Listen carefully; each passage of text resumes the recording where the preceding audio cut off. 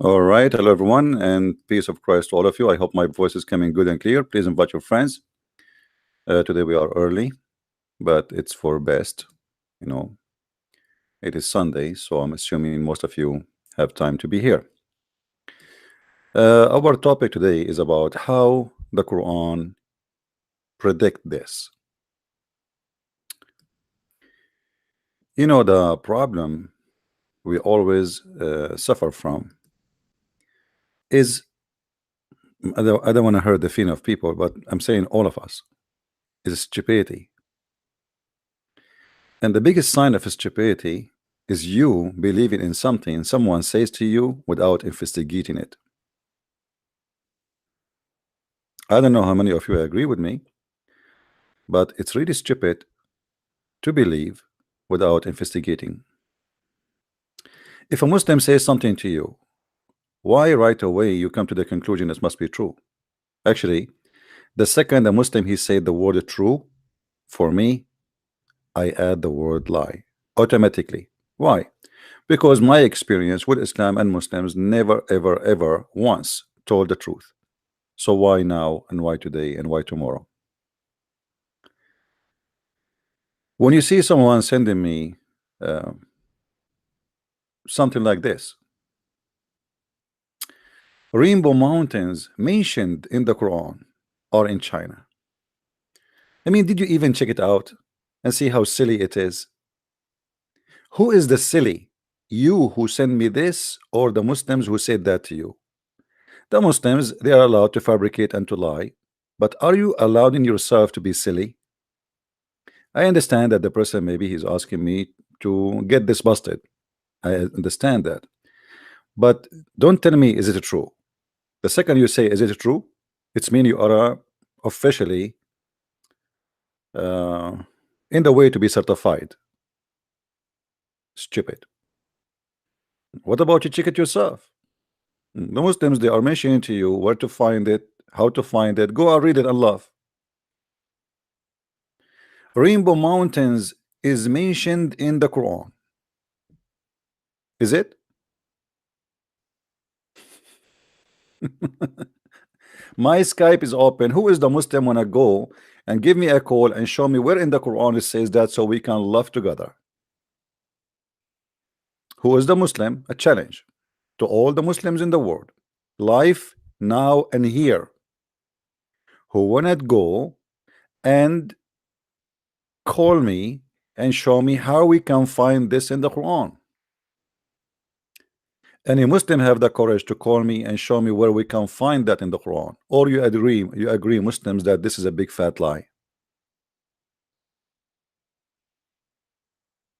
Why in the world people who belong to the true God they fabricate lies if Allah is a true God? That is a clear proof that Muslims don't belong to the true God. You have to be a person who belongs to the devil to justify fabrication and lies. If this is a lie, how you try to convince me that you have a true God, but you, all of you, are liars? Any Muslim can explain? If we go to the verse in the Quran, we will see how stupid this fabrication.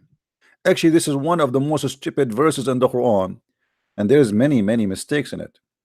Mistakes here. If we go, the first thing you notice for those who speak Arabic, and I challenge anyone to speak who speak Arabic to say to me he did not notice that right away, that the Arabic which this chapter is written with is funny and stupid. You see, in the Quran, there is some places where the Arabic is strong and good, and there is places where the Quran it cannot be the same one who wrote the other verses is the one who wrote those verses.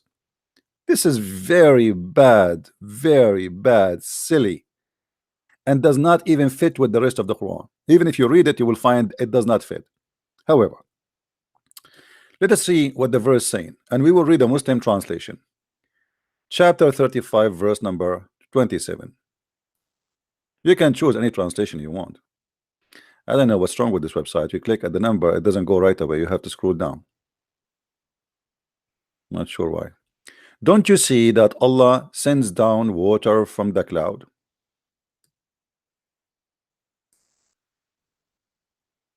That is a discovery, by the way. That is a discovery. Hmm.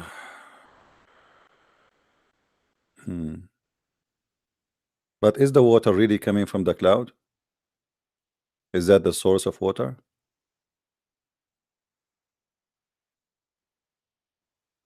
Muslims, as long you are talking about science and prediction and etc., is that metaphorical or this is scientific? The water is coming from the ocean, not from the cloud. Allah, He sent down the water from the cloud. Let it go. Then we bring forth therein fruits of various colors, and in the mountains are streaks, white and red, and various hosts, and other instantly black. What the verse here is saying that there is many kind of mountains have many colors, and those are all over. You know, you go, you walk in the desert, you see some mountains are red because the sand is red. You see some some hills are black because the sand or the rocks in that area are black. I mean, this is what this have to do with the China, what this have to do with the rainbow, and I mean, it's really stupid and silly. What supposedly Allah says, He's not talking about specific mountain. He's saying there's mountains, mountains. There's mountains where they are black, mountains they are red, mountains, etc. Because why? Because Allah created many kind of and actually, if you go and read Islamic sources, you will find the Muslim explain how the black man became a black. As an example, the angel Jibreel, he grabbed for Allah sand, which is a black sand, and this is how Allah he made the black people from black sand. And he grabbed the white sand for Allah and he made them from white sand. For sure, there's other hadith that says that Allah created the black people from the left shoulder of Adam, and He said, "Let them go to hell." And He said, "Let me create," and He hit the shoulder of Adam, and He created the white people from the right shoulder of Adam, and He said, "Let them go to heaven," which means black will go to hell and white will go to heaven, according to Islam. But this verse have nothing to do with the claim the Muslim they try to fool you, as you say. If you go to the Islamic interpretation, so the Muslim will not say we are making things up. Let us see what this verse really meant. Uh, huh. The website, the resource you are looking for has been removed, had its name changed, and temporarily is not available. Look like we need to find a new website. Okay, hold on. Let us see. No problem.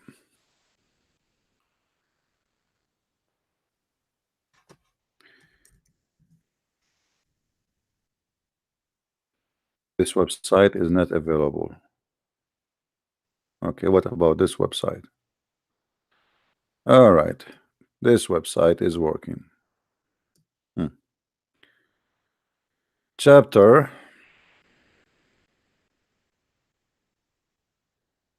35, verse 27. Let us see what it really means, and you will see how the Muslims they lie to you, my friend. Let me make the text big. This is the problem with this website. I don't like it. The English text is very small. They make the Arabic text so huge. Look, even I cannot now. I cannot focus on the text. Oh boy. You see, when you zoom in, the page, the rest of the page disappear. You cannot. The design of the website is really horrible.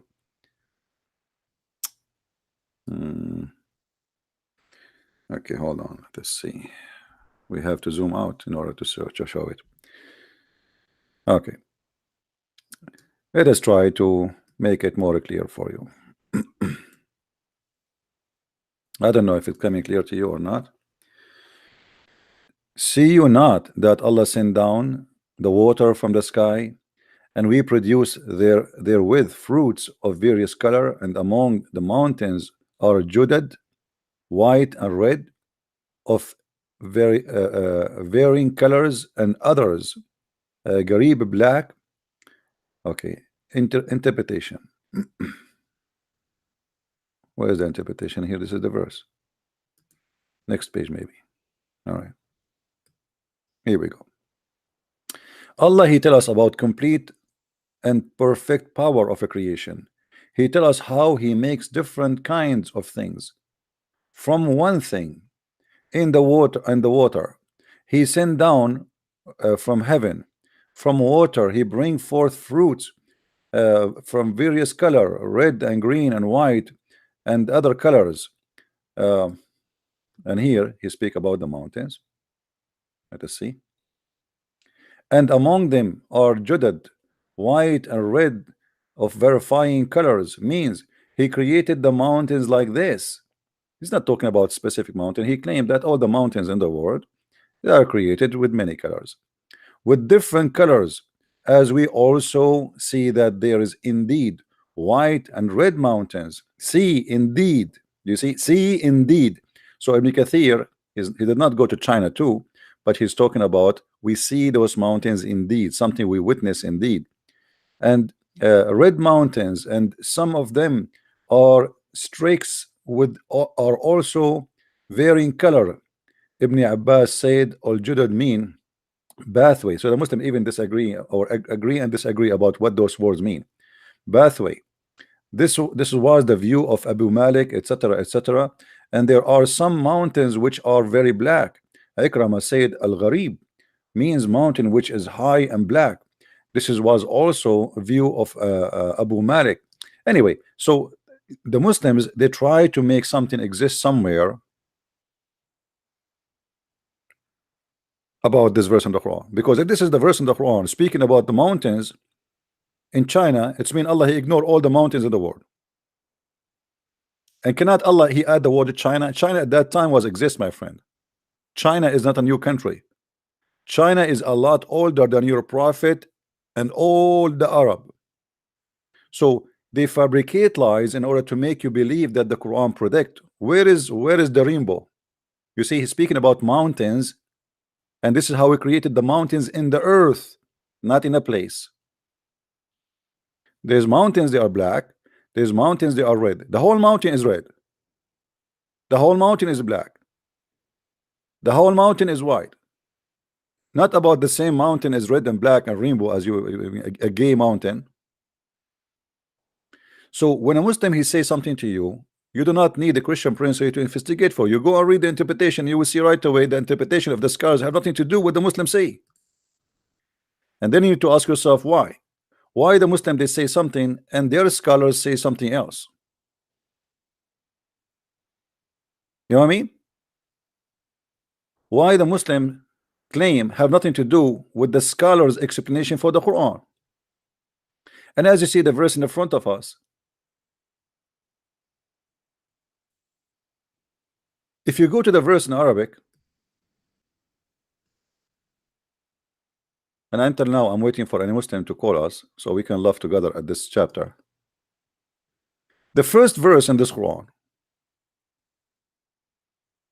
it says, الحمد لله فاطر السماوات والأرض جاعل الملائكة رسلا أولى أجنحة مثنى وثلاث ورباع. Translation. Translation. Read with me, Abdul. Praise be to Allah who created out of nothing. This between two brackets, not exist in the Quran. The heaven and the earth, who made angels messengers with wings, 2 or 3 or 4. Okay, hold on. Did Muhammad guys say that he saw angel Jibreel with 600 wings?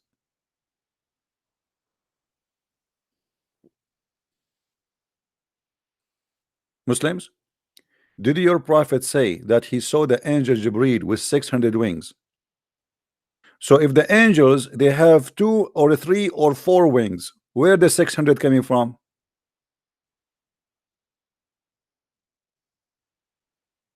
Do we have any Abdul in town?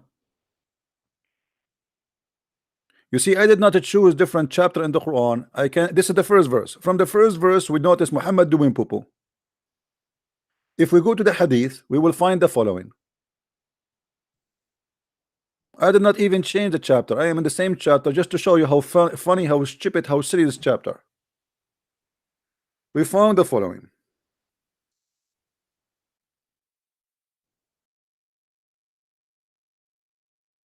Okay. Read with me carefully. Is that your prophet saying that he saw Jibril with 600 wings, or I'm making things up?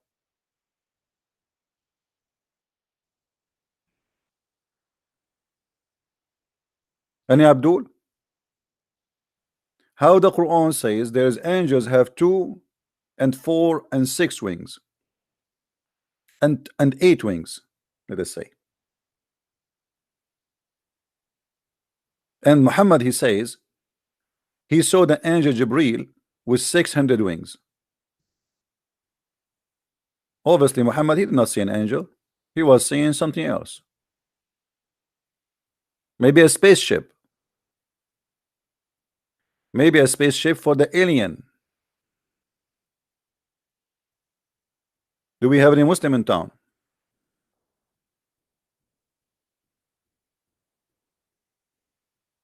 Hello?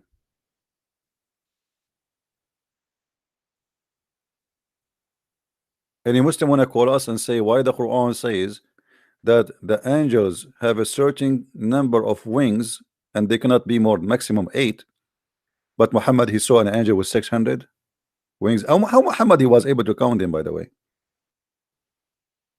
The angel, he told him, or how he noticed that there are 600? I imagine there's an angel in front of me, one wing, 2 wing, 3 wing. Hey Jibril, don't move, don't move, I'm counting, man, I'm counting. Muhammad is copying something he learned maybe from the Jews, and this is contradiction for what he said in the Quran.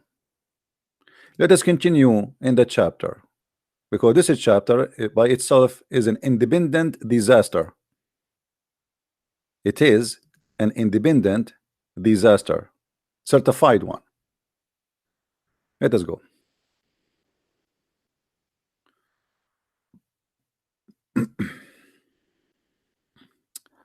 I'm just going through, you know, I'm just going through the verses. All right, let us see the poo-poo.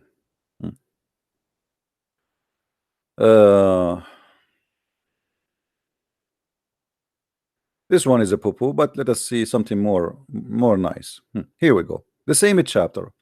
والله خلقكم من تراب ثم من نطفة ثم جعلكم أزواجا وما تحمل من أنثى ولا تضع إلا بعلمه وما يعمر من معمر ولا ينقص من عمره إلا في كتاب إن ذلك على الله يسير. Translation.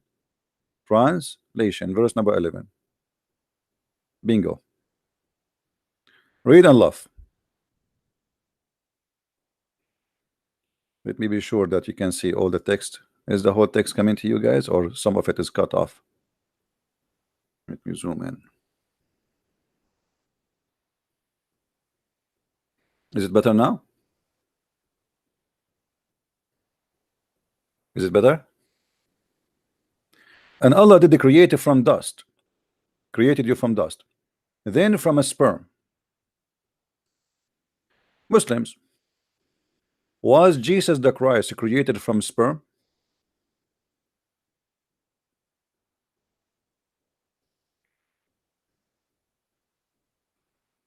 Was Jesus the Christ created from sperm? The answer no. Why? All of you are created from sperm, and Adam was made from dust. Hello? Hello? Hello? Yes. How's that? TP? Yes, my friend. How you doing? You all right? I'm all right. Yeah. Just watching your program on YouTube. Okay. You're saying that Muhammad saw Jibreel with 600 wings. Just I have a question. These scholars, the Muslim scholars, they are just people like me and you who actually translated that for people to actually understand. Do you think they might have translated that wrong, or is it just not within their knowledge? I'm just No, they are curious on just that. translating. You know, sometimes the translating can come accurate. Sometimes if there is if the Muslim he noticed there's a poo in the story, that he tried to hide it. But here the Muslim he did not find any poo, so he did it as it is. It says in Arabic 600 wings. Oh, it says in Arabic. Yeah, it says that. Yeah. It says that in Arabic in the Hadith or in the Quran. In the Quran, it says that Allah created for the angels 2 pairs, 3 pairs, and 4 pairs of wings. Yeah. Okay. Yeah. And the Hadith says that Allah created. Sorry, Jibril. He came to Muhammad. And Muhammad saw his 600 wings. Yeah, that's the point I'm trying to say, right? Okay, I understand the Quran says 2, 4, and 6. Okay, I agree with that. Now the Hadith is scholars, which are just mortal human beings. Like no, the Hadith is not scholars. The Hadith is Muhammad speaking. Yeah, the scholars are not exist there. What scholars? Who is the scholars? Well, I thought it was like scholars who gathered the information up afterwards. You see, years after. the one, first of all, the one who gathered those information is not really Sahih Muslim or Bukhari. Al-Bukhari, he is reporting what he received from the Muslims who they are companion of Muhammad, who heard Muhammad saying that. So if you go to any story, you will see it says, as an example here, this person he said, this person he said. It's not Ibn Kathir saying, it is not Al-Bukhari saying. Al-Bukhari is a person or Muslim, he collected them in a book. He did not say anything. Okay, he collected them in a book. Yeah, like now, right? I was walking with you, and you said many things in your trip, and I told somebody else, and somebody told somebody else, and then somebody decided to make a book of what we told you or told him about what you said. Yeah, the chain of yeah. That.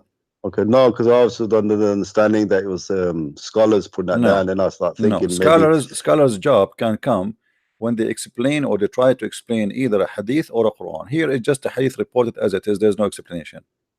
Oh, there's no explanation. Yeah. Okay. It says the Prophet said. The Prophet said. You see, the Prophet said as it is. Prophet said that he had seen.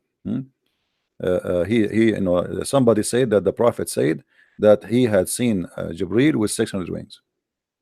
As simple as that. I mean, somebody with 600 wings, that's really big then, isn't it? I mean, how can that actually Muhammad, he made it clear that when he came to him, he covered the horizon. The horizon was covered by him, and this is weird because how he covered the horizon and nobody saw the angel except Muhammad. Because imagine a small town like Mecca, and you have something covering the horizon. This is not a small bird, something covering the horizon. That must be like bigger than maybe 20,000 airplanes together, and yet only Muhammad he said that he saw that. So obviously there is a fabrication here, and Muhammad always there's no witnesses of what he said. Right. Okay. Yeah. Anything else, my friend? Yeah, no, that pretty much answers it. I'm just slightly confused. I'm just watching. I just thought maybe it was like related wrong, or I mean, if I was to put you on the spot, let's say, okay, because I know you know Arabic and you're pretty good. If I was to say that for you to actually translate a verse from the Quran to give it an understanding, like like the scholars are doing, would you do the translation as identical to like Ibn Kathir or Ibn Abbas? Would you do the same, or would you do it different? I would do the translation according to the Arabic text. I don't care what people say. So if I am translating, you see, when you translate a book of Ibn Kathir, then I have to say exactly what Ibn Kathir is saying. Yeah, if I'm translating the Quran, then I have to translate it as it is in the Quran, not as Ibn Kathir, because I'm not translating Ibn Kathir, I'm translating the Quran. So the translator, he should be honest and give the text as it is, and try to present the meaning of it, the accurate meaning, because sometimes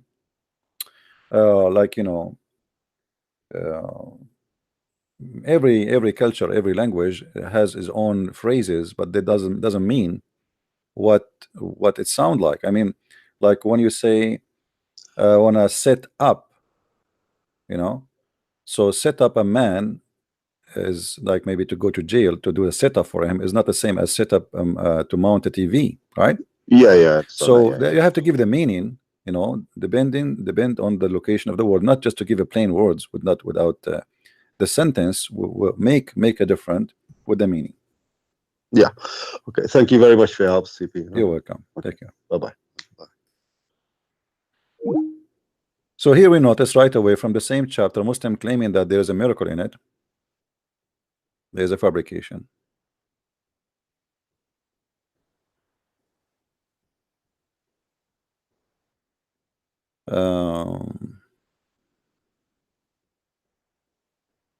Let us see.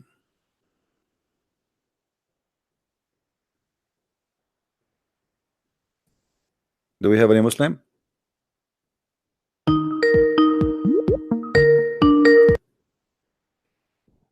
Hello? Hello? Hello. Yes. How are you? I'm fine, my friend. Who's with me? Oh, Muhammad. How are you, Muhammad? Oh, So fine. So what do you want to say to us, Muhammad? Why you are calling? Do you have something to say? Well, I just want to elaborate on Surah Fatir that you're talking about. I don't hear you, Muhammad. Can you speak louder, please?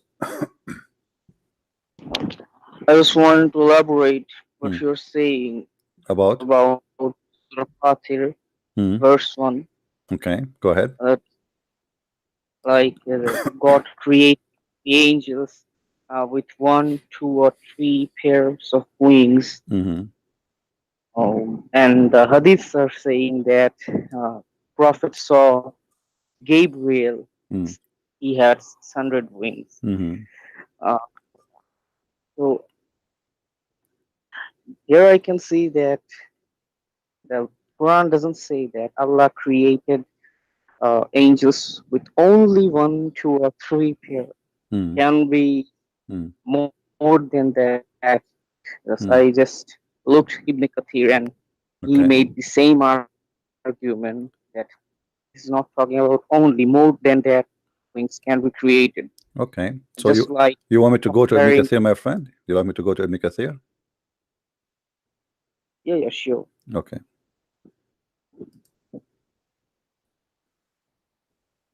Remember that the tafsir is made to defend Islam, not to explain Islam. You know that, right? If you remember, I have a debate with Dr. Rohi. He is an imam from Azhar. When I mentioned to him the tafsir, he said tafsir is made to fix a problem. To fix a problem. Okay. Okay. Read with me, please. This is Ibn Kathir, and this is the correct translation. Okay. He says the angels, messengers with wings, 2 or 3 or 4. There's no pairs. This is a lie in the translation. Do you see it? There's no pairs. The word pairs in the English translation is a fabrication. All right. Read with me here carefully. All right. Okay. Yeah. 2 or 3. 2 or 3 or 3. Huh? Sorry. In my translation is pair, but my friend, I don't care so. for translation. I speak Arabic, and if you have anyone who speak Arabic, it says mathna wa thuluth wa ruba'. There's no pairs, and here you will see this is Ibn Kathir saying, and 2 or 3 or 4 means among them some who have 2 wings, some have 3, and some have 4. Do you see it? Yeah. This is Ibn Kathir. So here it's obviously it's a mistake. Yeah. Okay, it's a mistake. If the angels have only either 2 wings or 3 or 4, and by the way, how an angel can have 3 wings? Yeah, he can have. How he can have 3 wings? Where is the third wing will be? On the back, maybe. In the back? The angel have 3 wings. Means not like the back or 2 hands. Maybe the third wing is his beer. Beer? I don't know. You tell me. I'm trying to understand, my friend. It says the three wings. How the angel will have three wings? I mean, what even like doesn't make sense. How he will have three wings? What is that?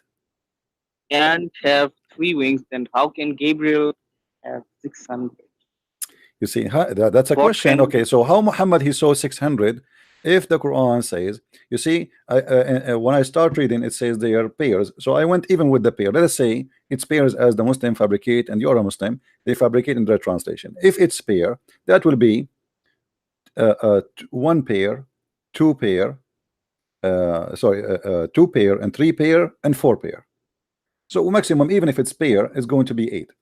But here, as you see, the word pair is not even exist. This is the true the Arabic as it is.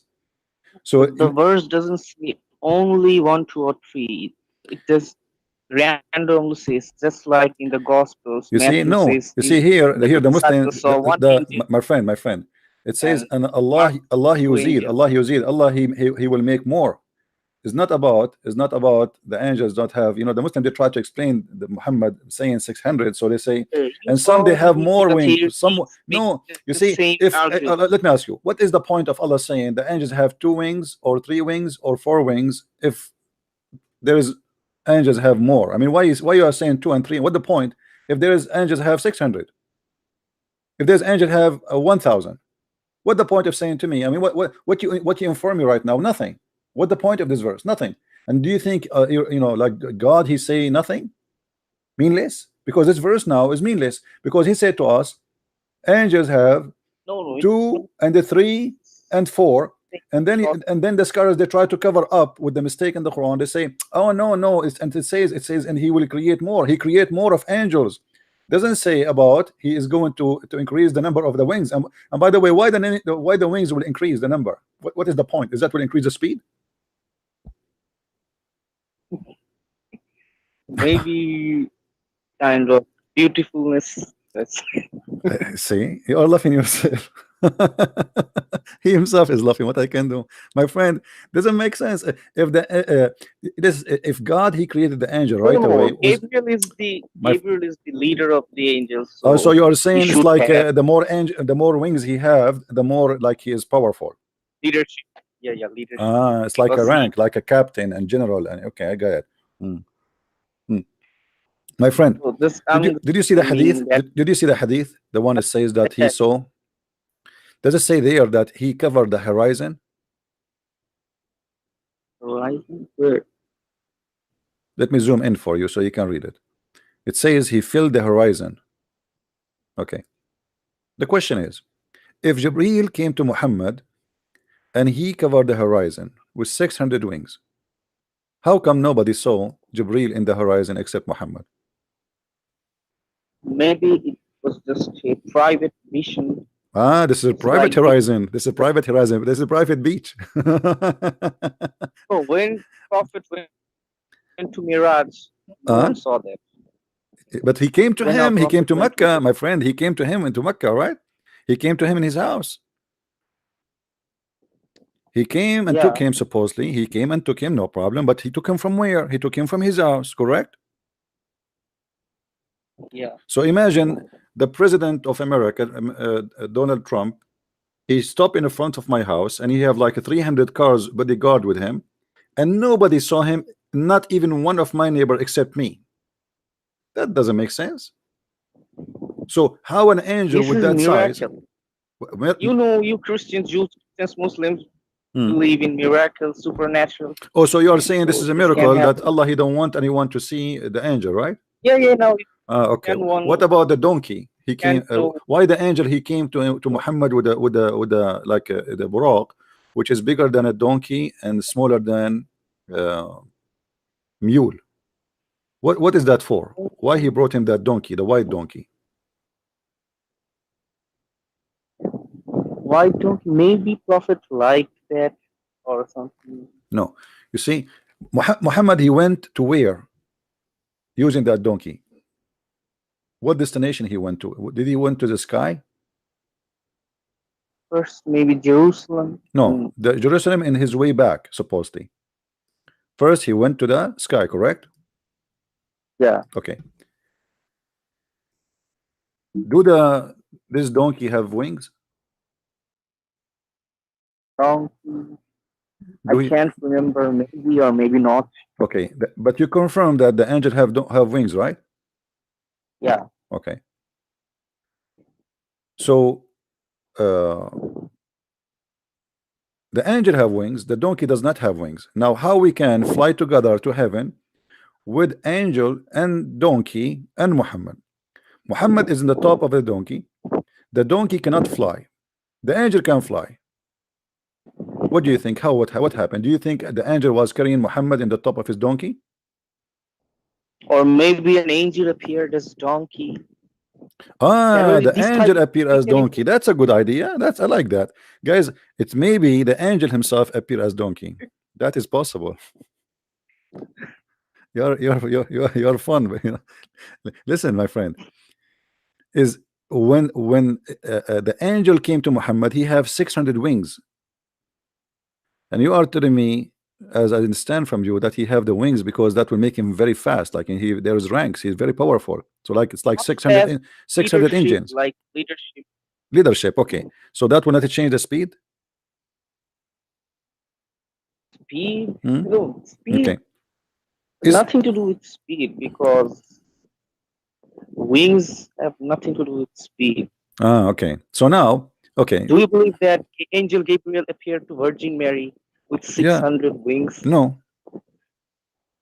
no, it doesn't say that. Maybe he appeared, but You see, the my Bible doesn't say. problem is not the 600 wings. The problem is the Quran says that the angels are going to be with two angels, No, two Quran wings, doesn't three say that wings, and four wings. only one. Huh? Quran doesn't say that only one, two, or three. It can be more. Quran only says simply one, two, or three in just in a summarization. So Well, the I Quran, why the don't. Quran mentioned to me that the angels have two and three and four, but yet the angels This come to us. None of verse them is have that. glorifying Allah. This verse is just glorifying Allah in many sense. Like he's talking about the heavens, the earth, then the angels. Hmm. Then in the later he's talking about the human embryology. Okay. So this verse is basically talking about Yeah, but there glorifying is a Allah. mistake there. You see, there's a mistake. Let us go back here. The angel with Jibril, so the angel Jibril with Muhammad, and we have a donkey which is white. Was the heaven and earth, or it's in the sky, the heaven of Islam? Where Muhammad is going now? Prophet saw the heavens, Okay, the hell, when you say the heaven, where is that? everything. Is that in up in the sky, or this is in the earth? It's been I read something like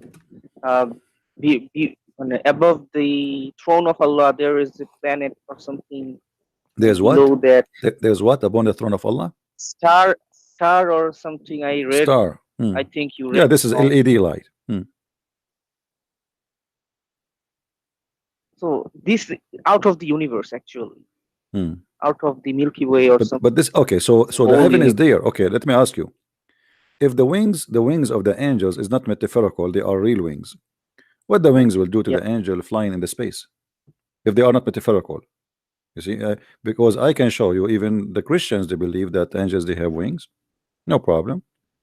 Why But do is you it believe that? something about wings they use really to fly with, or this is an appearance as a proof of identity or something, like appearance or representative. Okay, how Muhammad now? Let us focus on this. We have an angel have 600 wings. We have a donkey does not have wings. We have Muhammad, for sure he don't have wings, and they are going to the seventh heaven. Why Muhammad, when he came back, he did not tell us what he saw in the space? As an example, shouldn't Muhammad say, when I was in the space of flying with the donkey and the angel, I noticed that my shoes is flying in the space because there's no gravity? Shouldn't he say, I mean, imagine first time man, he go to the space. How much amazing the experience. Why Muhammad did not report to us any of this? What Muhammad report for us, my friend, hold on. What Muhammad report to us have nothing to do with the space. As an example, he arrived to a place and they knock at the door, and that was the first heaven. The ones before Yeah. behind the door, they said, "Who is this?" The angel Jibril said, "It is me, Jibril." The angel they said, "Who is with you?" He said, "This is Muhammad." The one behind the door, he says, "Was he cold?" Jibril said, "Yes, he been required to come." The angel they said, "He is welcome. What a pious prophet, welcome." And they opened the door. Now, is that really heaven? Did you watch any movie This is the lately first verse. about kingdoms and old days, how they have a door for the gate and they have guards and they ask you, "Who is this?" I mean, those are angels of God. They are asking Jibril, "Who are you?" No, this story is totally explaining us that some type of judicial system, like in the day of judgment, there will be proper, No, no, no, no, like no. This is about his trip. This is there is about, no, my seven. friend. No, no, no, no, no, no, no, no. This Yeah, is yeah. About the this seven is heavens, my have friend. seven prophets. No, no, no. This, This is about a description how he went there. Don't tell me this is about the judgment yeah, day. yeah, yeah. Okay, so No, no, no. yeah, It's so he went there. description. He went there and he found the gate, correct? And they knock at the door, Yeah, and then they ask him, yeah, "Who yeah. is this? Who is with you?" All right. Okay. Now Yeah, the story here reporting supposedly things happen as it is. It's not the metaphorical. Now, if yeah. you It's say to me, real. you said to me, maybe Jibril he have 600 wings because he is high rank, right? Yeah. Okay. Imagine, I don't know from which country you are. Let us say you're from Pakistan, and India. and the very famous man in Pakistan, he is the president. He is coming to your door, and you say to him, "Who are you?" You know, I mean, isn't it weird that the angels could not recognize Jibril and they are asking him, "Who is he? Who are you?" Read with me. I was brought a white beast, and he have to be white, he can't be black because black are not allowed to enter the heaven, called Al Buraq, bigger than a donkey and smaller than a mule. Its stride was as long as I could reach. Why is so big? This is the biggest limousine ever. Do you see? Do you see how he just said it's bigger than a donkey and it's smaller than a mule, and then he said its stride was long as the eye could reach. Man, that's really a big step.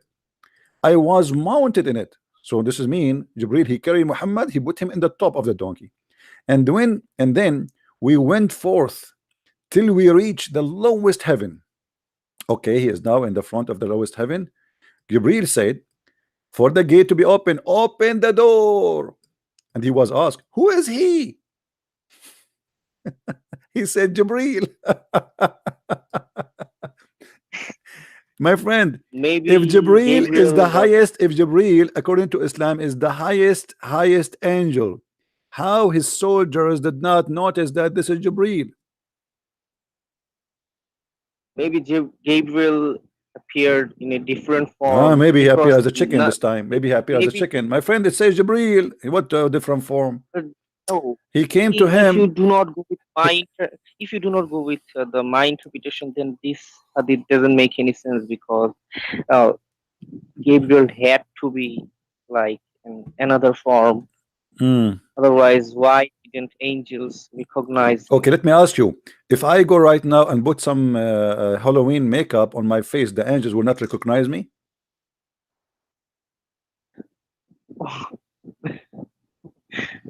No, See? I'm So not so saying so that. Jibril is an angel. Or I maybe, mean, or hold on. maybe, Muhammad, or I like you. You're a maybe nice guy. You're a nice guy.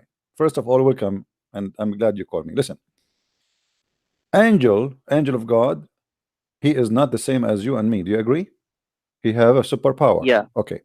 Now, today we have a fingerprint, we have a face recognition software, and you walk in the airport, they know who you are. Just the camera is it take your face right away in a second. They get all the information about you.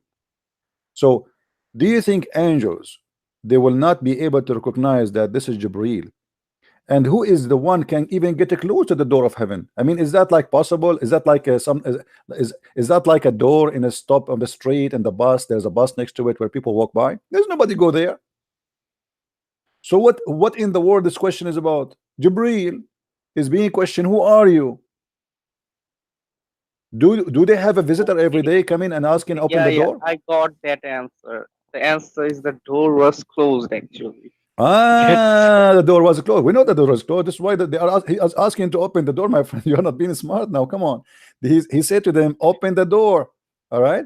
They said, who is this? Okay, so you are saying if the door is closed, the angels cannot see through. Yeah. This is a bulletproof door, very thick, made from uranium, maybe. Yeah. So you know another story that if you die, your soul goes to that door, and if you are not a Muslim, then your soul will be thrown into no, the my friend, fire. all those And stories are because fabrication, because what soul will go to that door if you are going to be tortured in the grave? Your soul and your body is still there. Muslims don't believe that the soul will go somewhere. This is why two angels will come to you in the grave and they will ask you three questions. Munkar Nakir will Munkar come. wa Nakir, yes, Munkar wa Nakir. If we go to the story about Munkar wa Nakir, we will find another funny story coming from Muhammad. It's proving to us that he is a truly prophet.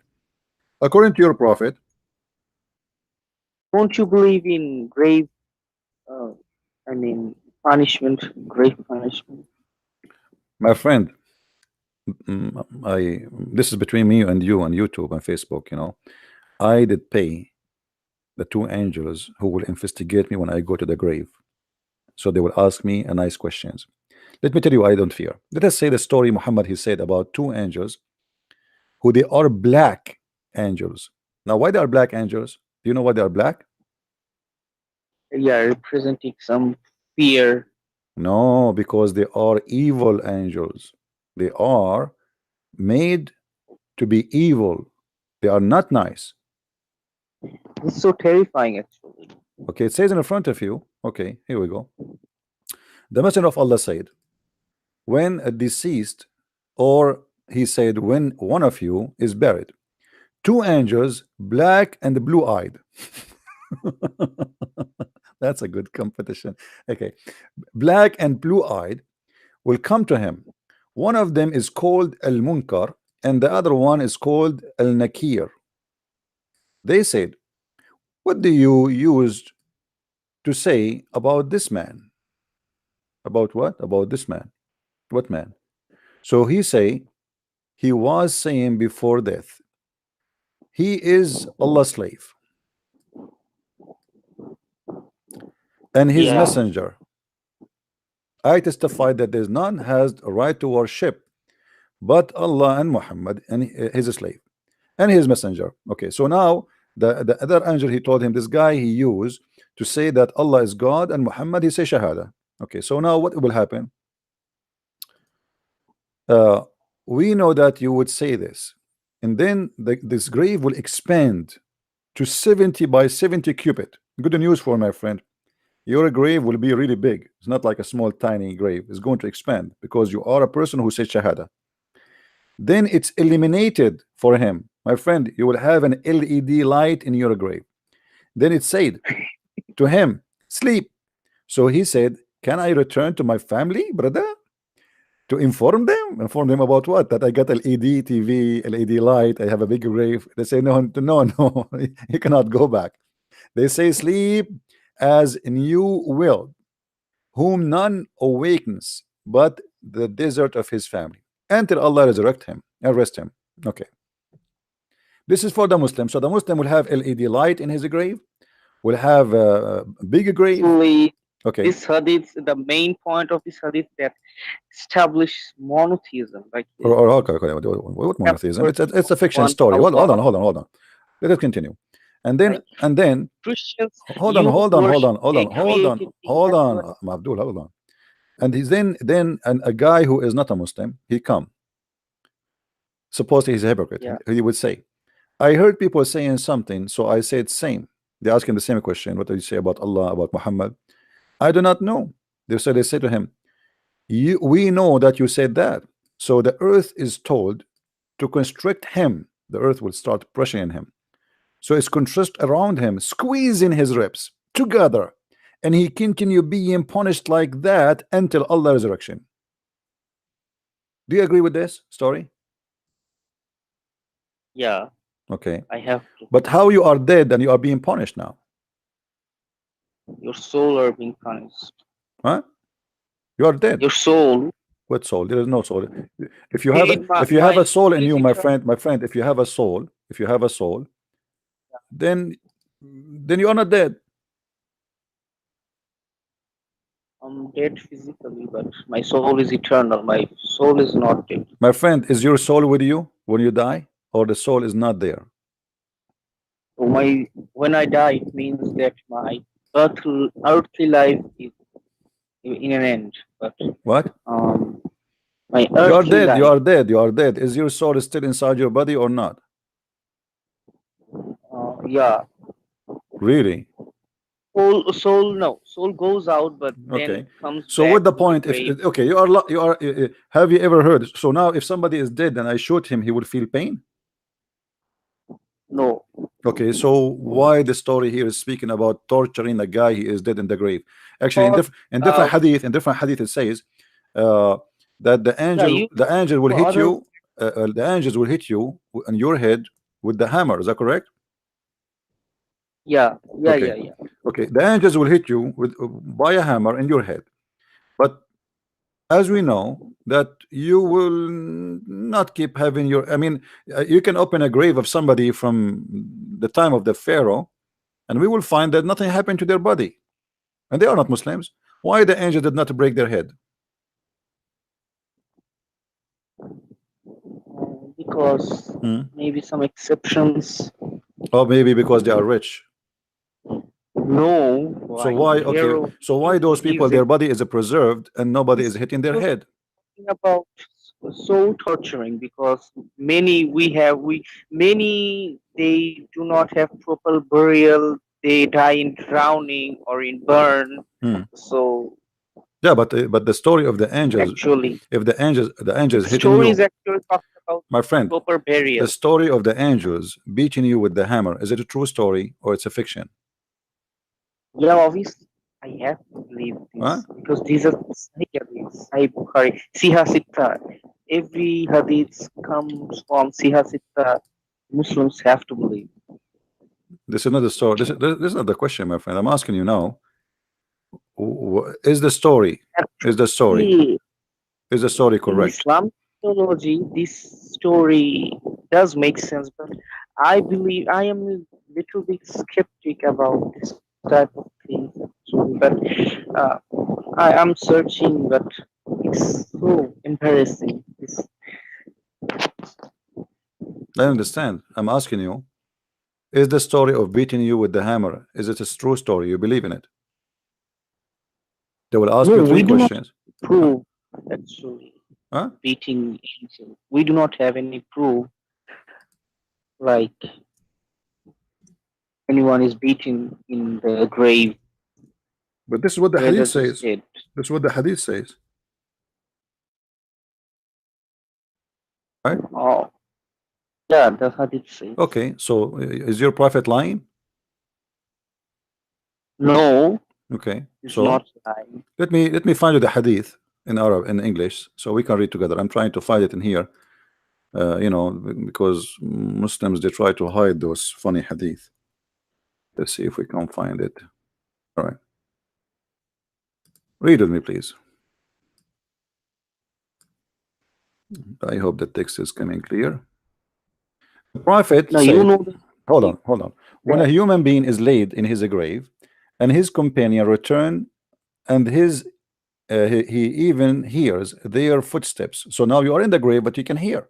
Do you believe in that? I was trying to tell this hadith that he can hear the footsteps. Okay, you can hear. Okay, that's wonderful, guys. So you are dead. Muslims believe that you are dead, but you can hear. So, guys, I have a news for you. I want you to tell your family to subscribe to the internet in your grave and keep my channel open, because you will be able to hear me.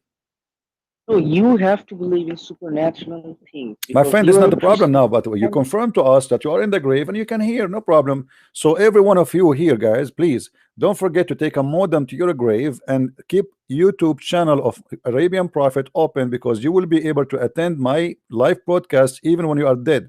I will give you dead time No, subscription, no, dead doesn't work lifetime that. dead subscription. I mean, this is a lifetime dead subscription. That's wonderful. Okay, so he's dead and he can hear us. That's wonderful. Okay, now the prophet said, when a human being laid in his grave and his companion return, he even hears their footsteps. Two angels will come to him. To what?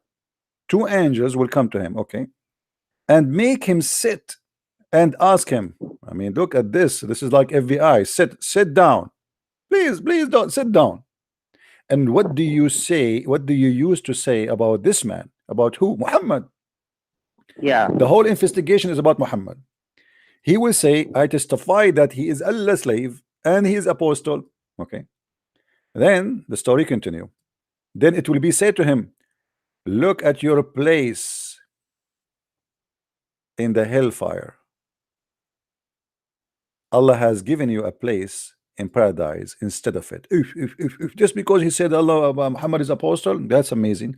The prophet added, then the dead person will see both his places. But a non-believer, okay, what will happen to non-believer? This is a Christian prince.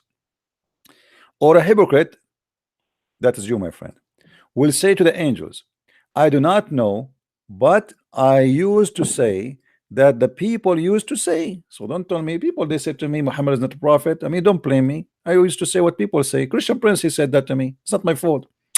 So look what they will say to him.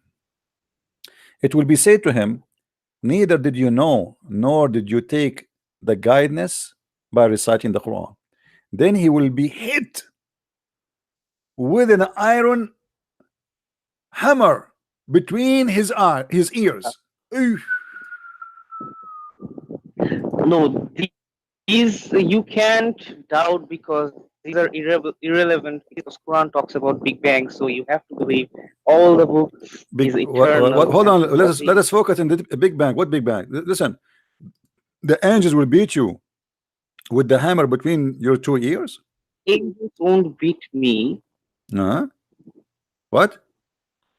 They will beat you. Angels won't. Why? Okay, why? I believe this. But you are dead.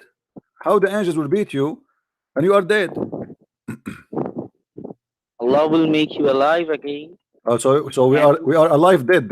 So you believe in zombie? Are we dead? Yeah. Are we dead? Matthew also believed in zombie because Matthew chapter 27 verse 51 maybe talks about when Jesus died on the cross. Many deadly saints. Yeah, but those are not zombie. You see what you know what zombie is? Zombie people who they are dead and they are walking between us. What the Matthew speaking of? No. What Matthew speak? No. Hold on. What Matthew speaking about, that those people are brought back to life. They are alive and they go to heaven. They are not staying on earth. They are resurrected. So it's not about you being dead and walking between us. Those are alive. Those are alive again, my friend. Don't mix things up.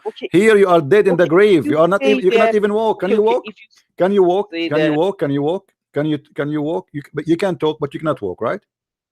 Okay. If you say that those saints were resurrected, then Paul was wrong because Paul said Jesus was the first fruit.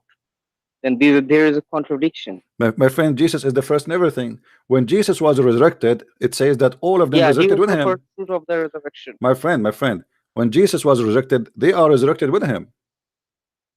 No. Saints were resurrected when Jesus died on the cross, not at the Easter Sunday. My friend, yeah, which means by his death, we are all resurrected. Not only those people, all of us, we are promised resurrection. It's a new life. They were resurrected. My friend. Don't explain to me my Bible. Don't explain to me my Bible. You do not know my book.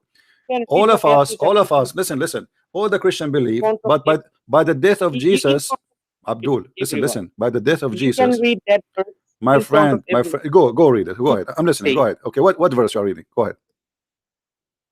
Can I read? Go ahead. What verse you are reading? Matthew chapter 27. Look at my Bible. Chapter what? Chapter 27. 27. Go ahead. At that moment, the curtain of the temple was torn into two from the top to bottom. The earth shook and the rocks split, and the tombs broke open. The bodies of many holy people who had died were raised to life. They came out of the tombs after Jesus' resurrection and went in the holy city and appeared to many people. You see this verse, when the curtain was torn into two. You see, when Jesus was on the cross, and the verse literally says that the holy saints, they were alive out of the graves. I know you Jews make fun of this, like this should be the good news on the newspaper on first century. My, And my, my in friend, my friend, those people, they are resurrected by what? By who? And how? before Jesus, obviously. Before How? Yeah, what? God, Before what? Before what? obviously, God, Before what?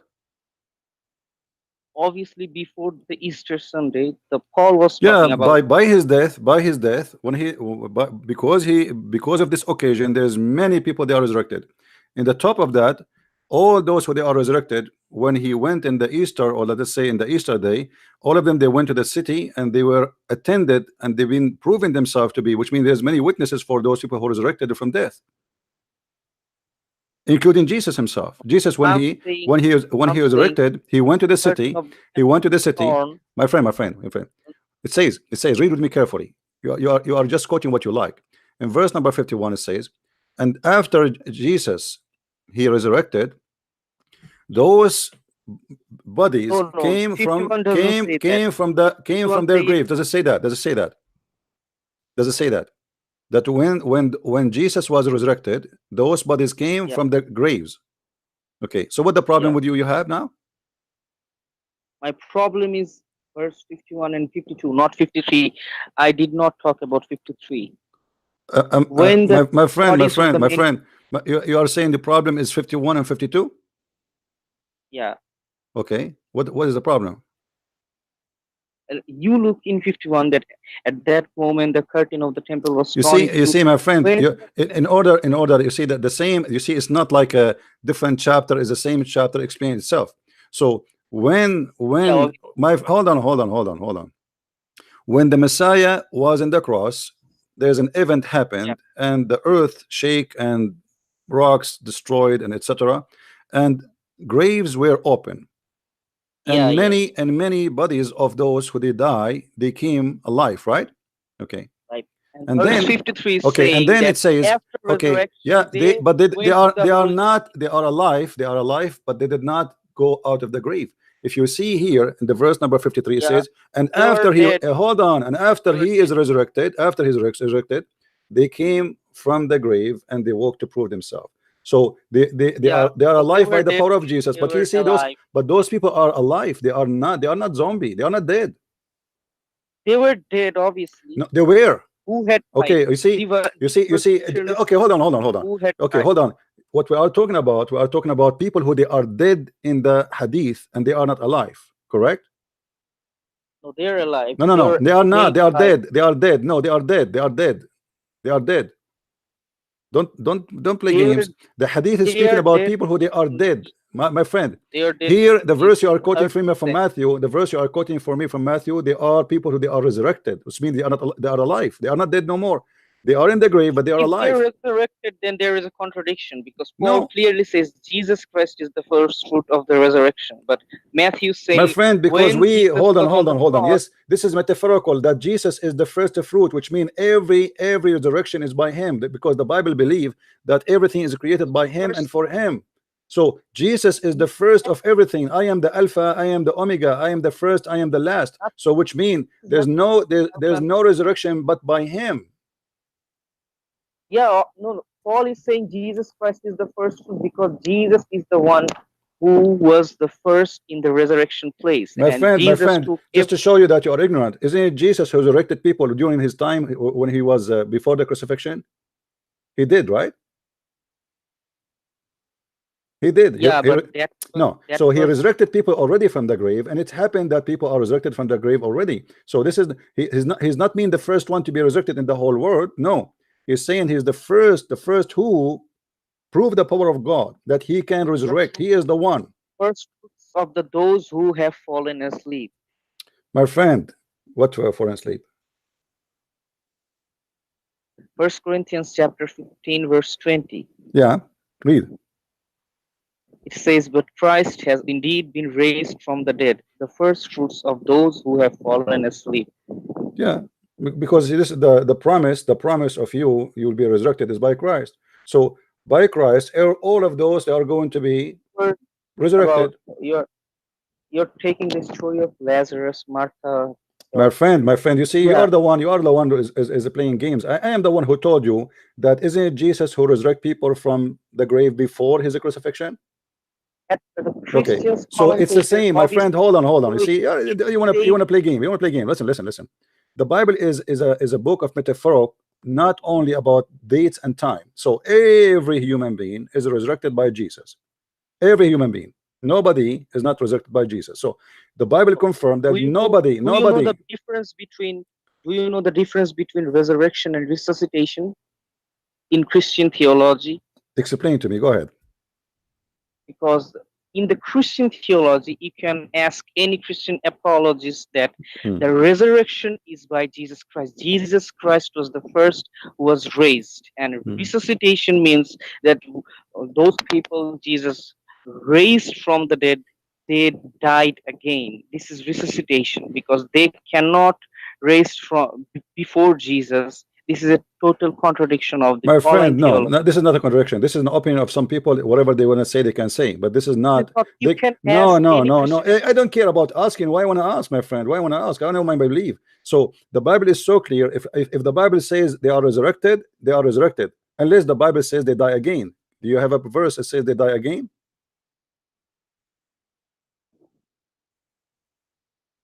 But those people who they said that to you. Did they provide you with a verse saying that they die again? They had to die again because unless this is a no. Don't tell me I have to die again. No, this is not a contradiction. Okay, you see, you are playing games. This is not a contradiction. This is not a contradiction. This is not a contradiction. Those people who resurrected with Jesus, they are resurrected by Jesus still, because this is not about. Because you see, for us, when we speak about resurrection of Jesus, we are speaking about resurrection of the body. God never died. No Christian believe that God is dead. God is always alive. So the flesh of the man. You believe that hold Jesus on. Died? Yes, hold on. Jesus we don't died? believe. No, we believe that the flesh of Jesus died. Yes, but God never died. Yeah. Okay. So yeah, the body. Hold on. The body of the human died. They were able to kill the body. Yeah, that's I'm trying to say that the bodies of human die in the Islamic theology and in the Christian theology. This is a mutual understanding. Yeah, but you are mixing things up. You are mixing things up. You are mixing between here. We have a person in the grave. Hold on. In Christianity, we don't believe that a human being is in the grave and you can talk to him and you can question him and you can ask him questions and he can hear you. That is a lie. That is a lie. Hold on. Here, when they are torturing, when they are torturing the man with the hammer, are they torturing the man and his spirit with him, or the spirit is not there? Spirit, no, spirit goes back to our okay God. So thank you very much. The resurrection of Christianity is resurrect, which means reunite the body with the spirit, correct? Yeah. Okay. Here there's a body. Here there's a talking body. He's a dead. He have no spirit. That's why I said zombie. The Bible speak about resurrection of people who they are resurrected, which means they are unite with their spirit. It's not a dead body walking in the street and they are zombie. They are really alive like me and you, because we have the spirit united with the body. When your soul separated from your body, you are a dead body. Here we have a person in the grave. He have no soul within his body. Yeah, he has soul. Where you get this from? Where you get this from? Where you get this from? From the hadith, because he's okay. He's told, okay, hold on. Okay, can you quote for me the hadith speaking about the soul? Hadith doesn't explicitly say. So where do you get this from? When you say something to me, you see, you have to prove it to me. You can't punish a putrefied or decomposed body. The body is nothing, my friend. And you are only talking. My friend. Hold on. When you say something to me, don't give me your mythology. Give me Islamic mythology, and don't give me Christian mythology, which you don't understand. Trying to explain by the way you want. I'm asking you now. Where you got the answer that the spirit of the man stay in his body when he's dead in Islam? The spirit of the man goes back to God. Okay, I just asked you a second ago. I just asked you. Is he this guy? Is he this guy? He is in the grave. Do he have a soul with him? Yeah. He have a soul with him. How? You just said it goes to God. The spirit goes to God, not the soul. Ah, so there's spirit and soul. What does that mean? Spirit is from God, My and friend, soul is what do you mean spirit from God? Where you learn this from? so don't you believe body, soul, and My spirit friend, your soul is the spirit. What soul? There's no different. Soul, when we can make a different if we're talking about something unique. As an example, we say the Holy Spirit, huh? But we are talking about the soul of a human being. That is the only spirit he have, the spirit of life, which we call it soul. So I'm But asking you now. I'm asking you: do a human being have? Are you saying a human being he have soul and spirit in the same time? yeah, obviously. Where you get this from? Don't you Where know you get this from? creations, Where you get this from? creations Where and where you get this from? God keeps. Where you get this from? Yeah, obviously from Islamic theology, but Where yeah, where where most of where where where where where you where when I'm you say surprised that my you're friend asking when you because say to this is me the foundation of the Trinity. you say to Your me Trinity when is you say to the me foundation of the when you Trinity. say to me why you want to go into the Trinity, look what we are talking about, who's talking about where in Islam it says that you have a spirit and you have a soul, you have two things, spirit and soul. Where it gets from? From Islamic theology, Where but taken where Kitabul where? from Islam. Let me answer from Islamic theology, but taken from Kitabul Muqaddas. Where? Don't tell me Islamic mythology taken from the Islamic mythology taken from the Christian, and the Christian they believe that you have a spirit and you have a soul in the same time. You have two. Yeah, you Christians believe that Where, you where have a you, okay, spirit show me and where soul. we get this from. That we have a spirit and we have a soul in the same time. They have two things. If you do not believe that you have a My spirit friend, and you don't have tell a me if you soul don't at the same believe time, that. Show me where because you are saying things with no proof. then you would be called a heretic in Christian My friend, apology. you see, you are the heretic. You are the one who is making things up. You are saying to me You things can you see cannot your prove. Can comment you prove? section there. Can You you you prove can to me? Can you prove to me that a human being he have a spirit and he have a soul? There are two things in can him. you then can you prove to me human beings have a soul? Now, if I want to prove, because you can't prove supernatural things. Now, I can ask you return You in see, return that let me show you how ignorant you are. When we speak about can you prove to me, I mean can you show me from your books? It's not about you, me. I'm showing you a soul. Where in your told book it teach that you have a spirit and you have a soul? told you that I can't now exactly Okay, quote this. you said, You know, but you said from a Christian mythology. Okay, where in the Christian teaching that we have a but spirit and we have a soul? We have two things, which mean now we have a three. We have a spirit, we have a soul, and we have a body. Can you show me? but Huh? theology. No, it's obviously Christian theology. Now, You if have you to show want it to that me. Don't tell me explicit it's a term, Christian theology. You have to show it to okay, me. okay, You have to show it to me. You cannot throw words in the space and you say this is how okay, it is. okay, okay, okay. Listen, okay. If you want like explicit term mentioned in the Bible that humans have body, soul, and spirit, I have to get this to this verse. Then you can make any type of claim like where is incarnation, then where is Trinity. Okay, let's go So back. this has Let's go back. You see, you went in a circle to avoid no, speaking about your funny prophet making a fictional okay, story okay. that two Listen. angels they will beat you and they will torture you in the grave, but yet you are dead. No, do you And you believe could that not a explain, human body, and you could a not human explain. has? No, you could not You explain. do you believe? Let me ask Okay, you okay. where Muhammad he If learned. I can Let me ask you where Muhammad he learned that you will be punished in the grave. From who? from God, Where obviously, God he said that to him? in front of this hadith, Where? you're saying that your hadith, Hmm. Muslims or Christian Jews, everyone will be punished. Now, Hindus will be punished too, but Hmm. they do not have any burial system. They burn their dead Hmm. bodies. Hmm. So Okay, let me obviously, ask you. Hindus will. Let me ask you. What is the reason for you to be tortured based on this story? What's the reason To be for being tortured. tortured? Why you will be tortured in this story? Because you did not say shahada, right? Yeah, Okay. How then Muhammad he say in different hadith that the angels will torture you because you piss on yeah, your he can skin? torture you from the Huh? for shahada, for No. anything. Piss. Piss. You know what piss? He claimed that the angels will torture you because you piss. So which one is lying? No, both are correct. Huh? Read with me carefully. You can have Read both at the same read time. carefully with me, my friend. Read carefully with me. The messenger of Allah said the most of torment of the grave is because of urine. Oh, this is talking about kulub. You know kulub? What is kulub? What is that? This is Arabic supposedly.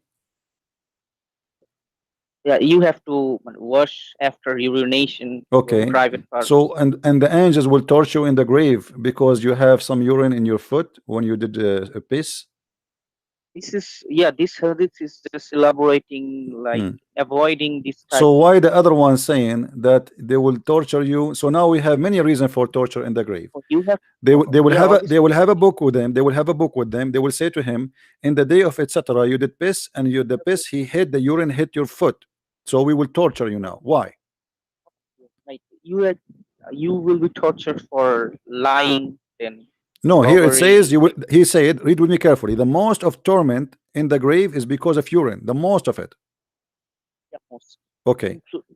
So talking about what is the logic? What is the logic? Why the angels? Why the angels will torture you just because you did piss? Not just because this is a one type of grievous sin. But it says the most. Give me the reason. The most of the torture in the grave is going to be, my friend. I am asking you why? Why?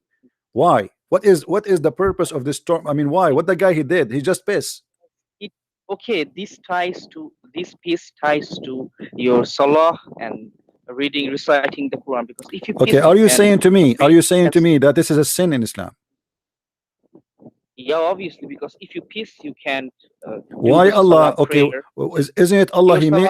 Isn't it Allah? He made you. Isn't it Allah? He made you in a certain way. So if you piss, it might hit the ground and come back to you, especially in the old days. What is the sin in that?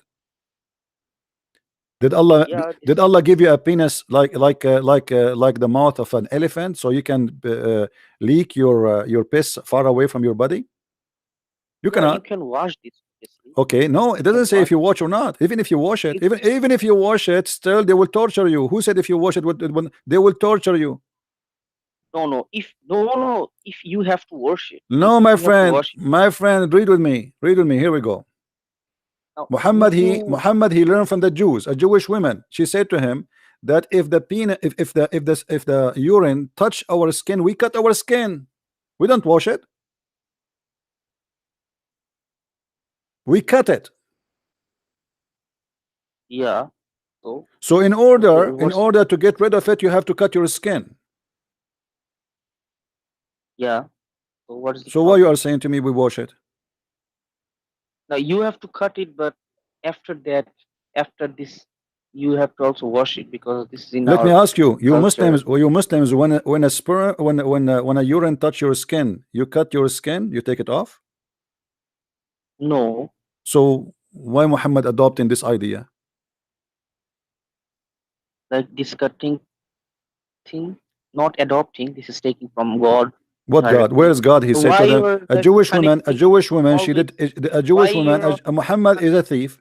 A Jewish woman, she said that idea to him. He liked it. He adopted. Otherwise, prove to me where Muhammad get this from. Maybe God sent that Jewish woman to our prophet. Read with me carefully. Aisha, she report that Muhammad before that day, he never ever said anything about the punishment of the grave. Why?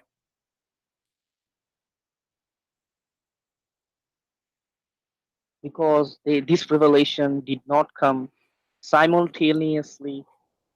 The revelation was coming like time by time, not simultaneously. So what type of question is this? My friend, the story in front of you, it says because of a Jewish woman, she came to Aisha, and she spoke about the grave punishment. Aisha, she never had before. She accused her to be a liar. She said no. I told you. She said to her, read with me, Aisha. Why Aisha? She said to Muhammad, you are lying when she mentioned that. You are lying. So Aisha, obviously, she never heard Muhammad saying that. So why Muhammad never received this revelation until this Jewish woman? He just entered, he saw them in the yard. He asked Aisha, why you are screaming with this woman? She said to me this. He said, oh, okay, this is true. Where is when the revelation came? I told you now that God maybe sent these Jewish women. This is type. So the revelation coming from the So- Jewish woman, you agree? So God is the one who sent this So- woman, and she is the one who gave the revelation to Muhammad. And look what it says here. Why After Muhammad have this conversation, it says Aisha, she said he never even pray once. After that day, he never offer any prayer without saying, you know, I seek refuge by Allah from the punishment of the grave. So Muhammad, yeah, that's why I am talking about the peace connects with prayer, because if you peace, you can't pray. Your prayer won't be accepted. So this is the most tormented Abdul, what does punishment have to in do with the the prayer? Listen carefully. After this Jewish woman, she mentioned that, and Muhammad, he agreed with her. Muhammad never pray without saying, I seek refuge by Allah from the punishment of the grave. Why Muhammad did Yeah, not say that before the Jewish women spoke in his courtyard? because God sent the Jewish women. So the Jewish women is Jibreel with the 600 wings. Oh, no. Well, you are Jewish saying to women me is that not- the revelation came from this woman, not from Allah. not only- yeah, from Allah, but Allah sent, because Okay, you know in so Surah you are Yunus, admitting verse that 9. Muhammad he learned this revelation from the Jewish woman. So obviously, before Islam, Judaism was the only monotheistic religion before Islam. This is So not the why question. not? This is not the question. You are saying to me, obviously Allah he sent this woman to bring Muhammad the revelation. So this woman, she is a You female, don't she's a read female angel. the Quran. Yeah, you can't. You know that Jews and Christians have a part in revelation, regarding our revelation in Surah Yunus 94, that Allah is saying, if you have doubt in your heart about this book, then ask those who read before you. And this is a contradiction because the Christian refused Muhammad. So how you can ask them about Muhammad when they refuse him already? He's talking about this revelation, this Quran. Okay, my friend, Like, let us is- focus here. Let's focus here. Allah he sent this woman according to you, and because of this woman, Muhammad he got the revelation. He got it from who? From the women or from the angel? From Allah Where? through women. How? Where? So Allah guys, did you hear through this? From Allah through this woman. From Allah Yeah. through this woman. Why So not? so the first Surah one who Yunus received the first one who received this revelation, it was this woman. Why not? You can see this in Christianity too. Okay, hold on. Yeah, in Christianity, I know. You can see Hold the on. Bible. Don't change topic. In Christianity, yes, it says that we can prophesy. God, he can use us, no problem. But here, this is a problem in Islam because you Muslim, you claim that Muhammad, he was the only messenger in his time. Yeah, only messenger. We do not say that that Jewish woman was a messenger. We don't know what say what? We do not say that that Jewish woman was a messenger of God. We say that. But she received revelation, and she gave a message. Why not? In Christianity too, you adopt things like in Jude. If you read the book of Jude, Jude quoted several apocryphal books that do not exist in this generation in the Bible. So what does have to do with our topic? You have to throw out the book of Jude. My friend, why you are changing topic? We throw whatever. This is a proof. Hold on. We refuse. This is mean that all of Islam is a lie, because if the Christian they accept any garbage, then why they will refuse bad books? No, I do not believe that Christians accept any garbage. I'm saying that. Okay, so I'm asking you now. I'm asking you where you got this explanation that your God Allah he sent this woman to bring revelation to Muhammad, and what that would make her? Angel? Will make her a messenger? What will make her? You have to look at that Jewish women that has a simultaneous. You have a connection between Surah Yunus 94 and this verse. Obviously, that makes sense because we believe that God can use anything. Like in Christianity too, if you reject this type of revelation, then you have to throw out the book of Jude. My friend, hold on. What the book of Jude? What are you talking about? Look where we are, and look what his guy is talking about. What this have to do with what we are saying? How the women? Okay, so what is the job of Jibreel? What is the job in Christianity? In Christianity, we have women, they prophesy. We have women, they are judges. We have women, they save Israel. We have women. Hold on. I know prophecy. So now this woman here, she prophesy, or she gave a message from Allah? She gave a message from Allah. Is that making her just... messenger? Because the one who gave a message, he's a messenger. Yeah, obviously. Okay, so now we have two messengers. We have Muhammad and this Jewish women. No. You know the word Mursaleen and the word Navi. Navi is explicitly... My friend, hold on. The one who says something nobody knows, he is a messenger and he's a... Hold on. If I say something God told me to you, hold on, don't talk, hold your horses. If I say something to you, God told me, does that make me only a messenger or a prophet?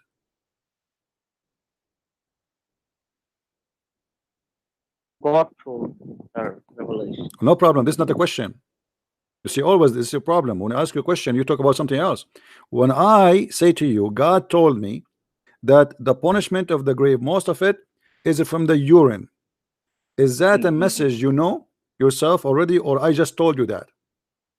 No, you just told me. Okay, is that told about the future, or this is about something will happen now? Is it about the unseen, or it's about something seen? Unseen. Okay, that will make her a prophet, my friend. She just told you. She just told you something is unseen, unknown, unseen, unknown. That's mean you Muslims, you have two prophets. Hold on. That's mean you have two prophets, Muhammad and this woman. No.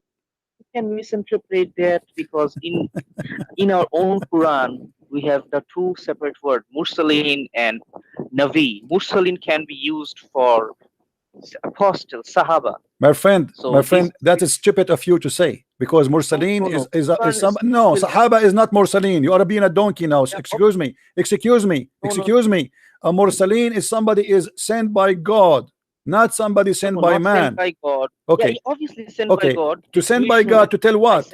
When God he sent somebody, give me an example about somebody he is a messenger but he is not a prophet. Yeah.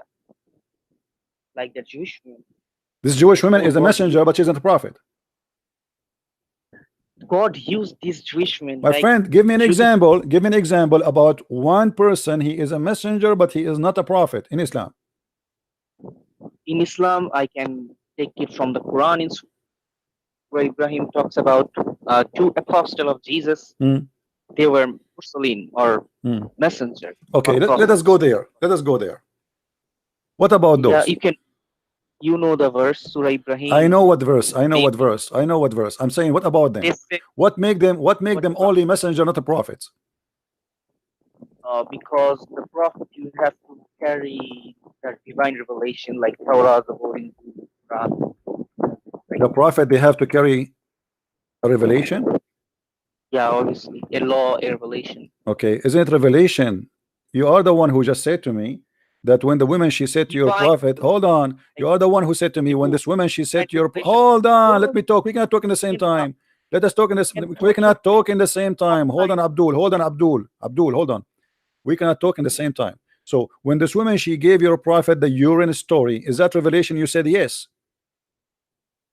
Yeah, but this is not a revelation in a book. It is a revelation. You see, no, not in a book. Muhammad, he never received a book. Muhammad, did he receive a book? Yeah. Quran. Where? When? Qadr, Laylatul Qadr. We did not give him a book. This is a joke. Where? Show me where it says he received a book. Muhammad, he received a book from his God? Received, no, not simultaneous. It doesn't matter. He did not receive a book. The book you have is written long after Muhammad, not even by Muhammad. Muhammad never touched it. And then we will find that even the book you have today, recitation of Hafiz, which is not even recitation of Muhammad. Hold on. Muhammad, he never received a book. The Quran confirmed that the Muslims are pagans and the Christian and the Jews are people of the book. No. What you're saying? No. Abdul, okay, let me show you. The Quran confirmed that there is only Christians and Jews. They have a book. You Muslims don't have a book. Give me the verse that says Muslims are pagans. No problem. If you say that we collected the book later, then you have. Okay, here we go. Chapter 3, verse number 20. Read it. Chapter 3, verse number 20. Okay, chapter 3, verse 20.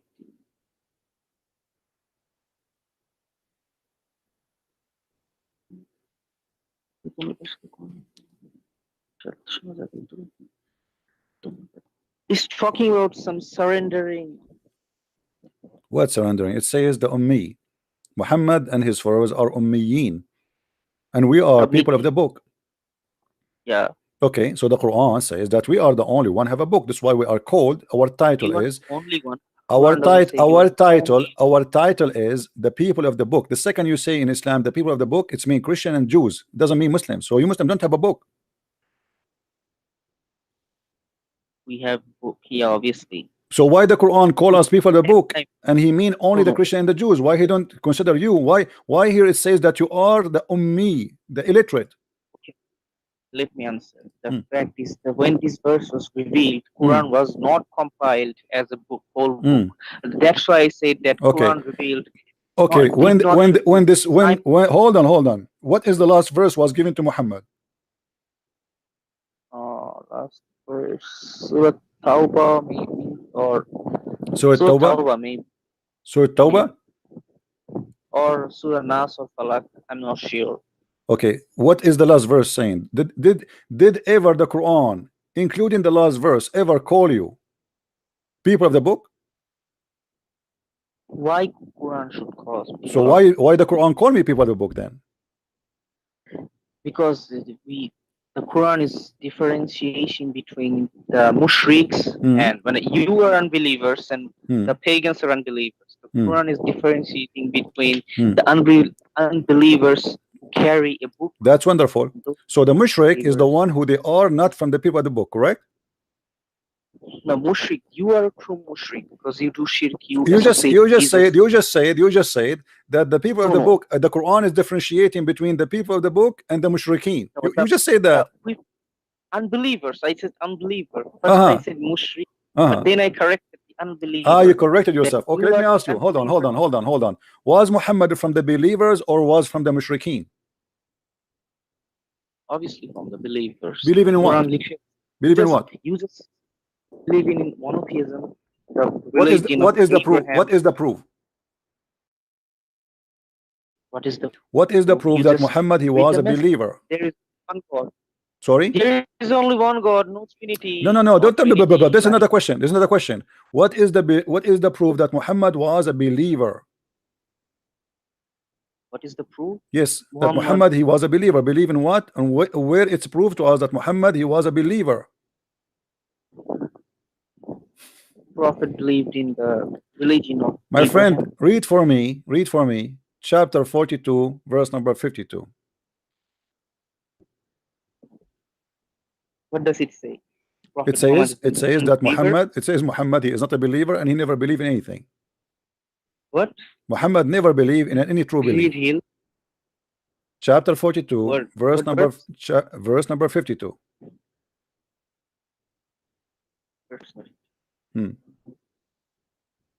Oh, this is talking about the past life of Muhammad. Obviously, yeah. Okay, so you agree that Muhammad before he announced himself as a prophet, he never believed in anything, right? Correct? Just like Abraham. Okay. So, but Muhammad, he lived for 40 years as a pagan. Just like Abraham. Hold on. Just like Abraham. Are we going to repeat that? So what? So why you Muslim, you say to us, lie to us that Muhammad was a believer? I asked you, Muhammad believe in what? You said to me, I asked you just a second ago, Muhammad was a believer or was not a believer? You said he was a believer. Okay. So yeah, I never said that he was a believer in his childhood. Okay, so hold on. So you are saying to me that Muhammad was a pagan man for 40 years, correct? Okay. You disqualify Prophet Muhammad for being hold on. I'm not disqualifying him. I'm disqualifying your lies, you Muslim, because you say to us that always Muhammad he believed in Abraham faith. I did not say that. Okay. I did not. I can show you tons of Muslims saying that. Tons of Christians. Okay, now let me ask you the question then. Why in Islam Jesus he is a believer from the first day of his life, but Muhammad is for 40 days a pagan man worshipping and kissing stones? Because Jesus was the follower of the Mosaic law, the Torah. Jesus was not a new like new religion like Abraham. Abraham brought monotheism. Then Okay, hold on. Jesus Is Abraham Torah. religion is something new? Yeah, because the people around Abraham were all idol worshippers. That's a lie, Abraham my grew up friend. That's a lie. That's a lie. Hold on, hold on, hold on. You are the one who said that there was a Christians and Jews there. at the time of Abraham. No, in the time of Muhammad. So this is not new. You know, he knew what the faith of Abraham is. Let me ask you, Obviously, did you hear the debate? Did you hear the because- debate between David Wood and the guy, his name Muhammad Hijab? And the Muhammad Hijab, Yeah, he said I saw that for I saw that. 4,000 years, not a single Jew Yeah, break the he said, command. Why he want to break a command, which is that what? It's to worship one God. Do you agree with him? no, I do not agree with you. Okay, so he was a donkey in that debate. No problem. Now we continue. As long yes, because he said that, proving that he's a donkey. So when you say to me that Muhammad was not a believer for 40 years, what is the reason for him not to be a believer? You said because he live in a society, all of them they are mushrikeen, correct? Because Prophet Muhammad was not from Bani Israel but from Bani Ishmael. No, And, no Bani problem. Israel, We will talk about Ishmael. What make Muhammad from Ishmael? Since when? since when? Yeah. Because he's from the tribe of Ishmael. What is the tribe of Ishmael? What is the sons of Ishmael? What is the tribe of Ishmael? This is funny, my friend. Listen, Ishmael, his father is Aramaic, correct? Yeah. Okay. His mother is from where? Mother Hagar. Is it what? Is it Egyptian, right? Egypt. Okay. Yeah, Egypt. How the son is an Arab? Saudi Arab. No. How the son is an Arab? The father is Aramaic. The son, the mother is Egyptian. Like you are saying to me, you are Pakistani. You marry a Chinese woman, and your son is German, right? So how Ishmael the father of the Arab? The Arabs exist. According to your books, Ishmael he learned Arabic at the age of 11. Some books they say 13. So how he can be the father of the Arab? Secondly, your books confirm that Ishmael he married from the tribe of Jurham. Jurham is the enemy. Hold on. Jurham is the enemy tribe of Muhammad. It's the enemy. The tribe of Muhammad, they kicked the tribe of Jurham from Mecca. So how he is from Ishmael, even by your own logic, it's funny. Now we go back here. Muhammad was not a messenger for 40 years. Why? He was lost. He believed in stones. He worshipped stones. Why for 40 years Allah did not guide him? Just like Abraham. You can't see the parallel between Abraham and Muhammad. So Muhammad is like Abraham, and Abraham he was worshipping idols. Joshua, book of Joshua, the last chapter of the book of Joshua my friend, literally. I'm asking you, Abraham he was worshipping idols, right? Yeah, obviously. And because Abraham was worshipping idols, Muhammad he can worship idols too. No, it doesn't say that Prophet Muhammad worshipped idols. No, you just said to me he was a pagan for 40 years. No. He was an unbeliever. He did not believe anything like that's what I'm saying. He was atheist? He was atheist. Atheist? No, I didn't. Communist? Communist? Like hippie? A mystery, He was hippie. No, your question was just like that. Why he wasn't a monotheistic lineage from Judaism and Christianity? Because we believe that he could not be from Judaism or Christianity because at that time a lot of things were corrupted. So that's why we believe he should have. And obviously, an Ishmaelite deserves a prophet. Not all that all came from Israel. Okay, let me ask you. Does the Quran says before Islam that Muhammad was Hanif? What does it mean? I don't know. Huh? What does it mean? I don't. Hanif, it's supposedly, according to your Muslim interpretation, Hanif mean someone he is following Abraham. Yeah. Okay. So how it says he was Hanif, but you just said to me that Muhammad he did not believe for 40 years. Yeah. Prophet was on the path of Abraham. Abraham was an idol worship. My friend, this is another question. That's another question. Was Muhammad Hanif before he became a prophet, or he was a pagan person? No, he was not a pagan person. I do not believe that. So why it says that he is a Hanif? He's a Hanif because of his belief, not because the pre-static. My friend, do you know what Hanif mean? No, that's why I'm asking. Hanif mean kafir actually. Muhammad, he copied the word he do not know. Hanif mean kafir. So Muhammad was a kafir. No, what? Why? Well, this is what it says here. Muhammad, he says Ibrahim was Hanif and Muhammad is Hanif and you Muslims are Hanif, but Hanif mean kafir. How do you know Hanif means kafir? You can go, you can go and ask anyone who speak Aramaic. They will tell you what Hanif. This is coming from the Aramaic language. Abraham is Aramaic. Hanif. And the funny, Muhammad, he claimed that Abraham, he was Hanif and he was not from the Mushrikeen. So all this, in that sense that Hanif word is a separation Okay, between. hold on. Okay. In chapter 16, verse number 123, it says that Allah, he inspired Muhammad to follow Abraham, which was Hanif. When Muhammad was inspired to follow Abraham? When he got revelation. So before that he was not Hanif, correct? No. Okay. When Muhammad was a child, there's two angels and they cut his chest and they clean his chest from the guilt. But he was a pagan person and he was not worshiping God. Why? No, he was not a pagan person. So what he was? You see, he is growing in a family. All of them, they are pagan, correct? No, all of them were not pagan because Khadija and her cousin was Christian. My friend, Khadija is not his family. This is later after he got, he got old, he got married. Focus with me. His family. Your wife is your wife, not your family until you marry her, right? So Muhammad, he grew up in a family. All of them, they are pagans. Is that correct? Yeah, but we do not have any source that Prophet Muhammad worshipped their gods. Well, isn't it even okay? It's mentioned that the Arab, they used to kiss the black stone before Islam. Yeah. Okay. They also used. Isn't it this is a ritual of the pagan to kiss a black stone? Or this is something new? Prophet Abraham established this, then the Arabs. My friend, did the Prophet Abraham establish kissing the stone?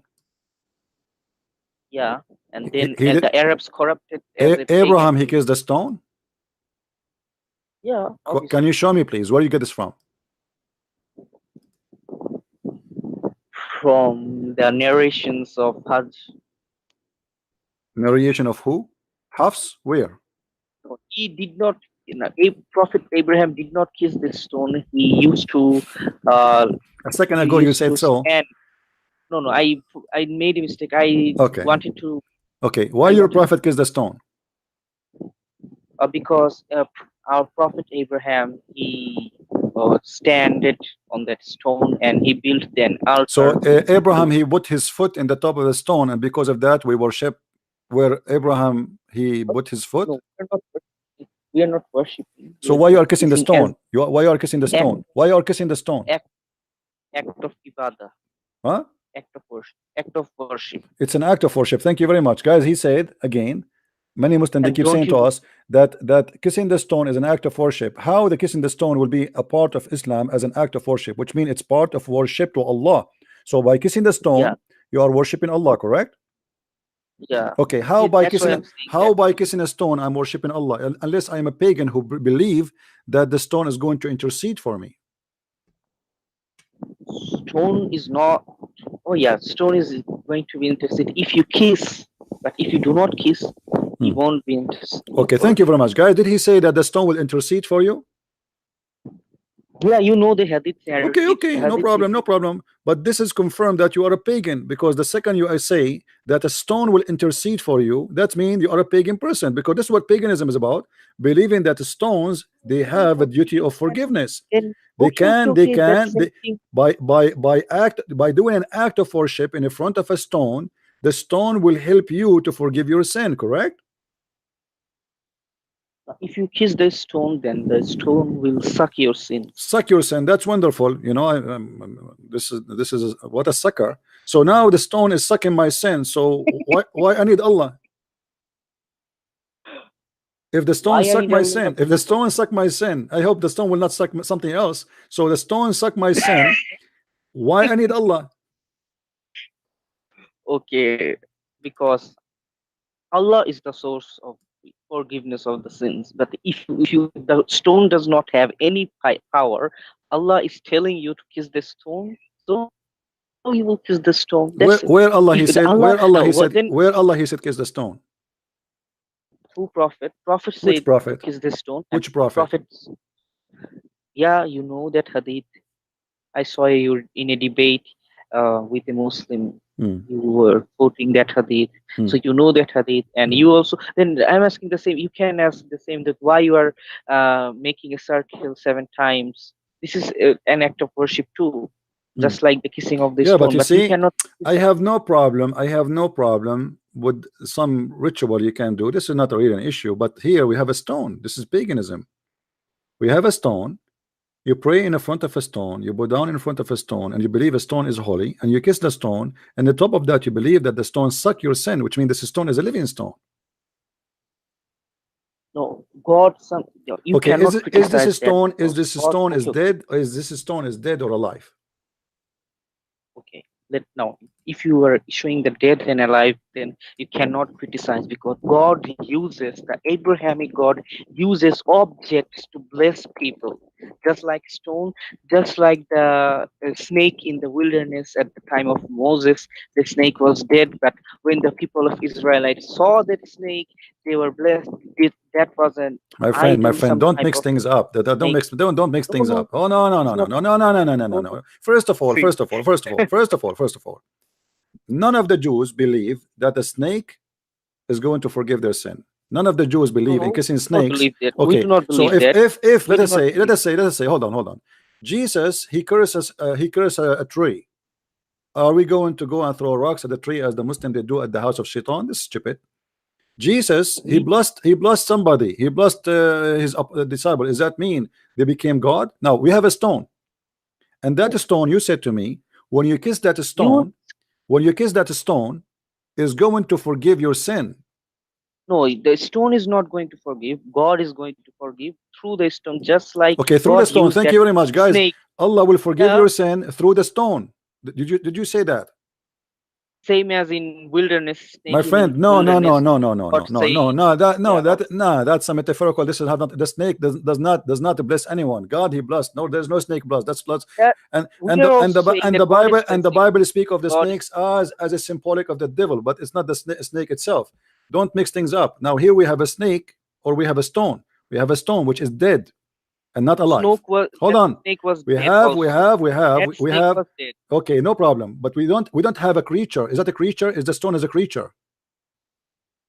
Is that That a stone? snake was not dead. No, That snake was not. the stone, is it a creature who can talk to you, who can do something No, to you, who can move around? what Was it a creature? what you're talking about? This is just a heavenly stone, and this is act of worship. Now, this is parallel between Okay, them. let me ask you, did Muhammad he say that the stone is the right hand of Allah? Oh, I'm not familiar with this hadith. Well, the Actually, I'm hadith sorry says from for my. Ibn Abbas he said the black stone is the Oh, right hand of Allah on the is it from ground. the Siyasita? Is Huh? it from Siyasita? Is it from Siyasita? From what?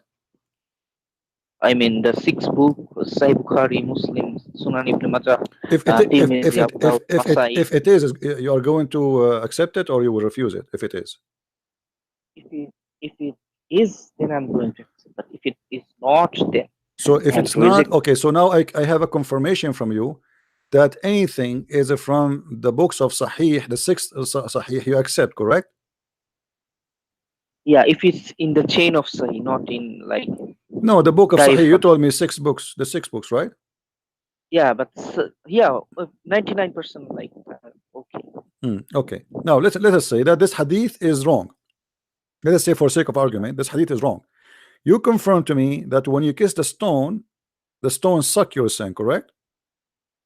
Yeah, Okay, if the stone is not the right hand of Allah, as this hadith from Ibn Abbas says, why the stone is capable of sucking your sin?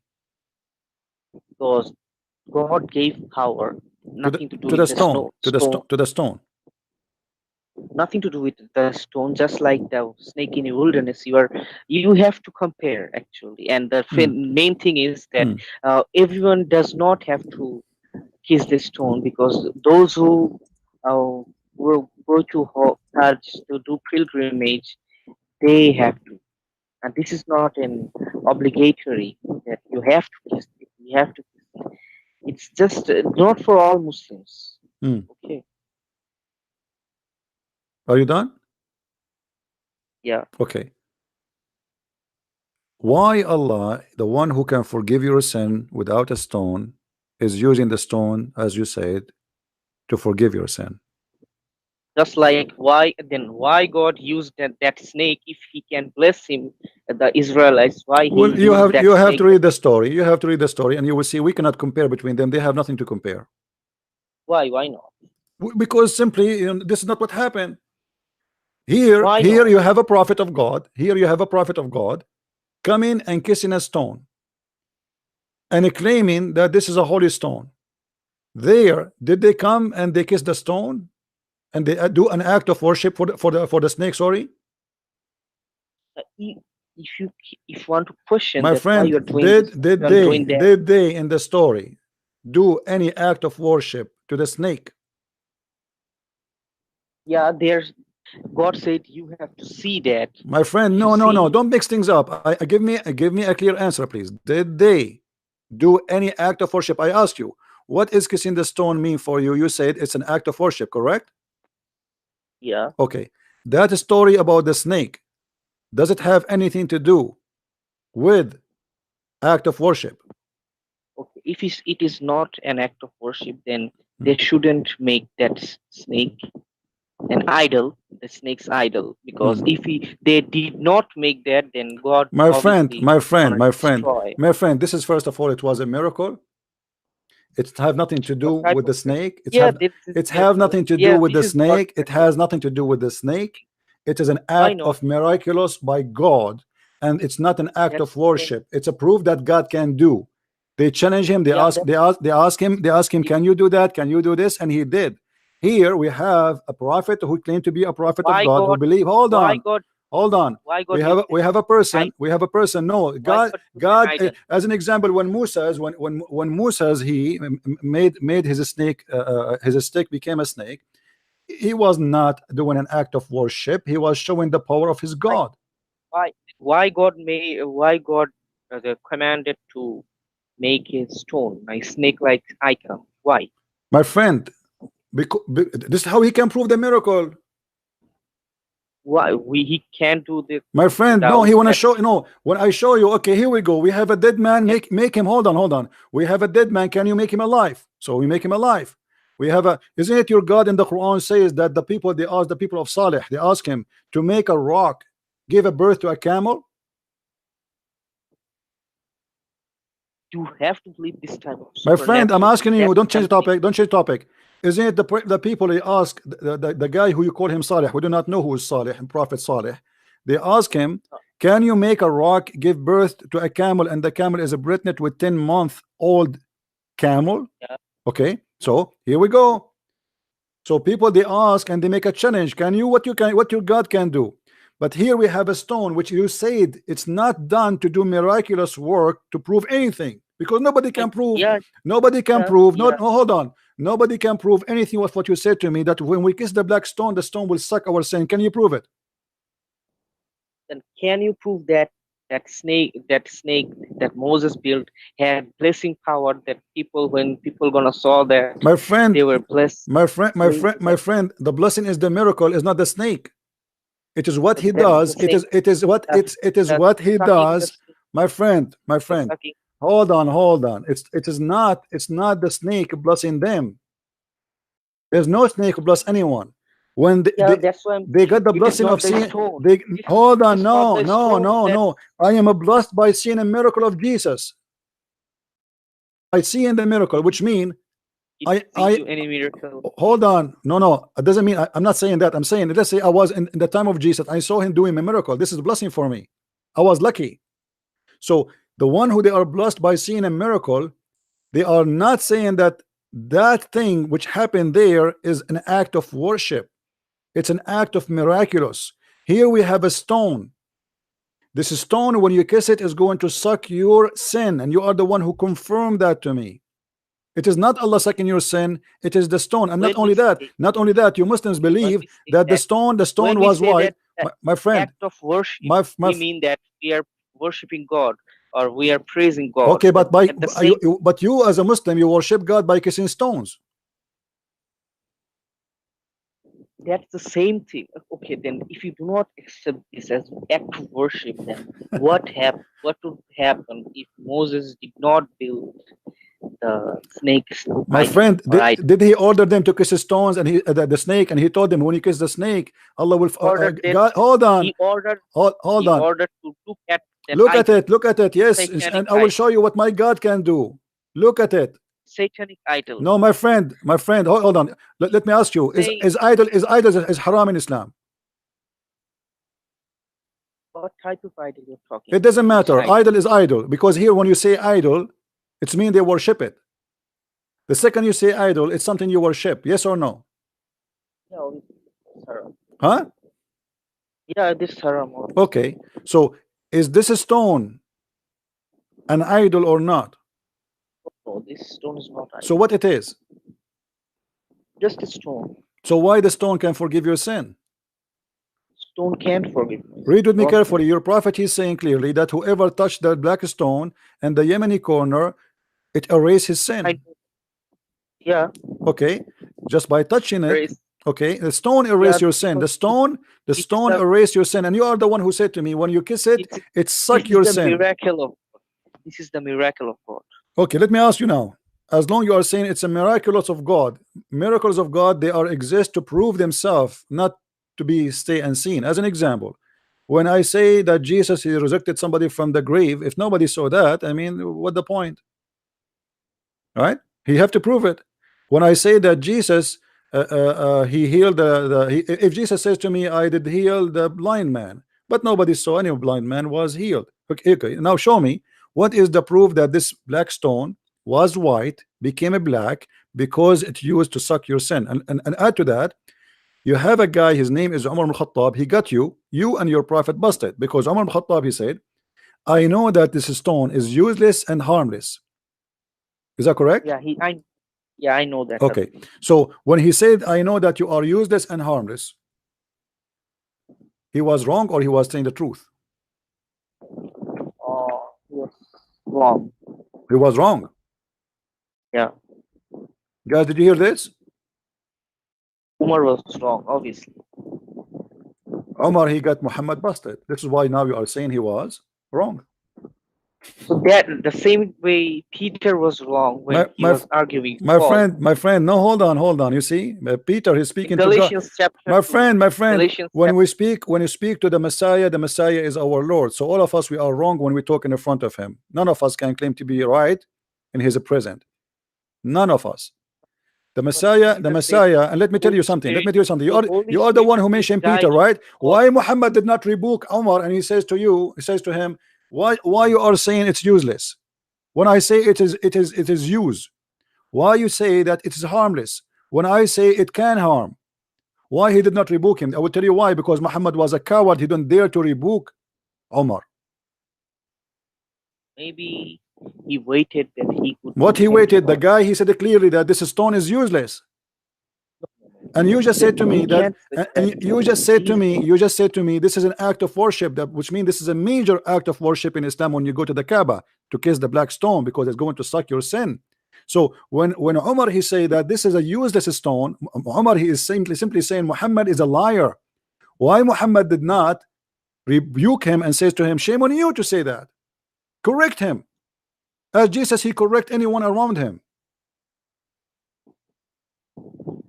Jesus corrected everyone. Yes, everybody. Everybody. Peter, everybody.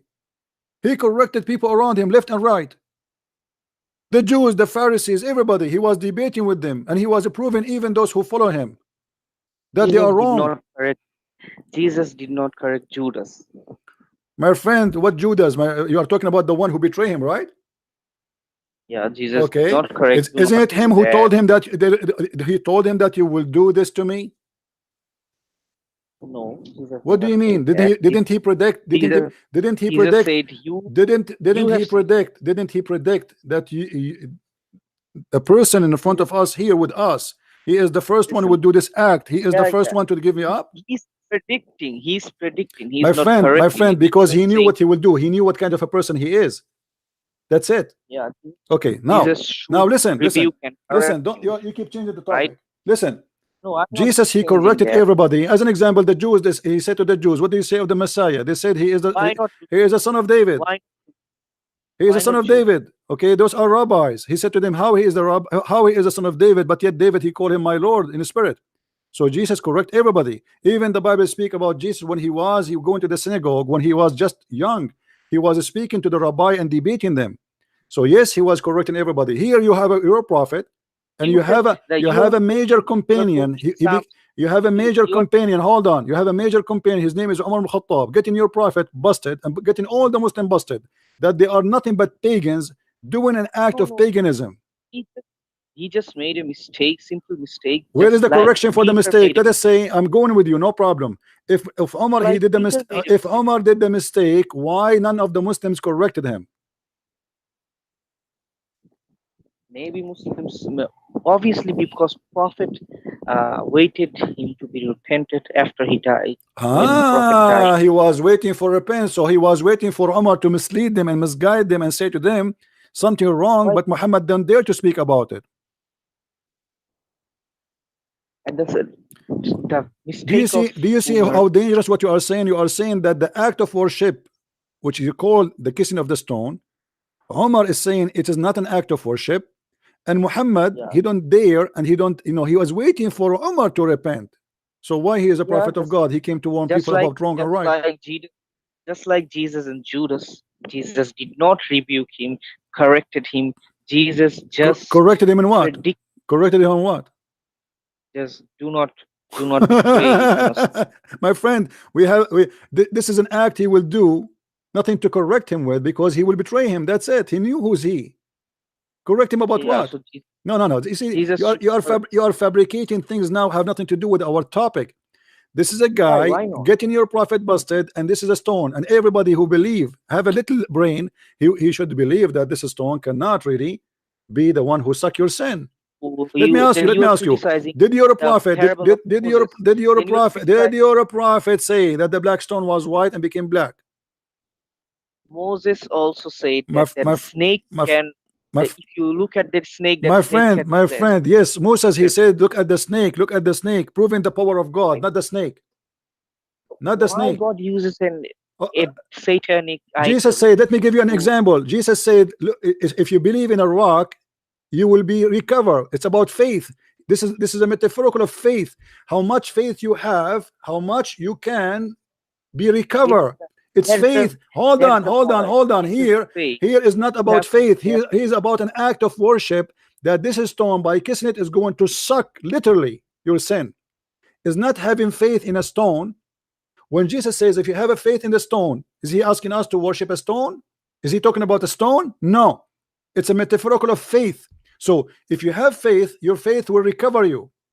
If you have faith, your belief will help you. Now, here we have Muslims. Hold on. We have Muslims who believe that a stone will suck their sin, not faith in a stone.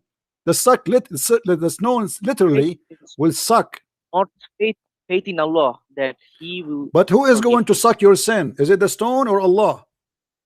Just like the snake on the wilderness. No, this is a lie. It doesn't say it's going to suck anything. Don't stop lying. You are being a liar. you do not have to be the simple explicit term. My friend, no, You it can- have to be, it have to be, it have to say that, it have to be there. You are the one who said to me, by kissing the stone, it suck your sin. So how you can compare it to that snake? You're stuck with that snake because you have no refugee. And here Umar al-Khattab is getting your prophet busted. You Muslims are nothing but pagans, kissing stones, worshiping stones, doing it as an act of worship to God. How you Yeah, can do an that act of worship to simply God? How you can do an act of worship to God by kissing a stone? And why the stone was white and became black? Since when black is the color of sin, which transform from very white to very black because it's sucking sin. That's mean you believe that the stone is a living creature. okay. Then if you have problem that God cannot use a stone to provide his forgiveness. First Or of all, Abdul, cannot, first of all, you never provide me anywhere where it says that your God, he said to you to kiss the stone. Can you? prophet says so. No, Prophet, where your prophet said that? Can you show me where your prophet said that God told me to kiss the stone? you do not. We believe the secondary revelation. What My prophet friend, said, don't play games. Where your prophet said that my God told me that we should kiss the stone? prophet, you just quote. It is in your. You just quoted from the hadith. You literally gave the hadith that prophet Thank you very said much. that The hadith is saying what? Say it, say it. that the stone can erase sins if you kiss the. Okay, hold on. And what about the hadith? Muhammad said that the stone is the right hand of Allah. It is not from Siha Sitta. It's not from what? Siha Sitta, the book. You are quoting Ibn Abbas. Okay, hold on. So the stone erase your sin, Yeah. but it's not the right No, hand of Allah. Stone doesn't erase the Allah. No, my friend, it does erase. No, it does erase. Read with me carefully. Muhammad, he did not mention anything about Allah will erase. Muhammad, he said it clearly. My friend, here, read with me hadith, please. I'm not adding words, I am not taking off words. This is your Muslim translation in front of you. It was narrated from Abdullah ibn Ubayd Umair. It says, "Oh Abu Abdul Rahman, why do I only see you touching these two corners, which mean the corner of the black stone and the Yemeni corner?" He said, I heard the messenger of Allah say, touch them erases sin. Where is Allah? Okay, then if you want to take this literally, that word for word, you cannot take it out of context or whatever. But you are my friend, you tell me, this is literally or not? We said touch them. Touch them is something physical. Okay, then if you see this as a contradiction where I say that Allah erases sins, not that stone, but you're saying no problem. You are the one who said to me, my friend, you are the one who said to me, if you remember, that the black stone suck your sin. Did you say that? I did not say that this is the power of the stone. No problem. Okay, no problem. But you are the one who said the stone itself, not Allah, is the one who suck your sin, which means the one who cleans you. What suck mean? Isn't it cleansing from sin? Yeah. Okay. So who is the one? Who is the one who do the act of a cleansing? Who is the one who's doing the act of a cleansing? You said to me that the stone is going to suck your sin, which means the act of a cleansing of sin is done by the stone. From Allah, power from Allah. No problem. So Allah, he put a vacuum machine in the ground. It's called the black stone. And if you touch it or kiss it, the black stone will suck your sin. Is that your understanding? You can't mock like that, but how black stone will suck your sin? Like why God is using a stone? I repeated the same story in the wilderness of Moses. Why that's God false. used That's false, my friend. That's false. I repeated to you, and I told you what Jesus even said. If you have a faith in a stone, you will be recovered. So he's not asking us to worship a stone or to kiss a stone. There's no kissing, there's no touching. You know, if you have faith in God, here we go. I'm going to show you the miracle. The same as he did to the Egyptian about what he can do with his stick. Don't compare. Be honest. Here you are saying that the stone, you kiss it, it suck your sin automatically. You have to enlighten our tradition with the Judeo-Christian tradition, because you can't say that God can't use a stone or a thing, because in Exodus chapter 25 you can see the altar is building, then the cherubim, the two stone of two statue of angels, Jews that God commanded. So these type of things And they are worship really idols, right? And they were worshiping stones and worshiping idols, right? according according to your logic, not No, my you see, logic. no, this This is my is not logic. This is you're Christian. lying now. You're lying. And No, when no. Umar ibn Khattab, he got you busted. How? Okay, now let me ask you. The stone was white. Let's focus on this one. The stone was white. Why it turned Yeah, black? for sins. Why? From sin. For sins. Yeah, So you are you know that. you as a Muslim saying you believe that a person, if he have no sin, should be white. A person he became a black, is sin make him black. Sin make not a person black. If stone, sin make that stone black. Book or what are different? I mean, what make the color black come to exist in the stone? It is the sin, correct?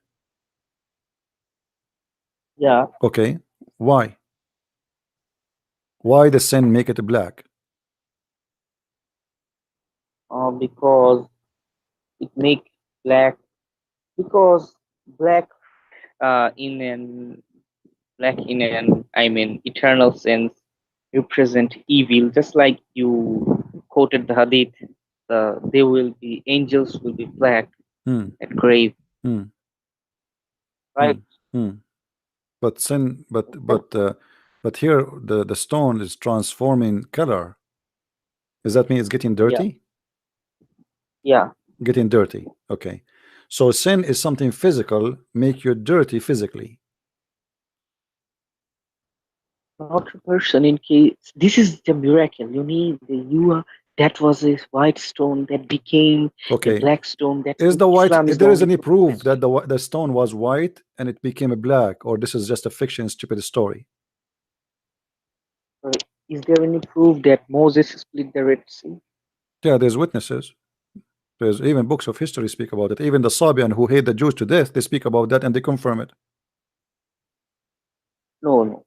What? No, no, no. You know, I'm asking you, where when you are Muhammad he got this story? Isn't it this is a pagan story, exists before Muhammad, and Muhammad he do just the same as every pagan Arab does, kissing the stone, believe in a stone. Let me ask you, why the stone look like in the shape of a vagina? oh, okay. This one is okay. Now we believe that God sent many prophets. Hmm. So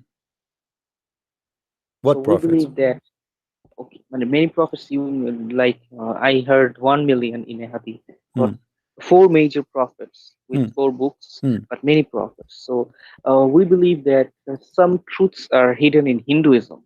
Hmm. Okay, Hmm. so we may be this is just an ordinary interpretation that Hindus believe the God created.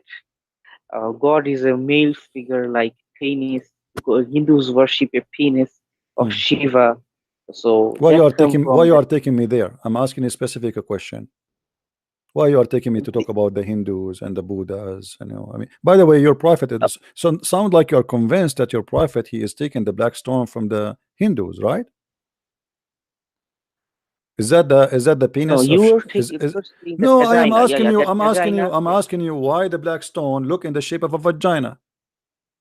because this is from one type of revelation that people before us, Jews, Christian, Muslims, or Zoroastrians, Hmm. they believe that God, the universe had a sex between the Shivlinga and the universe. Hmm. Yoni, yoni from yoni, the word yoni to joni, joni in the Sanskrit and Bangla, but in English it's vagina. So this is type of thing like Let me ask you, that. is it true? Is it true that the Arab before Islam, women they used to go, and men, and they used to place their hand over their vagina and they touched the black stone, and this is why it became black? No, I'm not familiar about that. What if this is true? If this is true, we don't care because Prophet purified this whole thing. No, you see, you said to me that the black stone became black because of sin, correct? Yeah, because Okay. of the people But the sins books, of the people. the Muslim books confirm different story. Read with me carefully. It says,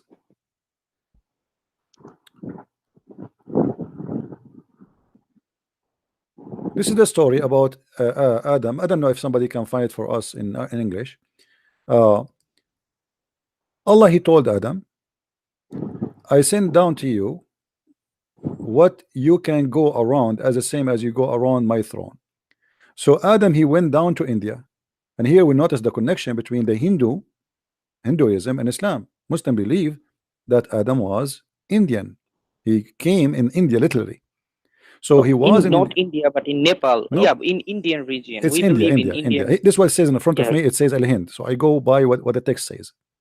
Okay, Okay. no problem. So he went there walking, and then the angels were waiting for him. And the angels, they said to him, blessed is your pilgrimage, Adam. We did visit this house before you, 2,000 years before you. And Adam, he did visit the Kaaba, do Hajj 40 times. Or every time he go from the land of India all the way to Mecca on his feet. You said he was from Nepal, right? Nepal, Al Hindia, on that region. Okay. Is because it there possible? was no Is it country possible like to Nepal. go? Is it possible to go from there by feet from Nepal? I will let it Not go. in Let it like go. Think about it. Go and look at the map. And then he says, and he keep doing that until Allah, he took him in the day of the Tufan, which means the day of Noah, the flood of Noah, to the fourth heaven. And he was kept on the Baytul Ma'mur, the house which is built by Allah. Then Allah, okay, he ordered Ibrahim to build this house. Yeah. And then Gabriel, he taught Abraham the location of the place, because the flood of Noah destroyed everything. Yeah. And then it says that Allah, he sent a cloud, kept him in shade, and the shade of this cloud never increase and never decrease. Very weird, a miracle, a miracle. And then it says, let us continue here. And Gabriel, he came with the black stone from the sky, and it says that the mountain of Abu Qubais, which is the mountain next to Mecca, was holding the black stone and give it delivery, which means during it says here فانشق عنه وقد خبئ فيه أيام الطوفان. So the mount of Bani Qubais, which is a very close mountain to the Kaaba, swallow the black stone and hide it until the flood is gone, and then deliver it again like a woman delivering a baby. And it was وكان ياقوتة بيضاء من الجنة, and it was a pearl from heaven, pearl, not a stone. But when, look what it says, فلما لمسته الحيض في الجاهلية اسود. When the blood of women from haid, from menses in the Jahiliyyah touch it, it became black. Your comment? Comment that was also a sin. But it says here, okay, hold on. Pagan. Why the women blood from their vagina is in the stone? What is the practice they are practicing? What is the practice? This is a pagan practice. They corrupted it. Okay, what is the practice there? And you see, the women, you said to me that the sin make it black, correct? Yeah, this is a okay. sin. What is the sin we are talking about? Is the women blood from period? Yeah. Okay, you believe in that? I do not believe that the period is a sin. So why the period of women make it black? Because she was in unclean level. You know from the Bible also that talks about menstruation. No, okay, this is a different story. This is a stone Allah he sent, and he made it white, like it says a pearl, literally a pearl. It's not a stone. And women, the question here, my friend, listen carefully. I give you a lot of time. There's people trying to call, and I'm not giving them time to talk. Listen, women, they touch their private part when they have blood, and they put their hand in the black stone. Why?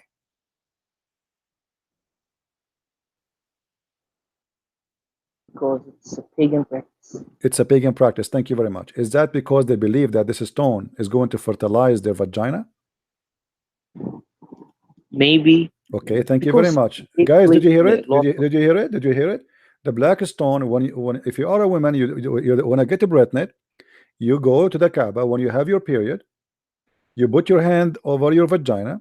Obviously, they were pagans, and they believe the blood in your hand, and then you put it in the black stone, and that will make you fertilize. This is exactly what I'm saying to you, my friend. I just prove it to you from your books, that the Arab and you Muslims are no different. You believe in the god of fertility. The black stone is the fertilizer. This is a stone. This is a stone. This is why it have a shape of a vagina. This is why the stone. I asked you why the stone have a shape of a vagina. You could not answer, correct? Do you know why? I answered. No. I'm saying to you why it has a shape of a vagina. Do you have an answer? Yeah, I agree with you that yeah, this is a shape of vagina. Right. Why? Because in Vedic theology, in the Vedas, it talks about the male part of God had sex with the female part of God. Okay, so in somehow you're agreeing that Muhammad obviously is copying from the Hindu. Something have to do with the Hindu. That's why I said that some truths are lying in the Hinduism and Buddhism. Okay, some truth lying in the Hinduism. So you agree that this black stone is a fertility stone. Yeah. Okay, thank you very much. Well, I'm done with you, my friend. Yeah, thank you for calling. Thank you for calling. That's it.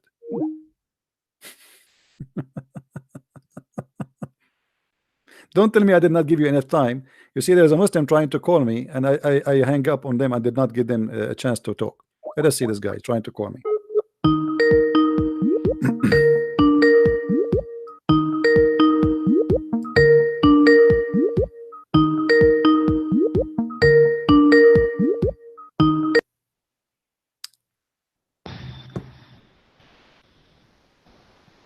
Hello. Yes, my friend, you are trying to call me, right?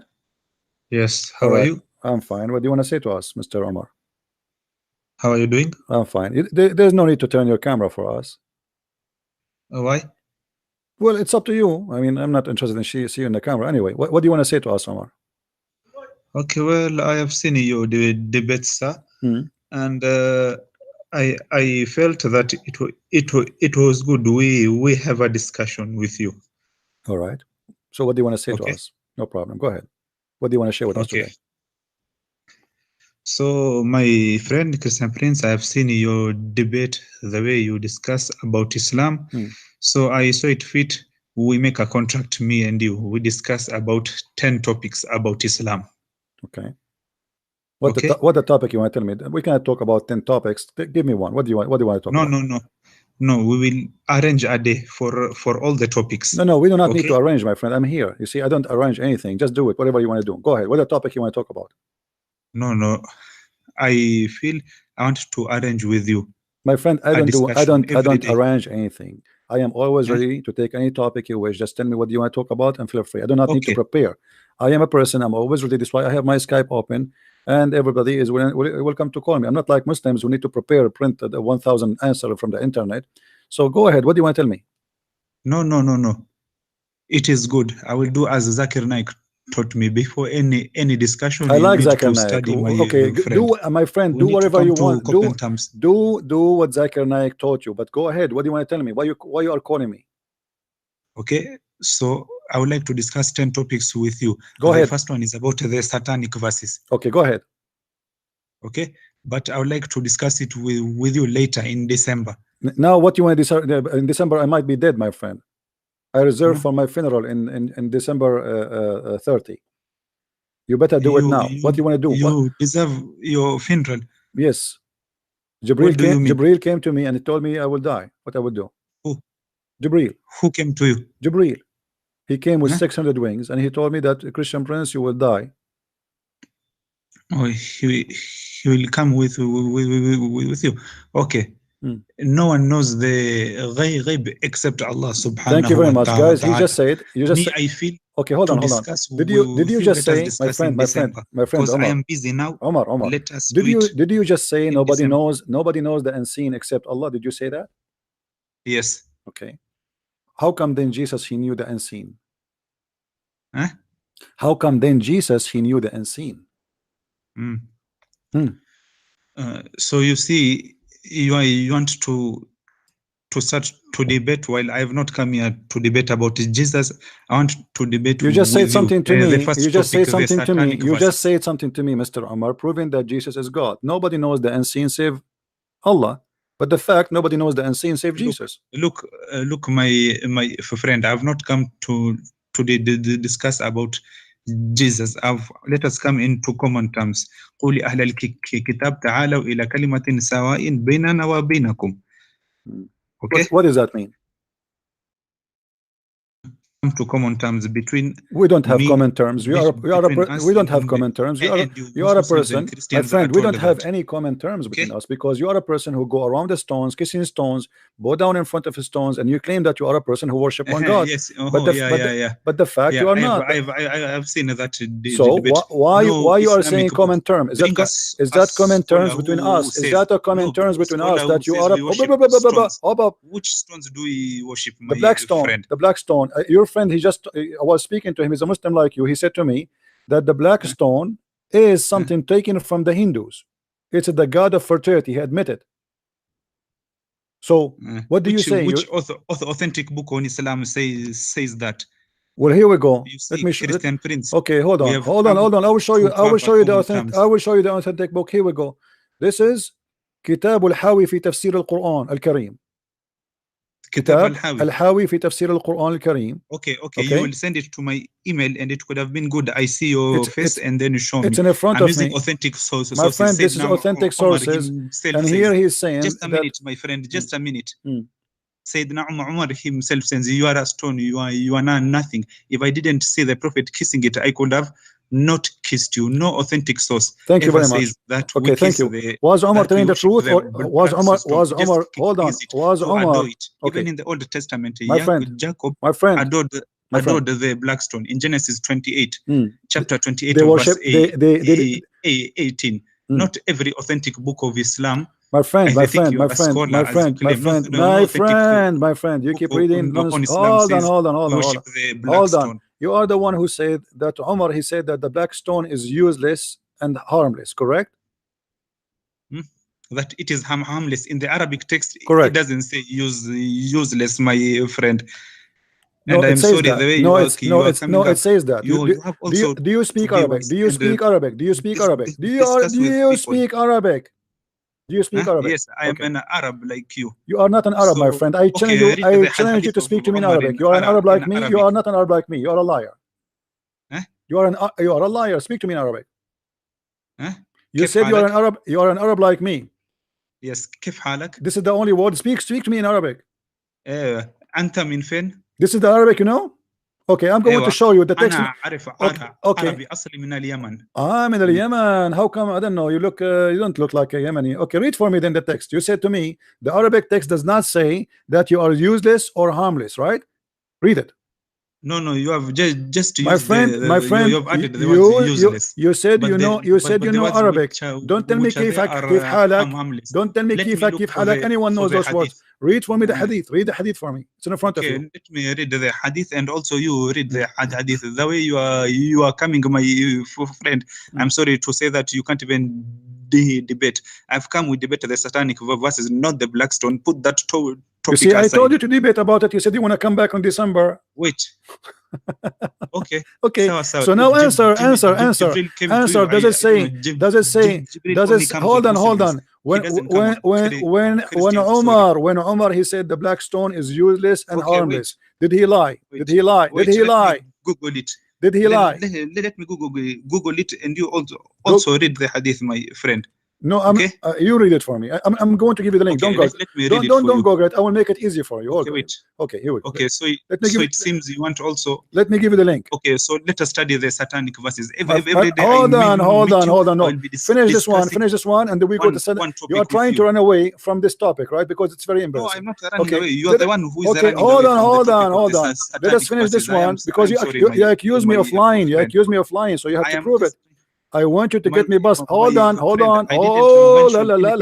about the Blackstone. My friend, in the hadith, read the hadith. Umar didn't say it is useless. It says it is useless. It says it is useless. It says it is useless, and you are a liar. Prove me wrong. Prove me wrong. Okay.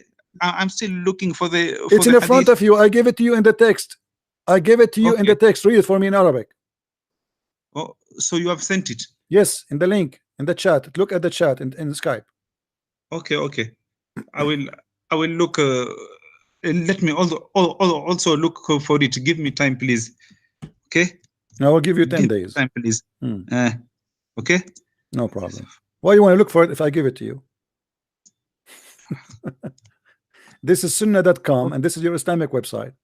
Just wait, my friend. All right, I'm waiting. All right. Okay. And after this, let's not discuss about the Blackstone. Just let us discuss about the satanic verses. Let us finish this one, and we will go to satanic verses. I promise you. Okay. Okay. That is right.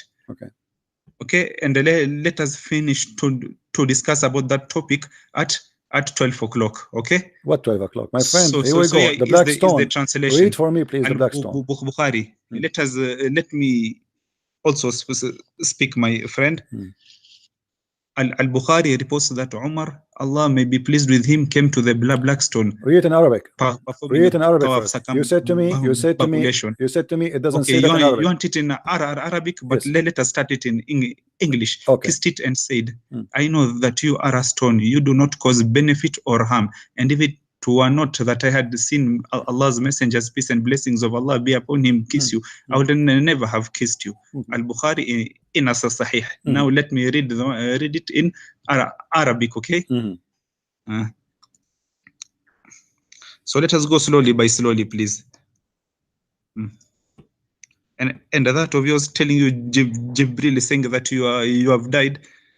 I don't know how does that help. Read my friend. Read. You said you read in Arabic. Go ahead. The time of death is only known to Allah subhanahu wa ta'ala. Go ahead. The exact time, that date, and the exact place. Yeah, we will talk about that too. Isn't it Allah who sent the angel of death to Musa, and Musa did beat the angel of death and change the date of death for himself? Okay. Let us know which hadith has said I will show it to you after we finish this one. No problem. Prince, we have your prophet saying that Musa's. We have a prophet who said that Musa's did beat the angel of death, and he broke his. He took his eye out. That hadith. I will. No problem. I will. Now let's finish this one. Read for me in Arabic. You said you know Arabic. Read for me. You say, oh la la la la la la la la la. Oh, hold on, Abdul. You said you know Arabic. Read for me read the Arabic for me. You said you know Arabic. He will not do it. Read for me. Bring one point, and I'll bring the other point. Just wait slowly. Read the Arabic for me. Why it's taking you time? Just wait. And.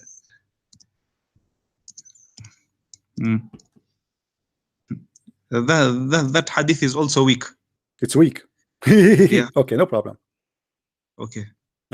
I'm waiting for you. Read the hadith for me. Read for me the hadith in Arabic. I'm waiting for you. Why is taking you time to read the hadith in Arabic? Okay, let me read it. I'm trying to look for it.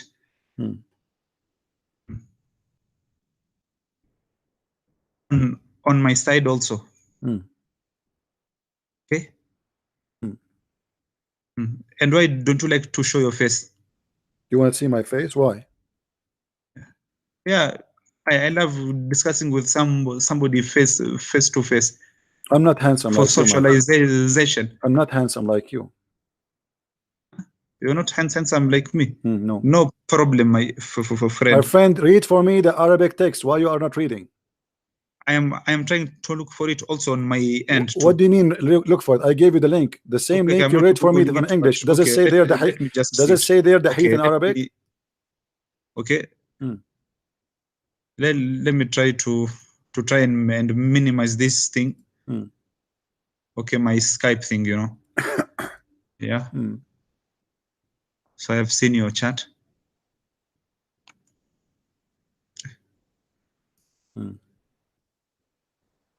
Just give me time, okay? No problem. Where are you now? You're in America?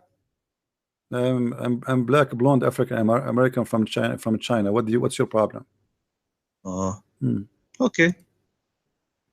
Because once you sent me a message, when you go to America, you will contact me. Okay. Oh, okay. I sent you that. Okay.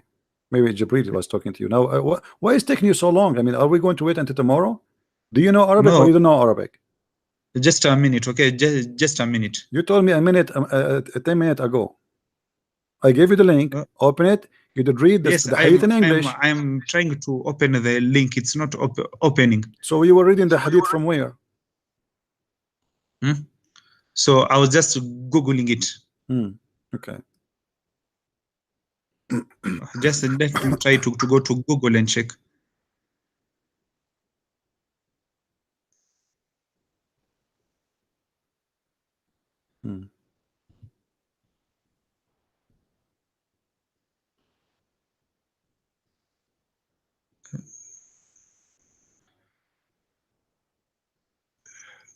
Hadith of Umar and kissing Blackstone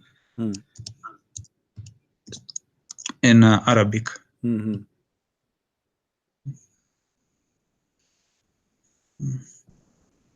Very embarrassing.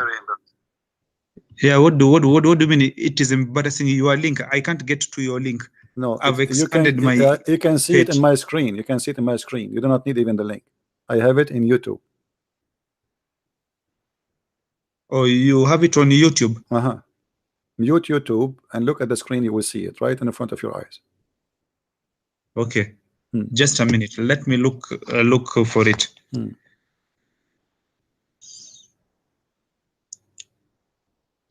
So it's on your page, or? Yeah. In YouTube. Okay. Okay. Under the topic of? What to talk about? We are waiting for you to read for us the hadith about the black stone. What topic of? No. Your page has many topics. I want to know it. It is in Abdul, what's wrong with you? You are the one. You are the one who said to me the hadith in Arabic doesn't say that. Read the hadith in Arabic. I said to you, let me show it to you in Arabic. Read it in Arabic and read for me the hadith in English. You are the one who said to me, whatever page, listen, read the hadith for me in Arabic. You claim that you're an Arab. You said to me, I am an Arab like you. I said to you, no, you are not an Arab like me. Okay, okay. Read the hadith in Arabic. Go ahead. Okay, just a minute. Give me time, man. Why don't you start reading it first, and I shall translate it for you. I do not need you to translate it. You said you are an Arab. You said you are an Arab. You said you are an Arab like me. What do you mean translate it to me? Read it and translate it for me. I gave you the translation. You said I'm wrong. It doesn't say it's useless. Read it. Okay, so give me time. We're not fighting. What do you mean give me time? Why you cannot find it? I am trying to open YouTube. Open YouTube. Just a minute. I shall come back to you. What come back? Don't hang up. Don't hang up. Just a minute. Don't hang up. Don't hang up.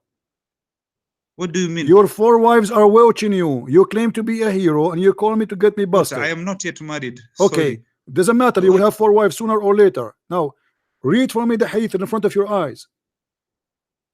Just a minute. I'm using here my phone, bro.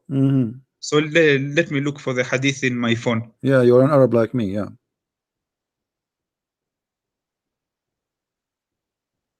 What has doing of my Arab have to do with you, bro? Because I believe you are lying to me, my friend. Okay, it is up to you. Okay, read it in Arabic. You are an Arab. You are an Arab. You do not know Arabic. You are an Arab. You do not know how to read. You are an Arab, but you do not know how to read Arabic. Are you saying to me you are? Are you saying to me you are an Arab? Are you the one who said to me you know Arabic? Read the hadith for me. Just a minute. Okay, just a minute. my friend Christian Prince. أدعوك إلى الإسلام. What does that mean? I'm calling you to Islam. To kiss the black stone? Huh? To kiss the black Yes, stone? as a sign of respect. I'm not a, just I'm like not, how I'm not your a pagan.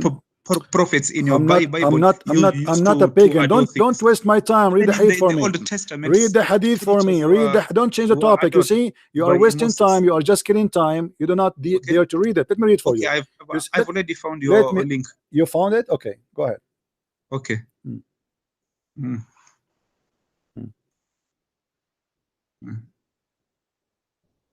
Also, Jacob adored the stone in Genesis 28, chapter 28, verse 18. Okay, after I finish reading mine, read Genesis chapter 28 and verse 18. Read it. Go.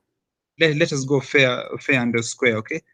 So, narrated Abis bin Rabi'a. Umar came near the black stone and kissed it and said, "No doubt, in I know Arabic, that you are a black stone in Arabic, in Arabic. You did read it already in English. You did read it already in English. Read it for me in Arabic. Where's the Arabic? Read it in Arabic. It's in the front of you. Stop lying. Stop lying, Abdul. أنت حجر لا تنفع ولا تضر. Okay. What does that mean? Hold on. لا تنفع ولا تضر. What does that mean? You neither benefit nor harm anyone. Umar didn't use the word useless. Guys, did he say never benefit anyone? Is that what this is? What does this mean? Yeah, it is just a stone. You respect it. This is useless. This is useless. You never benefit anyone. This is exactly what useless mean. Guys, you never benefit anyone. You never benefit anyone, and you never harm anyone. That's mean he's useless. There's no use of it. It is up to you. As long as okay, hold on. As long you agree, as long Genesis you 28 verse 18, when he adored the stone my friend, hold on. Useless. Oh boy. Listen. Allah tells us in the listen. Do you agree? Hold on. Do you agree with Umar or you don't agree with Umar? Do you agree? So Umar don't make me hang up on you. We cannot talk in the same time. We cannot talk. We cannot talk in the same time. Quran, since it is holy. Stupid idiot.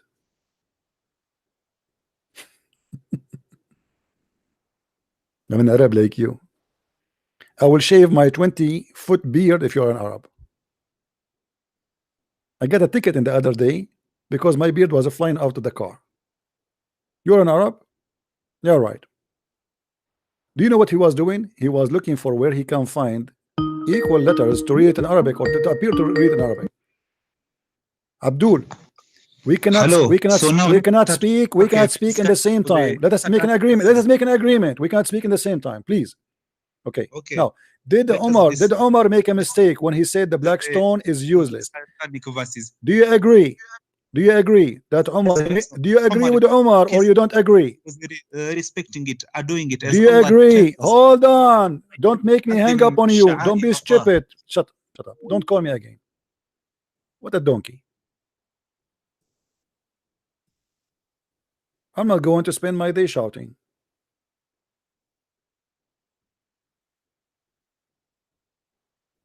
Who's next?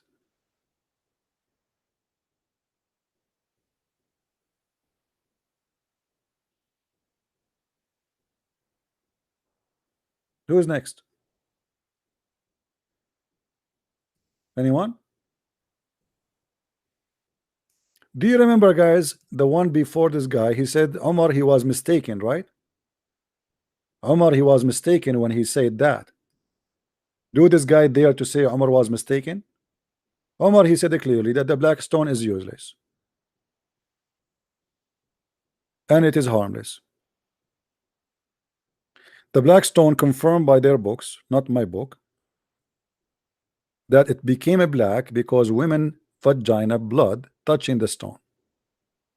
This is a pure paganism religion. They claim that they are monotheist and they worship one God, but yet they are connecting act of worship of stones to God. They touch stones and they kiss stones, for stones forgive their sin. They pray around the stone. They pray in the direction of a stone. Everything in Islam is based on stones.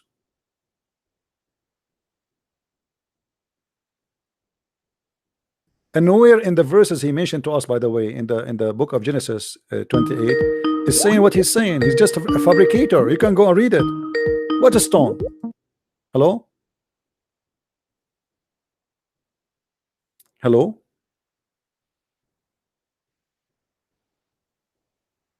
Are you there?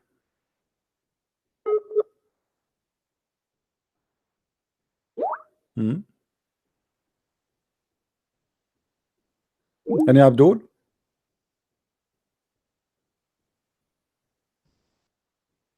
Fabricator, and they make up stories and they come to us with false stories and they try to cover the shame of the religion. Our book nowhere teach to do any act of worship have to do with the stones. Hello?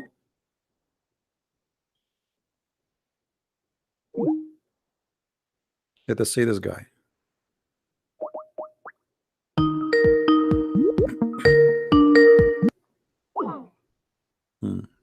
Look like he cannot call me back.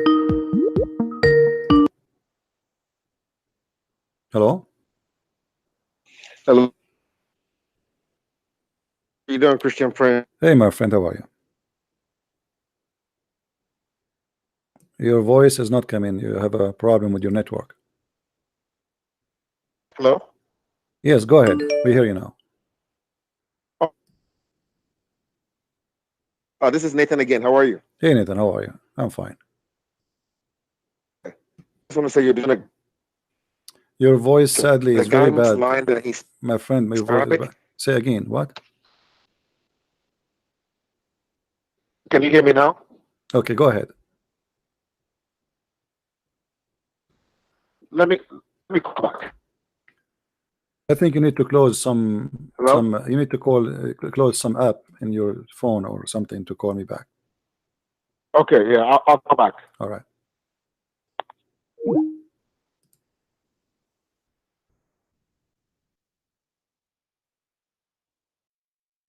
The black stone, the Kaaba, is something exists long before Islam, and the Arabian Peninsula has 26 Kaaba. Hello? Christian Prince, I just want to tell you that you're my Emperor Rabbi high school girl crush, alayhi assalam. Who is that? It's me, General Han Solo from Pal Talk. Oh, We used to okay. debate the Muslims. Oh, all right. Yeah, but I'm trying to get who is that you're guy. doing an awesome job, bro. Thank you, my friend. Thank you. Let us give a Muslim trying to call me. Thank you very much for call. Hello? Hello?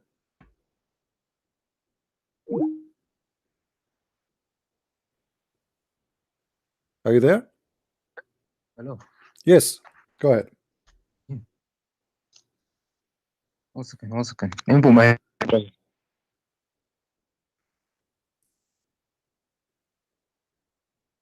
Hello. I hear you. Go ahead, my friend. I know what's wrong.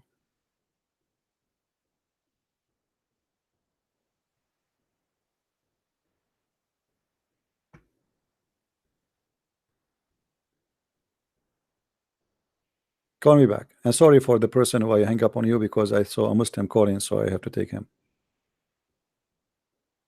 Call me back, my friend, Mr. Muhammad or Ahmed. Let me call you. Hello. Yes, Mr. Ahmed.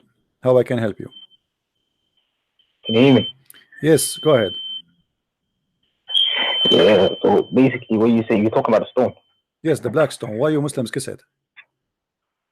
The stone itself is useless, as you already said. You mentioned it's useless.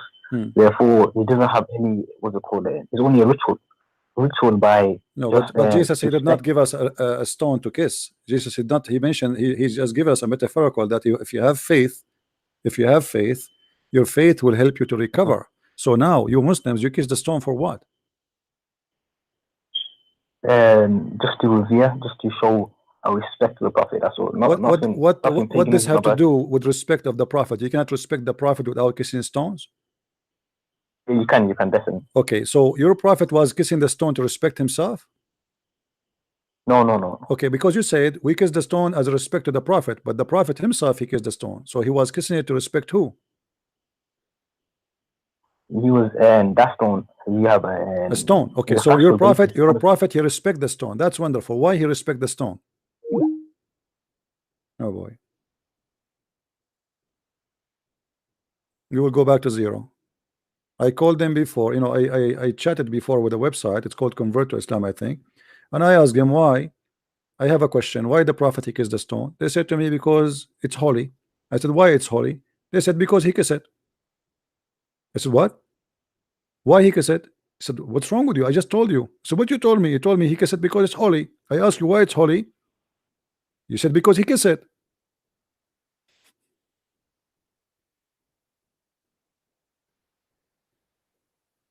They claim that they are monotheist and they worship one God, but the fact Islam is routed to death with paganism. Everything you see around you is a pure pagan.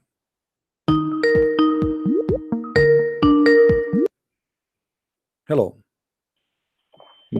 Yeah, my kind of bad. You're always saying. Okay, my friend, we go back to zero. So your prophet he kissed the stone. Why? I told you why. Why? Why are you repeating yourself? Why? I'm asking you why. I did not hear you. You lost your connection. Why your prophet kissed the stone? Oh, because we have there's a factual story on the basis that stone came from the heaven. Okay, so if Allah he send you a donkey from the heaven, you will kiss it too? Not necessarily speaking, this stone is different, and you know anything the Prophet did was wahi. It says in the Quran, anything that the Okay, Prophet did where Muhammad he received a wahi, it says, which means inspiration, that he should kiss the stone. Can you show me? No. On the basis and speaking, you can't just say this he did this. This is wahi. This is because everything that's specific is generalizing. So anything that he spoke from his mouth was wahi. Okay, is the stone is useless or does it benefit anything for Muslims? With the will of Allah, maybe. Maybe or yes. I mean, give me an answer. Confirm to me. Is it useless or it is useful? Listen, I'm not well versed in this topic. Okay. So I would let me ask you. Allah, you said Allah he sent this stone from heaven. Yeah, it fell from heaven. Why?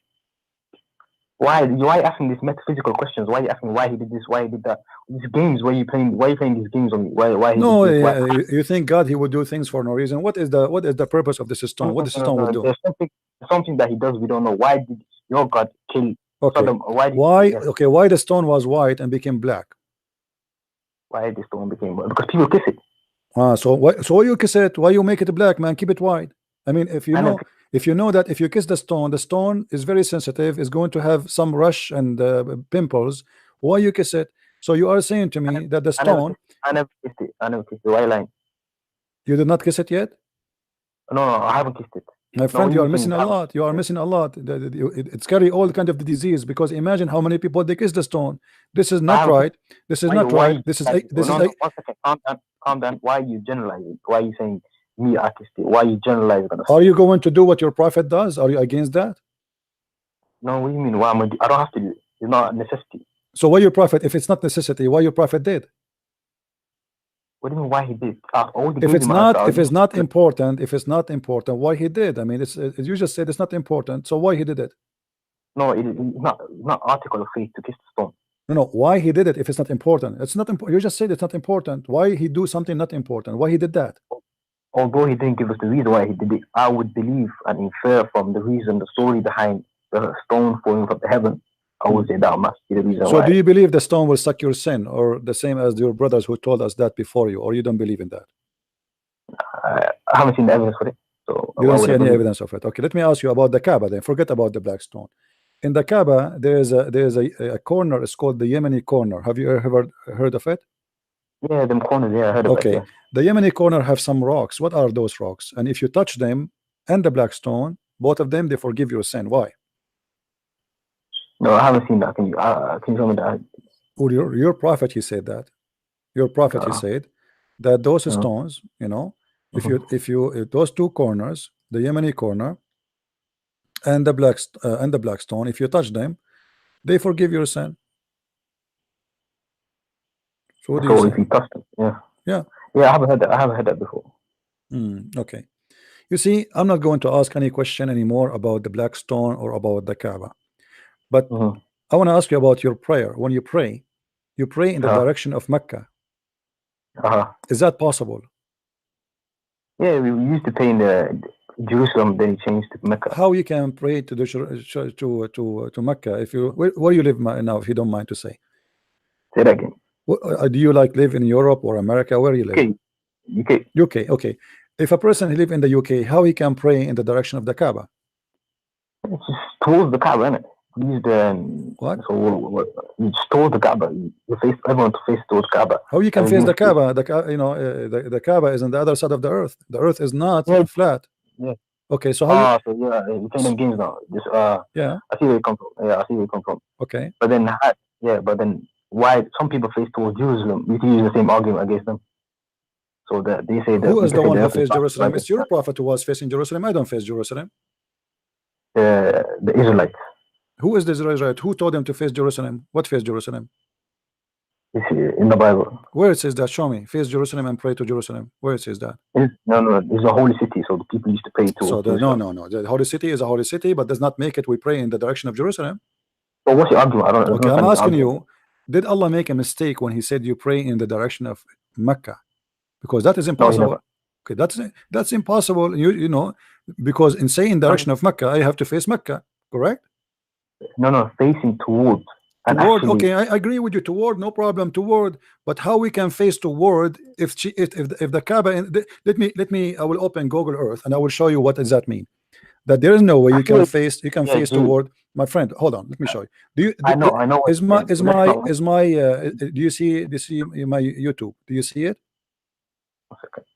I know you're saying. You're geographically speaking. You're saying it's impossible. Yes. So geographically, you know, you live here. Let us make a mark here. Let us make a shade and shadow. Okay, here we go. All right. So now the Middle East is totally at night. All right. But if we go by time, if we go like during the day, that will change. So like some places they have a daytime, some places they have noon time, some places have middle of the night, depending on the location. So now if we say where are you located, I think in the map here you will be in this area. Let us see, zoom in.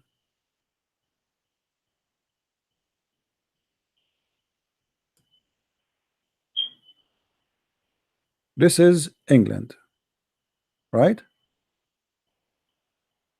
Yeah. This is here England. Okay, this is the United Kingdom. So now I'm going to put a mark for England, and I will show you where and how we can pray to Mecca. Okay, so here let us make a mark. Do you hear me, my friend? Look like we have a bad connection. Here we have England in this area. Are you there, my friend? Hello? Are you there? Maybe we lost him. Here we have England. Here we have the Kaaba. Okay. When you pray direct straight, and that straight will go as a ray in the space.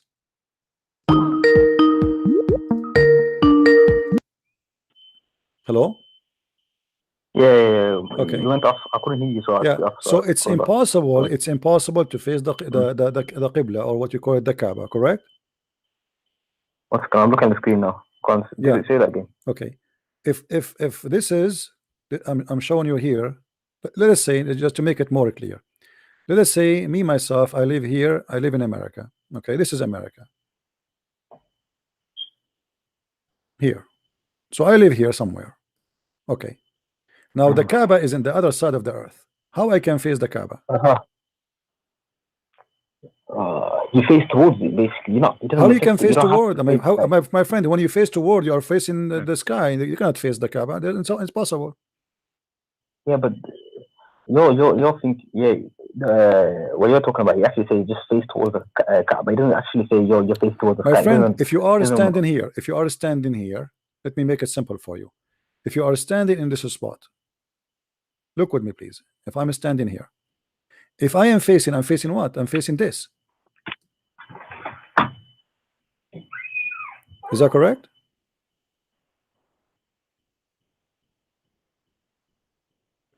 Are you with me, my friend?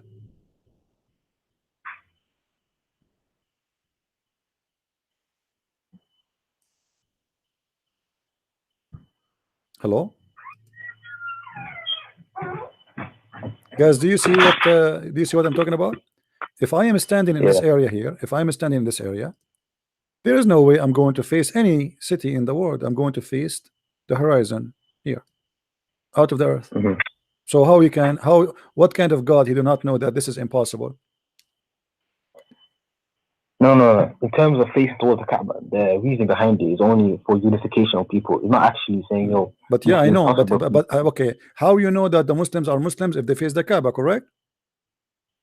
Yes, but facing. Okay, but how you can face the Kaaba? If facing the Kaaba is impossible, so you are asking them to face nothing. Yeah, so you could also mean that. But I'm just saying it's only for the reason of unification, not necessarily saying, yo, you have to face it, you have to directly, you know. No, you have to face it because it says you have to pray in the direction of the Qibla. Don't make things up, my friend.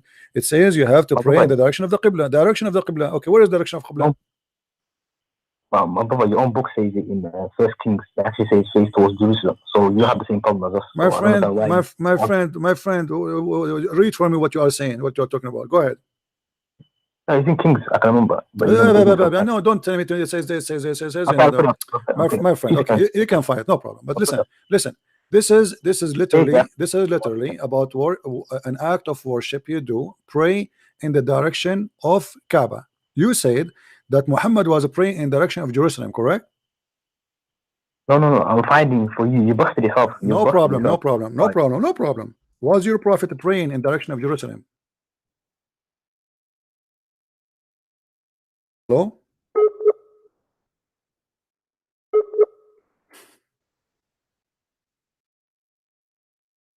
How you can do that?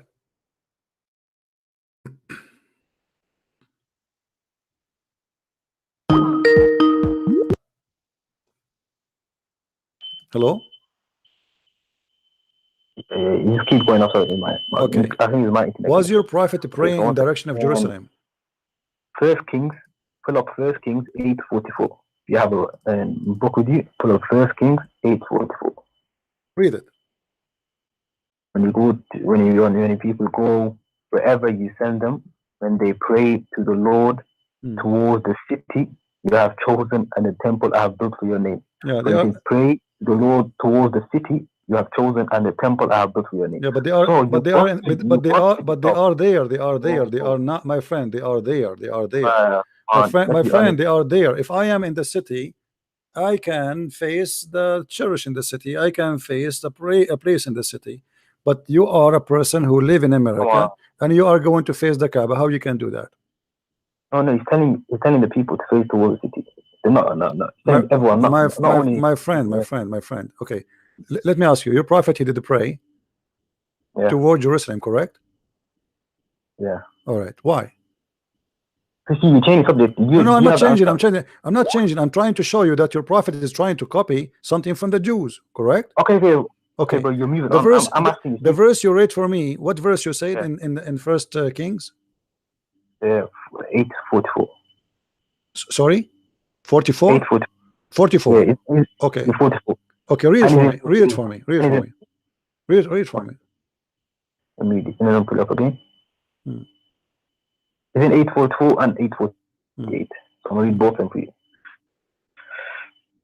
When people go to war against the enemies wherever you send them, and when they pray to the Lord towards the city you have chosen and the temple I have built for your name. Would you say this is Jerusalem? It's talking about Jerusalem. Okay, and what does that mean? It means they are praying in direction.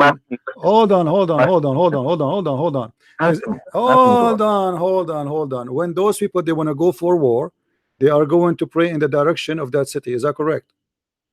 In the direction of Jerusalem. Is that correct? They pray in the direction of that city when they go to war. What city? The city with Jerusalem, right? What city? Okay. Yes, Jerusalem. Yes. Okay. So they pray in the direction of the Haykal, which is the temple, correct? Okay. To do what exactly? Pray when they pray. To do what? To glorify the Lord, right? Yeah, to pray. Okay. Like us. Okay. When those people they go to war, they are going where? To fight.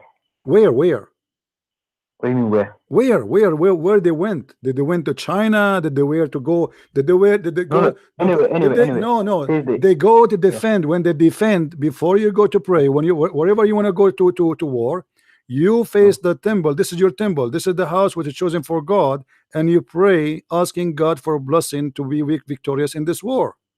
Okay. So what's the point? Okay. So I'm trying to say to you, it says wherever.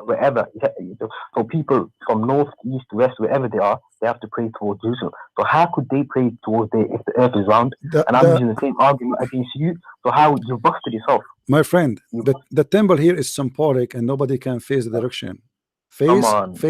No. Hold on. If you read with me, it says, if you read the verses, you will see. It says there clearly, I order your people to go in war, to fight your people, to fight the people you are going to war with them, and always seek your attention to the location of the city, to the city which is what I the one I choose it. All right.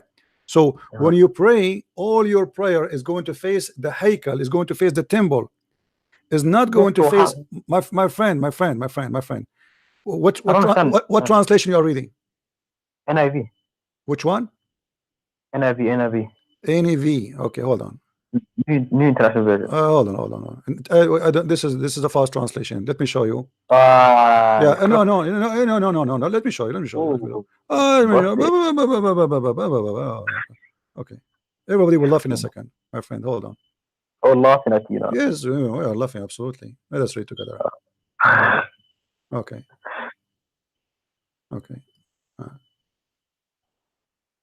Why are you changing the subject, man? I'm not. You are changing. Hold on. Okay. So I'm not changing. Okay, hold on.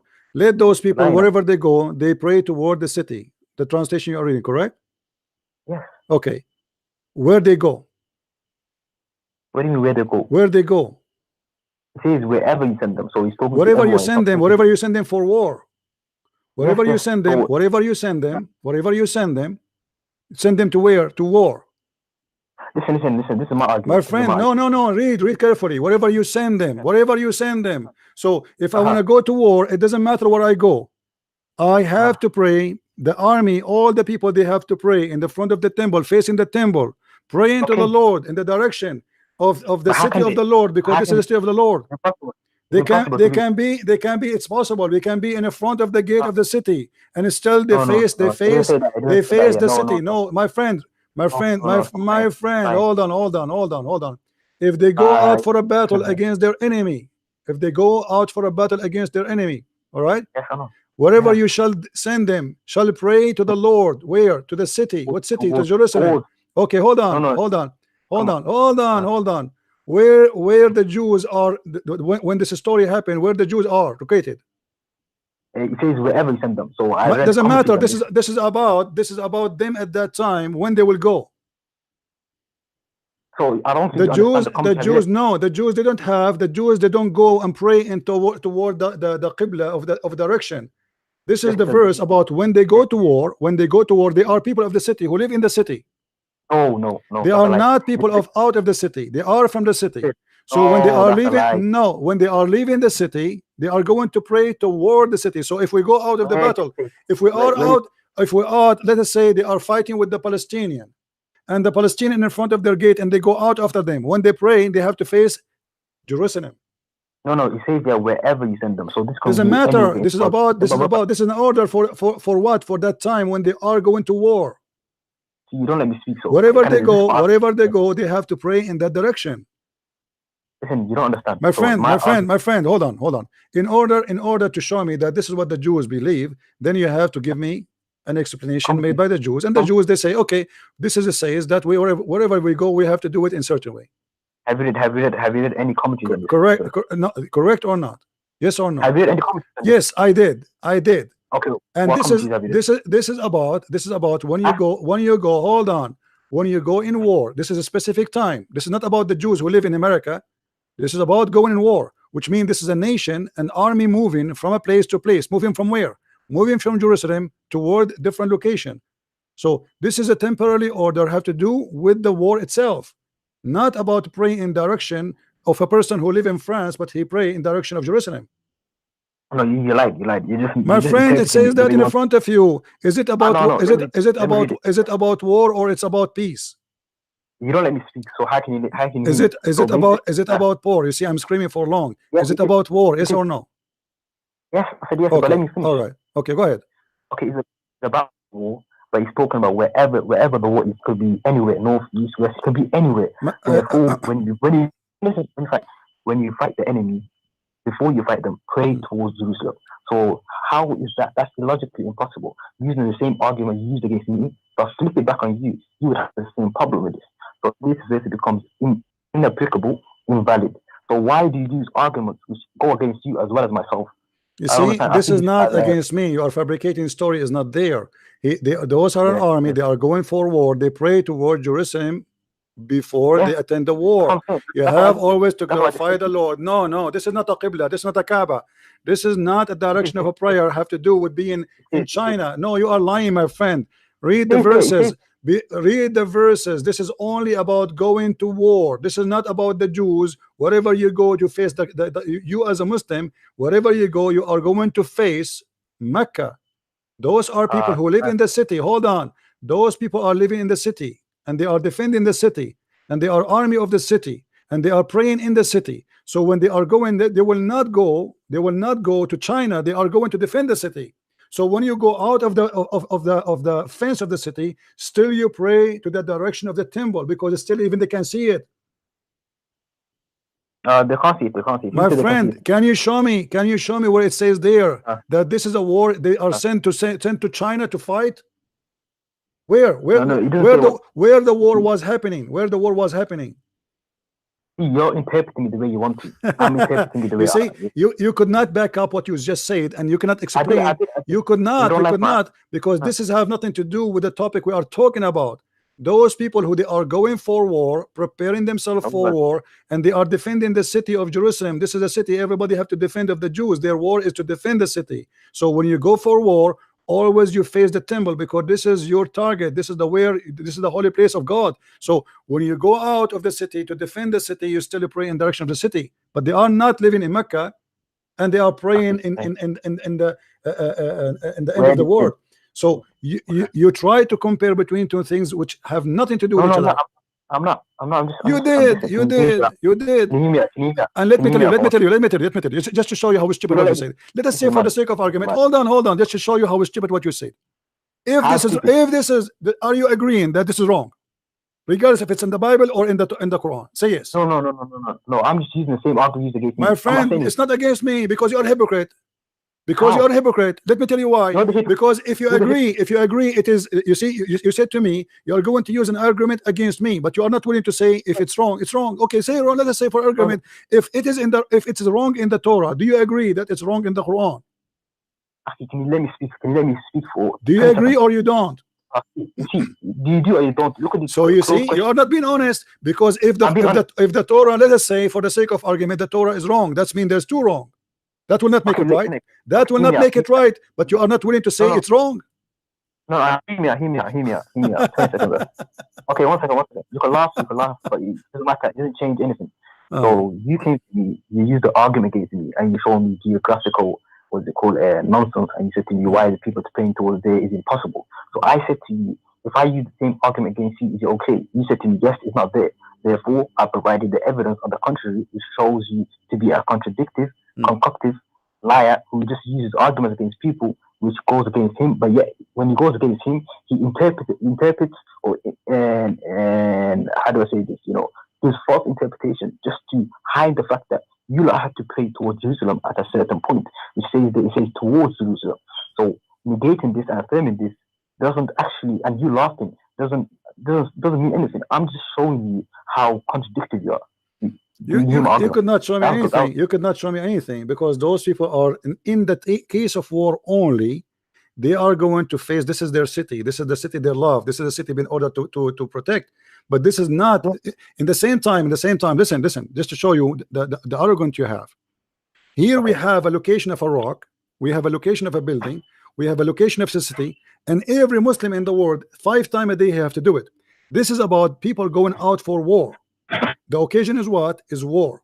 And mean those people that are coming back, they are not going to stay there.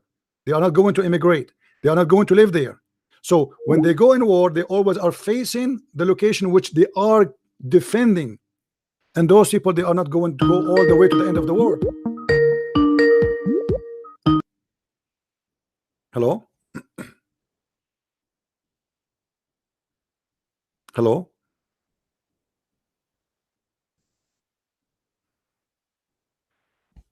If you notice with me, guys, I'm losing my voice. When they fabricate, they try to make it in connection. When they pray, this is not about praying in direction the same as in the Kaaba.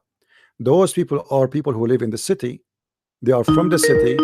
They are not immigrant who live in different territory. Hello?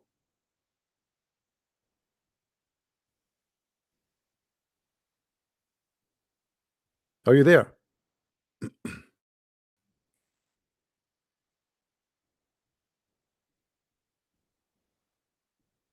Okay, are you there?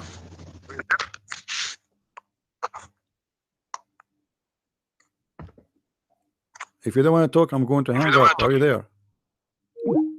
Okay, just go.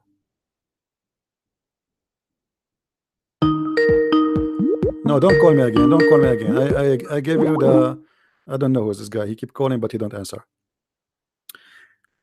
It says clearly in front of us, when they go for a battle, when they go for a fight, those people, they live in the city, they are from the city, they are not people who live in different territory. Wherever they go, let them face the direction of Jerusalem.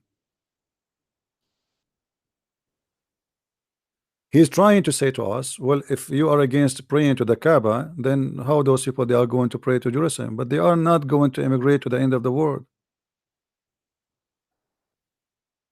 They are praying in direction of Jerusalem, which they are defending. They are praying in direction of their city. When they go out, if the people go out of the battle against their enemy, go out from where? From the city, which they are going to pray for, or in direction. So they are in the city, and when they pray, which direction we pray? We pray in the direction of the city which we belong to. But they are not going to go to the end of the world. They are fighting the enemies which is in the front of the gate. In order to understand the story, you need to understand the content of it. This is not about if a Jew he want to interrupt this as I want to go to France, I can pray toward Jerusalem. This is his business. It's simple, it's clear. Same time,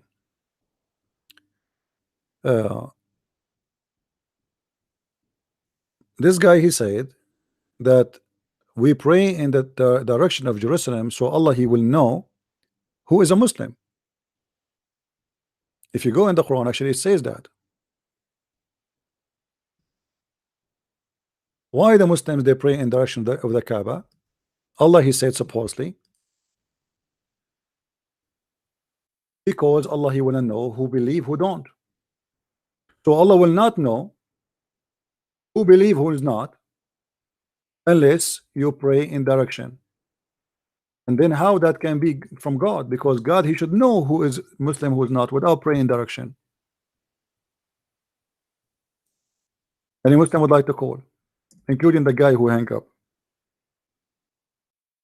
What kind of God he will not know me unless I pray in a direction?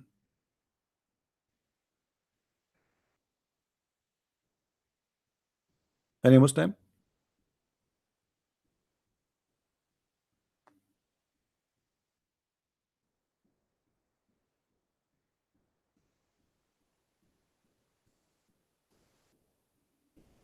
Who is a Muslim wanna call us?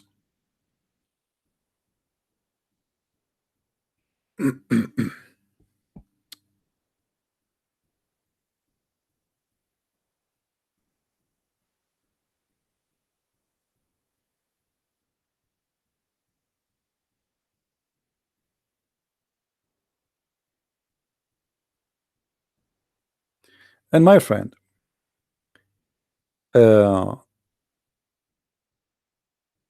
if a person he pray in direction of a building,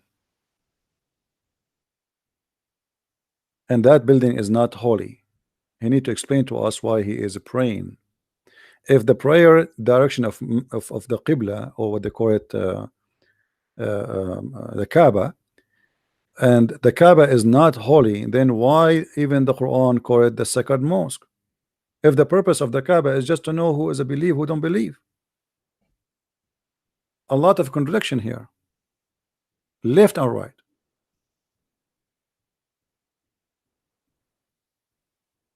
God is everywhere, and God, he will hear your prayer. It doesn't matter where you pray to. But those are Jews who they are attached to their city, and they are defending their city. You might quote for me and you say a prophet he pray in direction of Jerusalem because this is his holy city. But it's not because he can face the city. There's nobody can face the city. It's impossible. Especially the more you go far away from the city, the more it's impossible to see the city. As simple as that. Do we have any Muslim?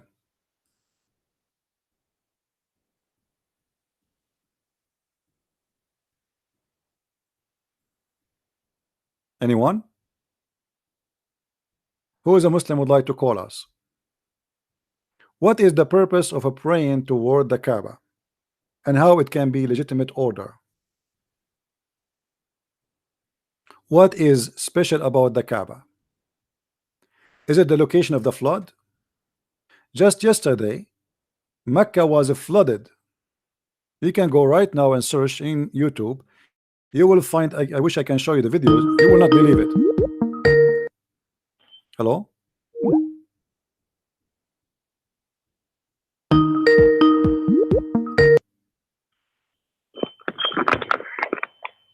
Hello? Yes, my friend. Go ahead. You just speak right now. How come? What happened? You drop your line. Okay, go ahead. What do you want to say? So why are you scared to speak? I don't understand. My friend, it's you who hang up, my friend, and I ask you to call again. Now, what do you want to say? Go ahead. Let us see who's scared. So, no, we're not scared. Basically, we're at that position where I was saying to you, what makes your interpretation valid and what makes my interpretation invalid? Well, you know, the interpretation is given to us in the Quran. Which interpretation? Jerusalem. Okay, why isn't it you the one who said to me that we pray toward the Kaaba, so Allah he knows who is a Muslim, who's not? But no. Are we moving from that topic? Are we moving on? I'm asking you, isn't it you who said that to me? Say that again, sir. First of all, is the Kaaba is the choice of Muhammad or the choice of God? Choice of God, yeah. Is the Kaaba choice of I want to hear it clearly. Is it a choice of Muhammad or choice of God? Choice of Allah. Okay. Chapter 2, verse 144, it says the opposite. Can you read for everything us? that he says is from Allah anyway, so. No. You say this is the choice of Allah. The Quran confirmed that this is the choice of Muhammad. Chapter 2, 44. Okay. No, 1 second. Yeah. Okay. تأمرون الناس بالبر So 144, not 44, 144, 144. Yeah. So have we moved on from the position that we were talking about? Go ahead. I don't mind moving on. Read. Have we moved on? Read. Okay, funny one. Let's move on. I don't mind. خذنا تقلب وجهك في السماء فلنظر نخل ترضاها فولي وجهك الشجر المسجد الحرام حيثما كنت فولي وجهكم شجر الذين اوتوا الكتاب يعلمون انه الحق من ربهم الله بغافل عما تعملون. And أخذنا we have in the turning of your face towards the heaven, and we surely turn you to Qibla. This is Allah speaking. So where does it say Muhammad showed this? Okay, does it say that this is a direction you like? Does it say that? No, he said قد نرى تقلب وجهك في السماء. What translation you are reading? What translation you are reading? صحيح international. Okay, does it say in Arabic tardaha? Yeah. What tardaha mean? ترضاها. Okay, does it say here that it shall please thee? So are you saying from here we conclude that Muhammad was the person that chose towards the Qibla? Yes, it was the choice actually of Umar ibn al-Khattab, not the choice of Muhammad. So he says tardaha, you will be pleased with. So he okay, why? How he? What is that? He will please with it. He was praying in direction of Jerusalem, and you are the one who said that to me, correct? Who? Yeah. Muhammad. Okay, so why? What happened before Muhammad? He was praying in direction of Jerusalem. Is that based on the verse you quote for me from Kings? Sorry, say that again. When Muhammad was praying in the direction of Jerusalem, was he copying the verse you quote for me from Kings? No. There's no copying. Okay, guys, be my witness. Be my witness. Muhammad was not copying from the Jews. So then, why he was praying? Why he was praying toward Jerusalem? No, I wouldn't use the word copying. I would use the word progressive revelation. So my friend, the question is very simple. When Muhammad he pray in the direction of Jerusalem, where he got his reference that he should pray in that direction? Is that from the verse you quote for me, verse number 44? The one that says if the people go to the battle against their enemy, whenever they should pray toward the temple of God. Is that what Muhammad was doing? He was trying to be a Jew. No. So why he pray toward the direction of Jerusalem, as you said? I told you I wouldn't use the word copying. I would tell you, the people, the Jews were correct in facing towards Jerusalem. However, my friend, why? You don't let me speak. Why? Go right away. Why he did? Where he got this from? Okay, let me finish. It only take 20 seconds. The Jews were facing towards Jerusalem, and Muhammad was facing towards Jerusalem. This was the correct stance. However, after I told you the Jews, it was progressive revelation. The Quran came. The Quran said no, not towards Jerusalem anymore, towards the Qibla. So what's wrong about this? Why he's praying toward Jerusalem? Why he's praying toward Jerusalem? What he have to do with Jerusalem? Why he was praying to Jerusalem? The Jews, Jerusalem is their best city, is a holy city for them. Okay, Muhammad was praying toward Jerusalem, not to the Kaaba. Why?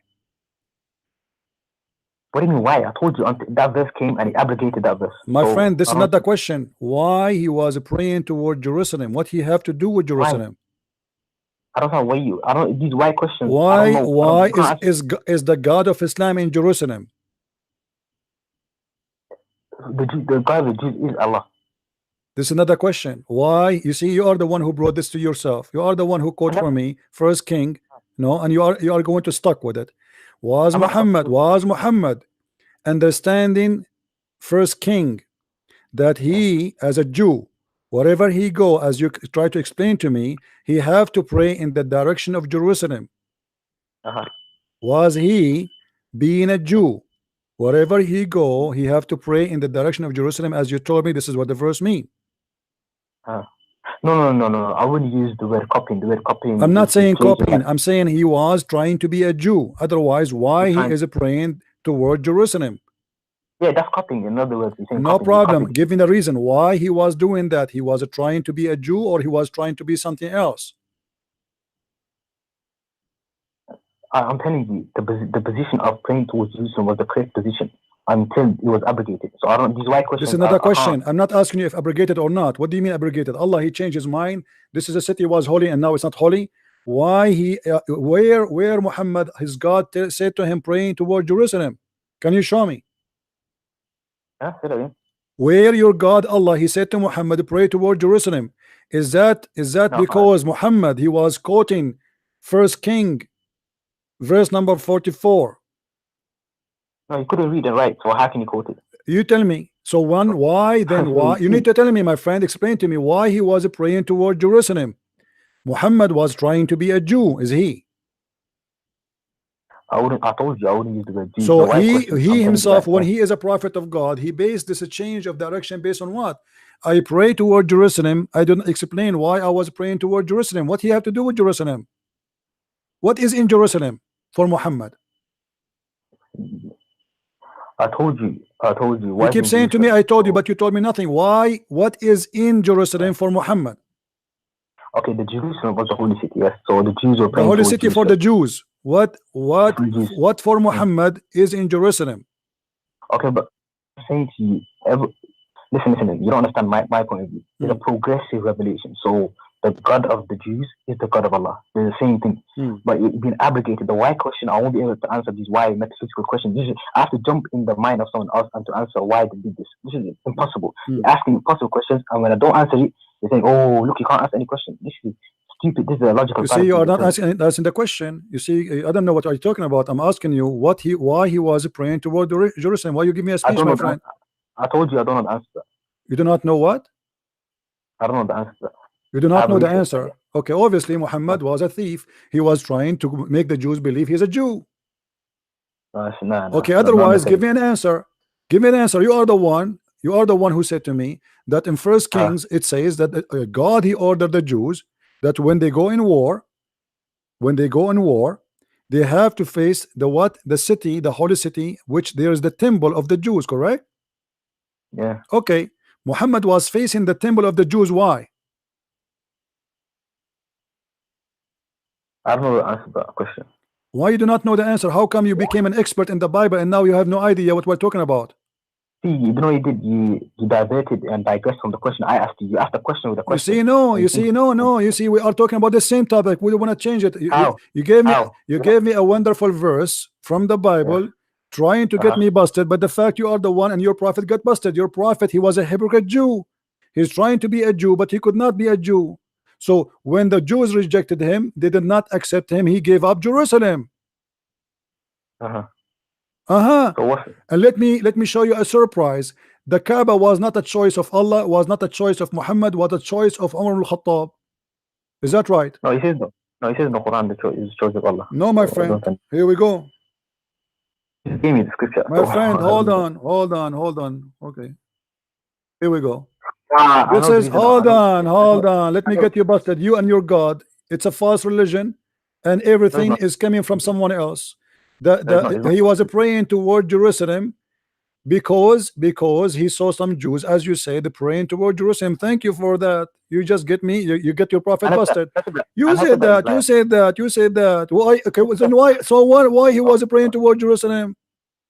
Why you putting words in my mouth? I know that. Why? He don't know, because simply it is embarrassing. It's embarrassing because you as a Muslim, you could not find a reason, any reason. So what we will do, we get away with it. And look what the one who choose that the Kaaba is the where we should pray. It was Umar al-Khattab. Read with me carefully. Umar said, "My Lord agreed with me in three things. One, I said, O Messenger of Allah, I wish we took the station of Abraham as our prayer place."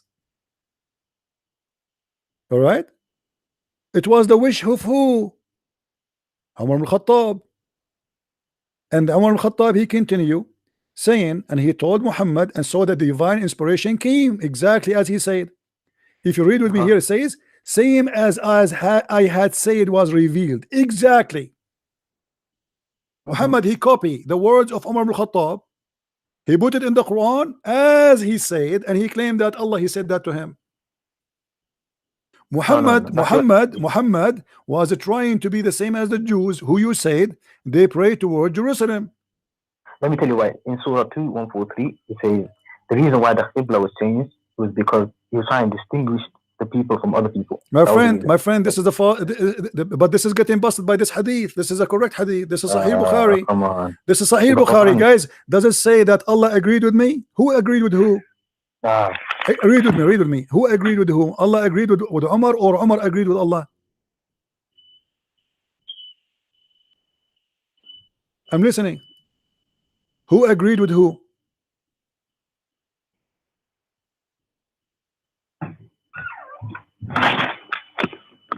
Are you going to take a nap? Who agreed with who? How Allah agreed with Umar, and he chose the Kaaba as Umar he wished? No, let me just look at it again. Look at it. Go ahead. I do agree in Surah 2:143. It says the Qibla was changed because he's trying to distinguish between two groups of people. My friend, it says a direction in which you please thee, a direction which please thee. Correct? Please thee. Please who? Please who? Umar al-Khattab. can you people do? It says, the Quran takes it says that in verse 144, my friend, chapter 2, verse 144, it says, we told you now to face the Qibla that shall please thee. Please thee, why? Because Muhammad, he accepted what Umar ibn Khattab he said. Umar ibn Khattab he said that Allah, he agreed. Where did you say that? I can't see this. Where you can, here we go, it's in front of us on the screen. My Lord agreed with me in 3 things. The first one is taking the Kaaba as a station of a prayer. It was not the station of Muhammad, it was not the station of Allah, it was the station of Umar. Umar made decision, Allah agreed with him. Umar is a prophet. No, calm down. Let's calm down. Let's not. It says, I wish we took the station of Abraham as our praying place. So it doesn't say in the direction of the Kaaba. So when do you get this? At that moment, my friend, they were praying to the direction of Jerusalem. So who is the one who changed? Yes, who is the one who they wish to have it as a station to prayer? Why? Because it was not. I don't. He says, I wish we took the station of Abraham as a praying place. However, the Quran already speaks about this. Change the Qibla. Allah already Sorry? it. So I don't understand. Well, does it say that my Lord agreed with me to make the station of Abraham our place of a prayer? Yes or no? Yes, he agreed with him. It doesn't necessitate that he made the law. What is the agreement? Show me the verse where Allah agreed with him. Calm down. Let me give you an example here. I say something.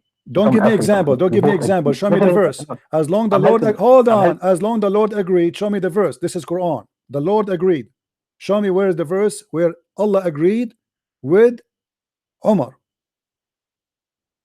I don't understand what point are you getting at? My friend, it says here in front of you. Do you see? Do you see the verse, guys? Does it say in the Hadith, chapter 2, 125? Do you see it? Does it say that? It says that in front of you. It says in front of you. It says in front of you that this can be found in chapter 1, starting from 125, chapter 2, 125, etc.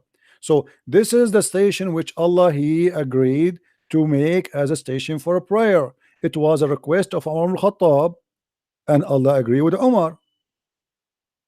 No. Umar agreed with Allah. Well, here we go. No, it says my Lord agreed with me. No. Listen, that's your interpretation. This is my interpretation. Friend, that's not interpretation. This is your Muslim translation in the front of my face. Everybody can see it. My Lord agreed with me. I can see it as well. Okay, do you see it? I see it. I'm not stupid. Okay. I'm reading as well. It says my Lord agreed with me. Okay. With 3 things. Okay, who agreed with who? So, his Lord agreed with him. Who with who? With Umar. Why Umar is the one who chose the location of the Kaaba as direction of a prayer? If the Lord agreed with him, it doesn't mean Umar made the law and the Lord carried on. No, it says I said, look what he said. He said exactly, I agree with him in what? I said, oh Allah Messenger, I wish we took the station of Abraham as our praying place. The divine inspiration came as what? Exactly as he said. Read with me.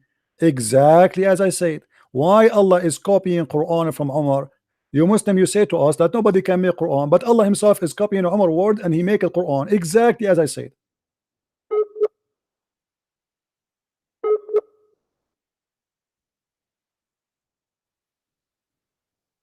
Hello?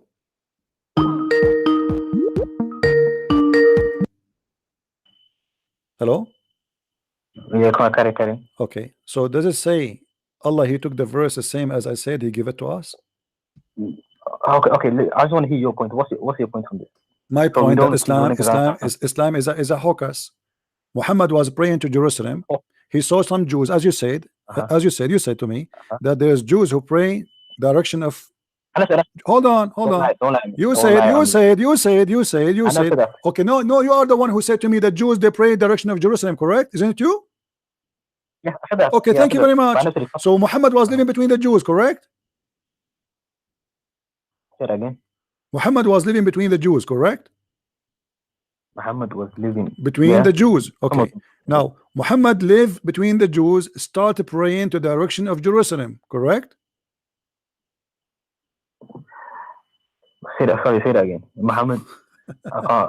Muhammad, he saw the Jews. Muhammad, he saw the Jews. According to you, in First King, verse number 44, the Jews. You are the one who quote the verse for me. You cannot get away with it. You are in trouble now. Verse number 44. The Jews, they've been ordered to pray in direction of Jerusalem. Correct? Yeah, do you agree? And you are the one who said to me, I'm going to get you busted because this is how you can refuse the Kaaba to be prayed to direction, but you accept this. Correct? You forgot? You have a slow memory. Okay, so now based on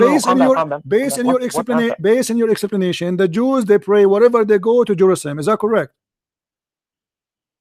No, what's your answer to this? I'm asking you, based on what you gave me, the Jews, they pray toward the Jerusalem wherever they go. Yes or no?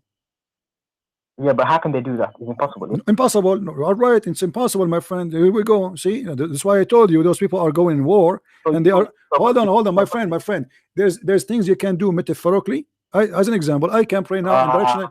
No, yes, metaphorical. But your prophet, he did not make it metaphorical. Your prophet, he speak about a direction of a place, a holy place, which is located in a place. And you Muslims, you find the location by looking at the map, and you have a compass, correct? And you claim that you are really facing it. And now we found that Muhammad was praying toward Jerusalem, trying to copy the Jews, as you claim the Jews, they pray toward Jerusalem. And now because the Jews, they get him busted, they refuse him, so he changed the direction of a prayer overnight. How Jerusalem was very important. Why Jerusalem was number one prayer place for Muhammad? Okay. I heard you. Can you speak now? Let me just rebuttal what you said. So basically, you understand right now. You accept the fact that the Jews were praying towards Jerusalem, and this was I showed. I lost you. Are you there? Okay, your internet is bad. Call me back, my friend. Even if there is Jews, they pray toward Jerusalem. Nobody can face Jerusalem. It is impossible. And what we see in the front of us, the verse you quote for us, it's about the Jews. They are defending the cities, going to war. They are around the cities. They are not in the other galaxy. But here we notice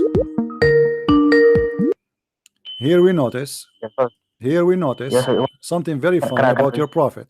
Your prophet trying to copy the Jews, trying to be one of them for a certain time. When the Jews rejected him, and he was not able to successful to make anyone of them convert to Islam, so he decided to dump that idea and accept the idea of Omar. He got a better idea. Okay. Go ahead. 1 second, please. 25 seconds here. So this is the conversation I started where you saying this is why do you Muslim faith towards Kaaba? You gave me some information saying this is geographically impossible, and I rebutted that, and I used the same criteria you gave me. I used it back on you. I said, the Book of Kings. If you look at it, the Jews were praying towards Jerusalem, and when I showed you that, and I used the same criteria, you then moved to you jumped around, and then you said to me, "This is metaphorically speaking." No, I did not. No, I did not say about that one metaphorical. I did not say that metaphorical. I did not. This is physically. They pray toward Jerusalem. This is physically, not this verse. Not this verse. Shut up. Don't make things. I was saying. If there is a Jew who live in the end of the world and he's praying toward Jerusalem, he is not facing Jerusalem. That he is not facing Jerusalem. Hold on. He is not facing Jerusalem. This is a metaphorical thing he do of his choice. Secondly, here the verse you quote for me is about. Hold on. The verse is so clear. People are going for war. Let us say there's a prophet. He was in somewhere and he faced Jerusalem. He faced Jerusalem in his prayer. That's not. Hold on. He is still. He is not facing Jerusalem. You're scared, man. He is not facing Jerusalem. You cannot face Jerusalem. Now the question is, Muhammad was facing Jerusalem for what reason? Oh, so you can't answer my question. I have to answer your question. I answer your question. I get you busted. How? How do you get me busted? What is this? Those people, they are defending the cities, and they are going from the city, going back to the city. So they are not going to the end of the world. They are not going to Mecca. They are not going to China. They are not going to Japan. So they are defending the city. The enemy is around the cities. So they are facing the city. They can see the city. So they can pray the direction of the city. Now, Muhammad was praying. Muhammad was praying direction of a city he never met. He never saw. Why? And I don't accept that answer. And me nothing. Who cares if you accept or not? I don't care. Well, see, you don't care. I don't care. Absolutely. This is my answer. You take it. You take it, you can sell it out, you can. By the way, I want you to download this video and post it on your YouTube. I encourage you. Listen carefully. Listen carefully. Listen carefully. You could not answer why your prophet praying toward Jerusalem. Jerusalem is the city of the Jews. It's a holy city for the Jews. Why Muhammad praying toward Jerusalem? Give me an answer. I will answer that. Before we answer that, you haven't answered my question. Let me tell you why you haven't answered the question. Let me just tell you what you did. You interpolated. Interpolation and interpretation are different. You use interpolation, which is you use your own. You put your own, what's it called, intelligence or whatever you did. You said this is what it says. It says wherever they are. They could be anywhere, wherever they're fighting. Yes, wherever they are going to fight. That's true. That's true. Wherever they are going to fight, but they did not go to fight to the end of the world, my friend. They are there. You see, don't be stupid. We have to take the story out of in the context of the story. So when you quote for me something from the Bible, we have to read and we see. Listen carefully. Listen carefully. Listen carefully. Listen carefully. The verse in the front of it, it's explain itself. Same time. Muhammad, you have to accept one of two things. Either Muhammad is practicing. First King, verse number 44, according to your understanding, or Muhammad is a fake prophet. He is following no one, fabricating rituals, have nothing to do with anyone, praying to Jerusalem. Why he prayed to Jerusalem? Kill me. Go ahead.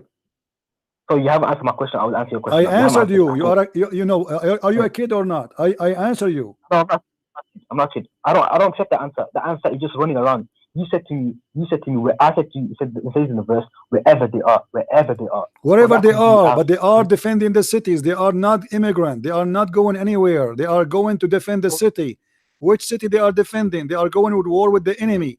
Where is the enemy? The enemy is in the front of the city, attacking Jerusalem, the Palestinian and other enemies. So they are in the neighborhood. So wherever they go, they are going to face the city because this is their holy city. They are out of the fence of the city, but still they belong to the city. They are coming back to the city. They are not going to go all the way to China to do jihad. So stop lying. Now, why you're a prophet? Why you're a prophet praying in direction of Jerusalem? You do not know. Why you're a prophet to change the direction of Jerusalem? We found the answer. He copied from Umar al-Khattab. Umar al-Khattab, he said to Muhammad, I have a better idea. What is the idea? The Kaaba, let me tell you what happened. Hold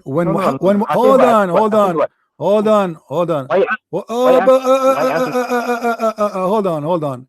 When Muhammad, he killed all his enemies and he killed the Jews, business is dead. People, they fear being poor. So Muhammad, he listened to Umar al-Khattab. Umar al-Khattab gave him an advice. If we make the Kaaba a place of Hajj, a place of a station, like Las Vegas of Muslims, imagine how many people they will come and spend their money. And that was the whole idea. Otherwise, why he gave up Jerusalem suddenly? What was wrong with Jerusalem? If Jerusalem was a holy city before, what made Jerusalem not a holy city today? Why it was a direction of a prayer yesterday, it is not a direction of prayer today? As simple as that. Jerusalem, when Muhammad was praying to it, was controlled by the Christians. It's not even controlled by the Jews. If the Christian worship 3 gods as the Muslims they lie, Muhammad praying to a city which is not holy no more. Is that correct, guys? Why is he praying to Jerusalem? They cannot answer. What is in Jerusalem for him? They cannot answer. Who is Umar ibn al-Khattab? The one who can control direction of a prayer. They cannot answer. Either you have to admit that Muhammad was copying the Jews, as you say, that the Jews, they give interpretation for this verse that they can pray in that direction, or Muhammad is a false man fabricating his own ritual, claiming that he is a person belong to the same religion of the Jews by praying to Jerusalem. Otherwise, what do you have to do there? What is in Jerusalem have to do with Muhammad? If you want to say to me that Muhammad, he visit the dream, you know, he went in the top of a flying donkey, but this has happened long after.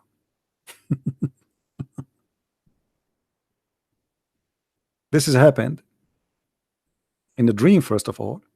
At the same time, Muhammad, he visit what? Al-Aqsa? There's no Aqsa. Muslim, they say to us, Muhammad was visiting Al-Aqsa. There was no Aqsa.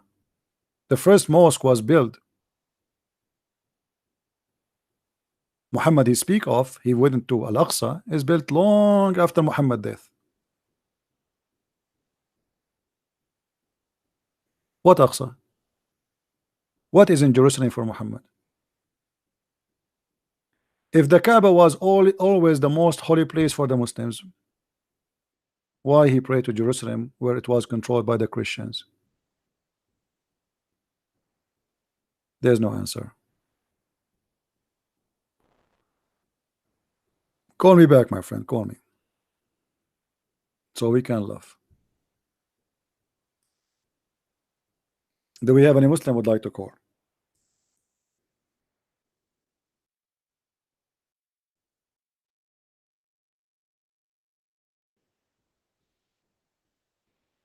Any Muslim?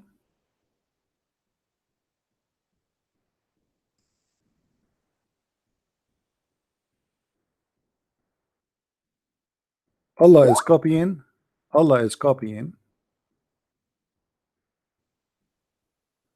Yeah, you can call me, the one when I call. Go ahead.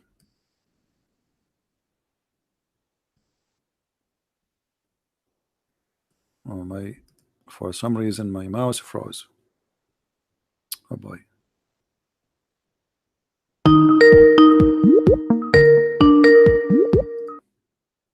Hello? Hello, CP, you all right? Hey, my friend. How you doing? I'm fine. Good, good. But yeah, I've recently came across your YouTube, and yeah, I just want to give thanks to God. Just going out there and speaking the truth. I used to be a Muslim 2 years ago. All right. And yeah, praise God, he came and saved my life. But now you will not have any versions. Sorry? You will not get the versions. You know? Yeah. Well, I think coming to Christ, you actually know what true submission is. And I think, you start realizing most of your religion was full of flesh. What make you leave Islam, my friend? I think just, some of the stuff that you were speaking about the Kaaba and stuff. So it got to the point where I was going deeper into Islam. I can't like fully read Arabic. So I was going to scholars and imams and asking them for information. But I just started to read the Quran in English a lot. And I just started to ask God and start questioning things. But it was mainly certain, there's Surah An-Nisa, chapter 4, verse 157. That verse about Jesus, but then also about Surah Maryam, chapter 19, verse 15 and verse 33 to 34, saying that Jesus was born, died, and raised alive. I remember reading this and thinking, okay, he's been raised alive. As like imams are telling me that he's not died. Chapter 3, verse 3 of the Quran says to believe in the Torah and the Injil, but then scholars are saying don't believe. So I started just to read the Bible as well. I started reading Guru Granth Sahib and, started comparing religions. And then, I started to get to the point where my heart started to outgrow the moral values of the Quran itself. What do you think about the Muslims? They, like when the Muslims they speak about Islam is the only true religion, and like I'm trying to understand when you were not a Muslim before, right? You converted to Islam, correct? Well, I'm half Pakistani, half English. Oh, okay. So you are a Muslim from Muslim family. Okay.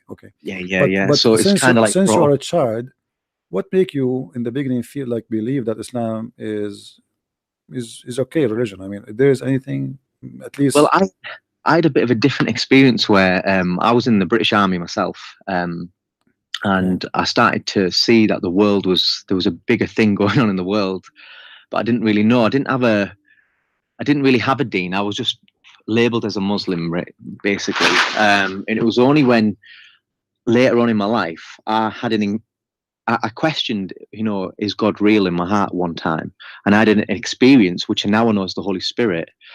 Because my family were Muslims, I associated that with Allah, and I went on a journey where I started to pray, I started to study and to seek God. And I think, to be honest, it was one of them where it was a very clever deception, because like going to the gym, when you do something, when you do something for a reward, it feels good. So when I was praying and I was learning the Quran, like just by memory, I was feeling good, feeling like, okay, I'm pleasing God, or I thought I was. Yeah. So Islam focus and make you believe that you are there's deeds you can accomplish by, like the same as a machine. You're in the gym, like it shows you that you burn how many calories. Right? So they try to fool you that there's deeds you are building by doing certain things, and one of them is praying to Allah 5 times a day. That's deeds. Yeah, definitely. Yeah, but I remember going to see this. He was a mufti. He ran a school and he had a bookstore and all this. And I was at the time I was seeking, like, they called bait, like a spiritual father kind of guiding you. And I remember speaking to him, and he said, right, from the age of 11, calculate how many prayers you've missed, and then start trying to catch all these prayers up. And I remember walking back from this, right, because I was sincerely trying to find God.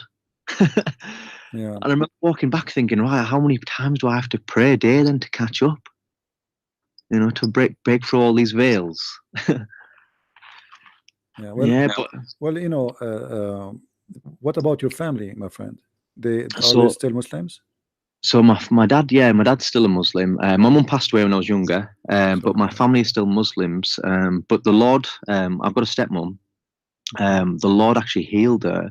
I prayed for her one time, and the Holy Spirit came, and she was getting migraines every day, and she instantly healed. She could feel the heat on her head, and she was like shocked to the point where a week later, she's then asked me to pray for someone else in the family. And obviously it's very new, because obviously in Islam, like me being a believer so many years and stuff, going deep in and never seen anything happen, and I suddenly believe in Jesus Christ, gave my life, got baptized. But there's something I actually want to share with you, actually, CP. I've got on YouTube, I've got a video where God spoke to me, and he said he was going to show me a sign at my baptism. And this is the difference between Allah and Jesus, that it's a relationship, and we hear from God. So I rang my friend Jacob and I said, when I get baptized, make sure you record it. So if you go type in transition in faith.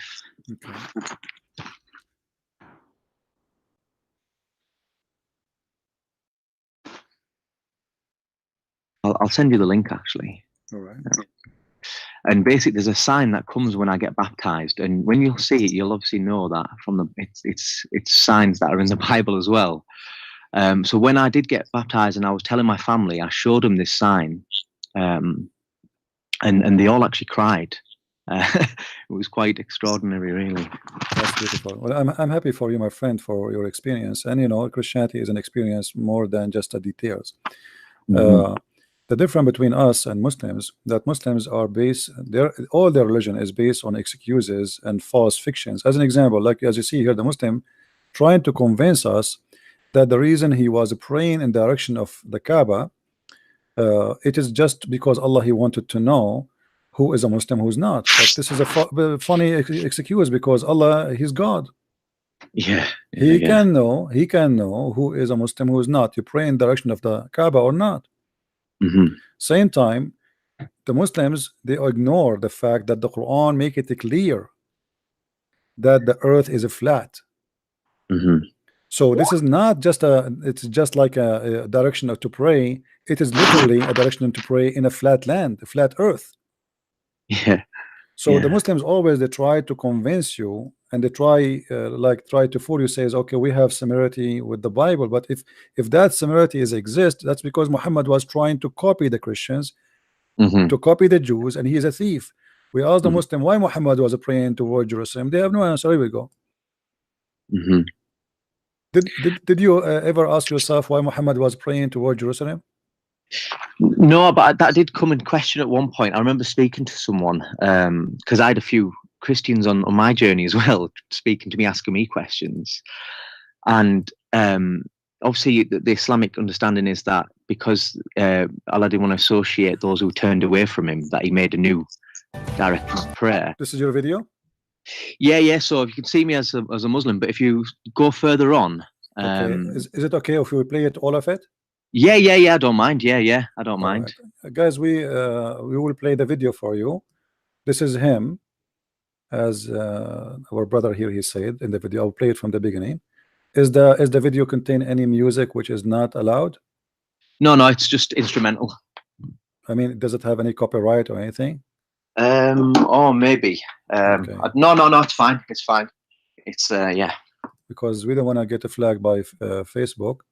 So maybe just mute it then, just in case. I'm not 100% sure. So this is you when you were a Muslim, right? Yeah. And so I assume from the clothes that you were a Sunni Muslim. Yeah, I was Sunni. Yeah. All right. Okay, so that's good. Like I see here, I want to see what part you are talking there. So which part of the video you are talking? The one. All right. Yeah. So literally, this just shows a little clips of me. This was on Jamaat, so I used to go around knocking on doors, asking people to come to the mosque and stuff. All right. A couple of minutes in, I think it's 2 minutes. If you go 50 the way, half the way through. All right. Let us see. I will let it go as it is until I hear the music, but little by little. I don't want to. Because sometimes you play something and there's a copyright music in the back, you know. Yeah. And then YouTube they flag you for that. They say copyright issue. I think this is one of the generic. Okay, this is when you get baptized. Yeah. So this is it. So 2 days before, if you want to pause it now, CP. 2 days before I was going to get baptized. God spoke to me and I heard His voice saying, "I'm going to show you a sign." So I've rang my friend and I've told him. And then this is the river where I'm going to be baptized. And when I come out of the river, watch what sign comes, CP. So, like the sign with Noah and the rainbow. Yeah. So watch this, CP. Exactly where I was as well. And the rain. Beautiful. All right. Now watch where the end is, CP. It's amazing. Absolutely. I wish you are talking there. I see this in the music. Do you have a video of you talking? Yeah. It's about 18 minutes long. Yeah, it's a testimony of everything what happened. Yeah. Maybe if you allow me to play it some other time, we can play it with your permission. Yeah. I think the main thing I want to do is just, really encourage you, Christian Prince, that, I've been through a little bit of persecution and a lot of Christians were saying to me, oh, don't, just talk about Jesus. Don't, spend time trying to minister to Muslims in that way, saying that they're wrong and stuff like that. And coming across your channel, it's just, this is the true gospel of darkness needs to be revealed so that they know what the light is. I mean, yeah. I appreciate your work, my friend. That's wonderful. And don't let me tell you something will happen to you, which happened to me always. You will find people who they are claiming to be Christian. They will they will not encourage you. They will discourage you. They will even put you down. They will put you down. Guys, if you don't mind, those who like, I'm going to post his channel. Those who like, we have 700 people here, so maybe we can increase his subscription right away, 1,000 today. All right. If you don't mind, if you can subscribe to his page, this is his YouTube. I'm posting it. Feel free, please. You will lose nothing if you subscribe and hear what this brother he says to you and his experience as an ex-Muslim. My wife as well. I known each other from we were 18. We got married recently, but she's also an ex-Muslim. She had dreams where she had people telling her that Jesus was the Messiah, and she had some demonic dreams as well about demons saying that Jesus was not the Messiah. But the videos that you see there is we recently went on our honeymoon and we did a mission for God. Just went out sharing, praying for people, and just declaring that Jesus is Lord. And yeah, it was amazing, man. That's beautiful. Her testimony's down there as well. So you've got if you keep going further down, yeah. You see, you have only 31 subscribers. Let us see after we post this link how many people will subscribe. Guys, let us give him 1,000 today before he sleep. Come on. Yeah, it's all for the glory of the Lord. Let us give a little hand, you know, for his work, and he deserves more. Actually, I wish I can make you have 1 million today because you deserve, and I encourage you totally. Let me see if you are talking here in this video. Share you my testimony of how I came to know the Lord Jesus Christ. So I was raised in a town called Stockton-on-Tees, and I was born a Muslim. I didn't really practice Islam, but my father was a Muslim, and yeah, he was quite westernized. So it wasn't till the age of 11 my father actually remarried, and he left. My mother was disabled, and I had a twin sister and an older sister, and we used to look after our mother. So at this time, to be honest, I was just trying to get through every day of life. But coming to the age of 14, I ended up losing my mum. She died in a coma.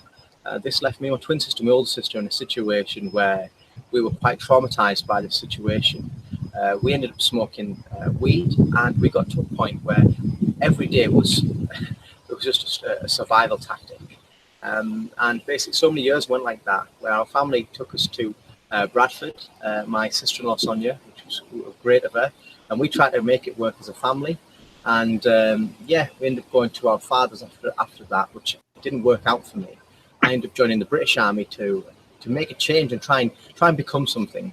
I remember at the time many people said that I would never make it, and to be honest, a part of me thought that I'd never make it myself, because I didn't finish school and I didn't do no GCSEs. In all honesty, I felt like a foolish person. I felt weak. I didn't have no courage to become something, but I definitely had tactics of looking like the cool guy, but inwardly I was weak and broken, and I had no aspirations that I could be something. So I ended up joining the British Army. But every day I was trying hard just to make it through in the British Army, and I was so shocked when they announced that I achieved the best overall soldier and best at drill. And now up until this point, I haven't really achieved anything in life. I had no hope that I could become something. And this is where my worldview started to change. I spent 4 years then in the British Army. I went to Iraq in 2005, and this is where I started to see how I saw the world, and there was a big deception in it. That there was something in my heart that I knew it wasn't right. When I was there was something that did not feel right. So anyway, after coming back from Iraq, I ended up with a few guys. We ended up smoking weed, and I ended up getting caught on a drug test, and I ended up leaving the British Army, not in good terms really, but I'm kind of glad that happened. This caused me then to go to Stockton-on-Tees, where I was from, and I started to study electrician course. I was working part-time, and then I ended up basically working in sales from there on. I started to then get a vision of, okay, maybe if I make money and I get a house, and and I started having this vision of life, of these are the things that I need to make myself happy, and this is what success should be. After so many years of walking that path and spending money, and I was partying, chasing girls, and I started to get into a point where someone approached me to do some modeling. So I went to a photo shoot kind of gig thing, and yeah, so we had a photo shoot, and they spoke some inspiration into me that, oh, you could be a top model in this, and you could do this, and you could join this agency, and things started to really explode in my heart. And I thought, wow, like, you know, there was so much people were speaking good things into my life, and I just thought, wow, like I could actually be something. So I started getting really excited, and after so many years of doing this, about 2 years, maybe a year and a half, I started getting contacts where people started to put me into contact with higher people, and then it got to a point where the Freemasons actually approached me. And to be honest, up until now, I all thought this was conspiracy theories. I knew about the Illuminati and all this kind of things that most people talk about, but this was the first time that this was becoming a real story. I remember going with Sony to film a TV pilot in the Canary Islands, and on there I met a Freemason. He ended up then introducing me to another guy in Batley. I ended up moving to Morley at the time, and I ended up interacting with these Freemasons there. After a couple of meetings with these guys, I had that same feeling when I was in Iraq. My heart felt a bit funny. And after I started to look into symbology and numerology and looking into what the Freemasons do, I started to realize that this could be how the devil's influence in the world. with riches and fame and popularity. So I came to a decision where I said no to the Freemasons. So after saying no to the Freemasons, a lot of negative things started happening to my life. In my house, things started breaking, and I got to a point where I actually. All right, we will. You know, the video is long. I encourage people to watch. Long. Yeah, but we will. You know, it's good to have a brief about what happened to you, and look how the Lord, you know, he changed our life. You know, Paul himself, he used to go. He was going after the Christians, and which means he was going to commit the crimes against Christians. He hate them. He want to kill them. He want to chase them. And then Paul, he became who he is. So my friend, the Lord, with his glory, he will make something good out of you, and for your family, for people around you, and for your country. I'm glad to have you, my friend.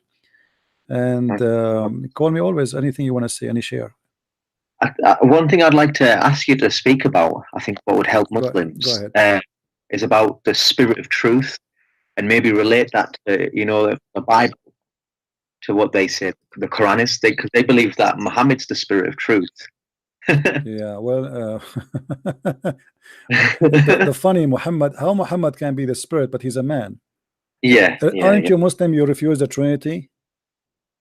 Muhammad, sorry? How Muslim they refuse the Trinity, and then they agree that Muhammad is a spirit who is alive forever, you know, because that spirit will stay with us until the judgment day, correct? It's going to stay with us forever. So how Muhammad is going to stay with us? Well, one thing that I realized, Christian Prince, as well, is in Islam they only have a concept of the body and soul, because they think the soul and the spirit is the same thing. Yeah. So there's to live in a three-dimensional world, like, you know, there has to be more. You see that in Islam, the spirit is the soul. As long as you are talking about a creation, a creature, the spirit is the same as a soul. But they differentiate between a spirit which, like, they call it the Holy Spirit, which they claim it is an angel, and and the soul, which is the soul of a human being. Yeah. But at the end of the day, it's a soul anyway. And they have a lot of confusion when they ask Muhammad what is the spirit. Muhammad took him a few weeks before he gave them the answer. He says, the spirit of the command of my Lord. What is the answer? They're asking you what is the spirit. They are not asking you it's a command of who. No, Muhammad, he have no idea what the spirit mean and what the spirit is about. Yeah, man. I liked what you posted about the Kaaba with the flooding as well today. That was yeah, that was you know, the Muslim, they say to us that the Kaaba was placed there by Allah, and then how Allah, he chose it in the wrong place. Actually, just today, not yesterday, you can go right now and search for flood in Mecca. Just search the last 24 hours videos, and you will find, if I go, let me search here, you will find tons of videos.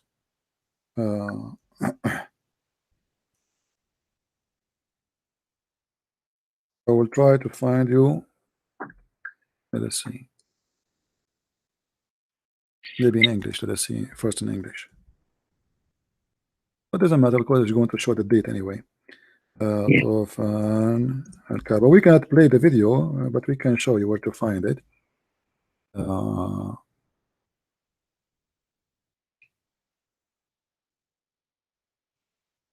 I'm going to make it for the news for today.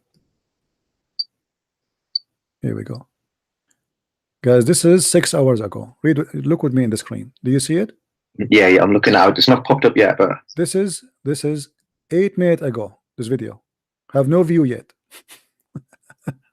You know? Okay. Oh yeah.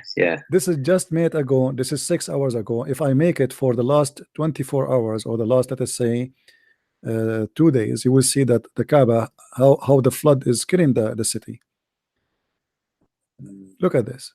Do you see? Do you see? Yeah. This is the flood. Look at the flood. All of this is the flood. Do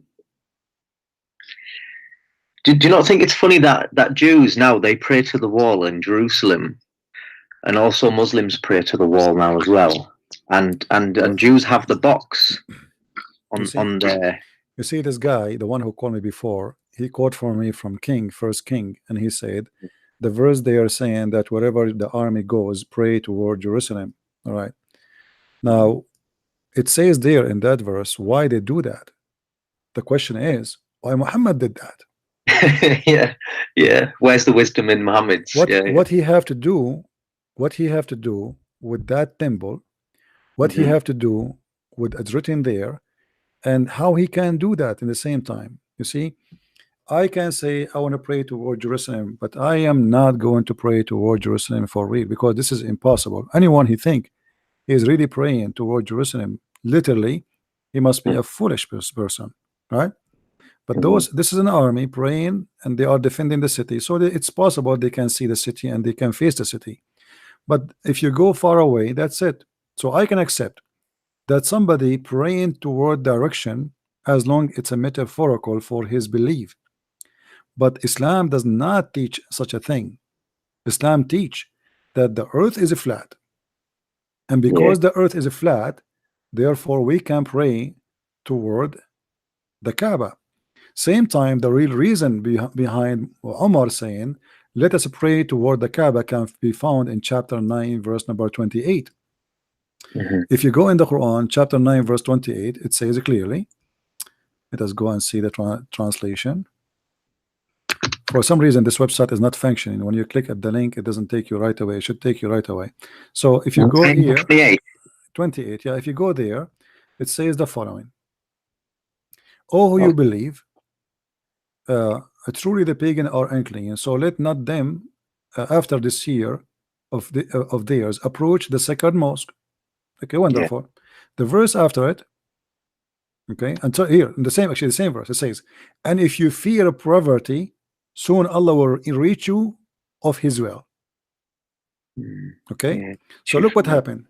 What happened is Muhammad, he forbade people from entering Mecca unless they are Muslims. He killed the Jews, he killed the Christians, he killed everybody. Business is dead. Muhammad, now people, they are afraid they will get poor. Where is the money will come from? There's no business, there's nothing. The Jews is gone, the Christians are gone. So what we would do? Look what he did. Right away he come to them with a solution: fight those who believe not in Allah or the last day, nor hold forbidden until they pay the jizya. This is the income of the Muslims. Do you see it? Have you seen that verse though? I remember when I was a Muslim, I used to believe obviously it was really peaceful, and I remember quoting the verse that if you it was ordained to the children of Israel that if you save one, you've saved all of mankind. No, this is not for the not for the Muslim. This is for the Jews. For the Jews. Yeah, this is for the Jews. Yeah. But as a Muslim, so I'm just listening to scholars quote that little verse and saying like this is how peaceful Islam is. But the verse after it says, but you, O Muhammad, if they transgress upon Allah or cause corruption, cut off their hands and feet and crucify them. And even if you give interpretation for that verse, you will see that it is a crime if you kill a believer in Islam. It's not a crime if you are killing a non-believer. So, as if you killed all mankind. You hear me? Sorry? Your voice is gone. I'm saying the verse you quote for me is not about if you kill a man. It's about if you kill a believer. All right. Okay. So if you kill a believer, as if you killed all mankind. If you kill a non-believer, that does not count. You know. So if you go to the interpretation right away, they will say to you, so if a Muslim man, he killed a Muslim man, as if he killed all mankind. But if he killed an unbeliever, that's okay. Right? There's no problem. But here you notice here, I'm quoting this. Here Muhammad, he made a decision. He took the Kaaba as a place of worship, hoping that will bring and generate money. But the Kaaba will not generate money unless we have a big population and we force them to come to the Kaaba at least once in their lifetime. So how we can do that? And now the people, they fear to be in poverty, and they have problems with money. So what we would do? We do jihad so we can make the Christians do pay jizya. If anyone, I change any Muslim to ask to tell me why Muhammad accepted the Christian to worship other God, wrong God, if they pay him money.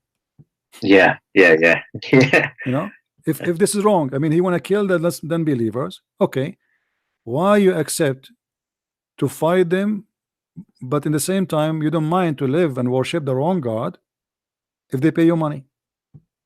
What is the ethic in that? If those people deserve to die for worshiping the wrong God, if they don't pay him, he will kill them. If you pay him, you will stay alive. You are fine. Pray to Jesus. Obviously, this guy is a gang leader, and he's trying to convince people that he is a prophet of God, but the purpose is to make money. So, have you noticed as well? You know, like in the Bible, when God creates Adam, the devil says to him that I'm going to make a throne above your throne, and I'll get your creation to worship me. But then in Islam, obviously, they believe that God asked the angels to bow down to Muhammad, to Adam. Sorry. Yeah, which is Have you ever noticed that? which is very weird, because Yeah. how the Muslim, they say to us, we've been ordered to bow down only to Allah, when Allah Himself is the first one to commit shirk. Yeah. This is exactly it. Yeah. And I thought, what? How? Why is Allah, if He's God, asking the angels to worship Adam? And I thought this was really crazy. These are a few things that were coming up when I was. They say to you, He's not asking them to worship. He's asking them to, because they commit sin. They accuse Adam that he is going to do mischievement. But the fact, they are right. Allah, He is wrong. Here we have the story there proving to us Allah to be false, because Allah, He ordered them to bow down for accusing Adam of something false, which is that he will commit sin, he will disobey God. But later, just a few verses after, Muhammad report that Allah told him that Allah, He kicked Adam out of heaven. So which means the angels were right. So the story there alone is enough to prove Islam to be stupid and false religion. Yeah, actually, I'm trying to find you a hadith where it says that the livestock of Muslims is based on attacking the Christians and the Jews. I'll try to find it. There's hadith so that saying that the trees will say there's a Jew hid behind here, on the day of reckoning, or close to it. We can find it. It's not hard. That one is, but there's a hadith. I will try to find it. Let me line my screen so people will not get headache from me flipping the pages. Yeah, because this website is very hard to find. Like the search engine show you everything. It's not like doesn't show. What site do you use with all the six canon of hadiths on there? Sunnah.com. Sunnah.com, yeah. So Christian Prince, what was your story then? How did you come to follow Christ then? Well, I am, it's a long process. It's not really something happened over a day or not. And I don't claim to be a priest. I don't claim to be a bishop. I don't claim to be anything. I mean, I'm like everybody, and I'm a person who claim nothing of my own. I try to serve people around me with the knowledge I learned. I believe, I have faith. I'm a believer, but in the same time, I'm a sinner, which means I am not proud to be a sinner, but I fight my sin, and I am very humble to say I am no one to be even close to describe to someone who is, let us say, like some people might think because you do what you do, that might think highly of you. I'm like everybody. I'm a person who do his best to be close to God, and it's a process. You live your life, and you fight your sin, you fight your fault, you fight your the temptation, you fight everything around you, and this is very normal for every human being.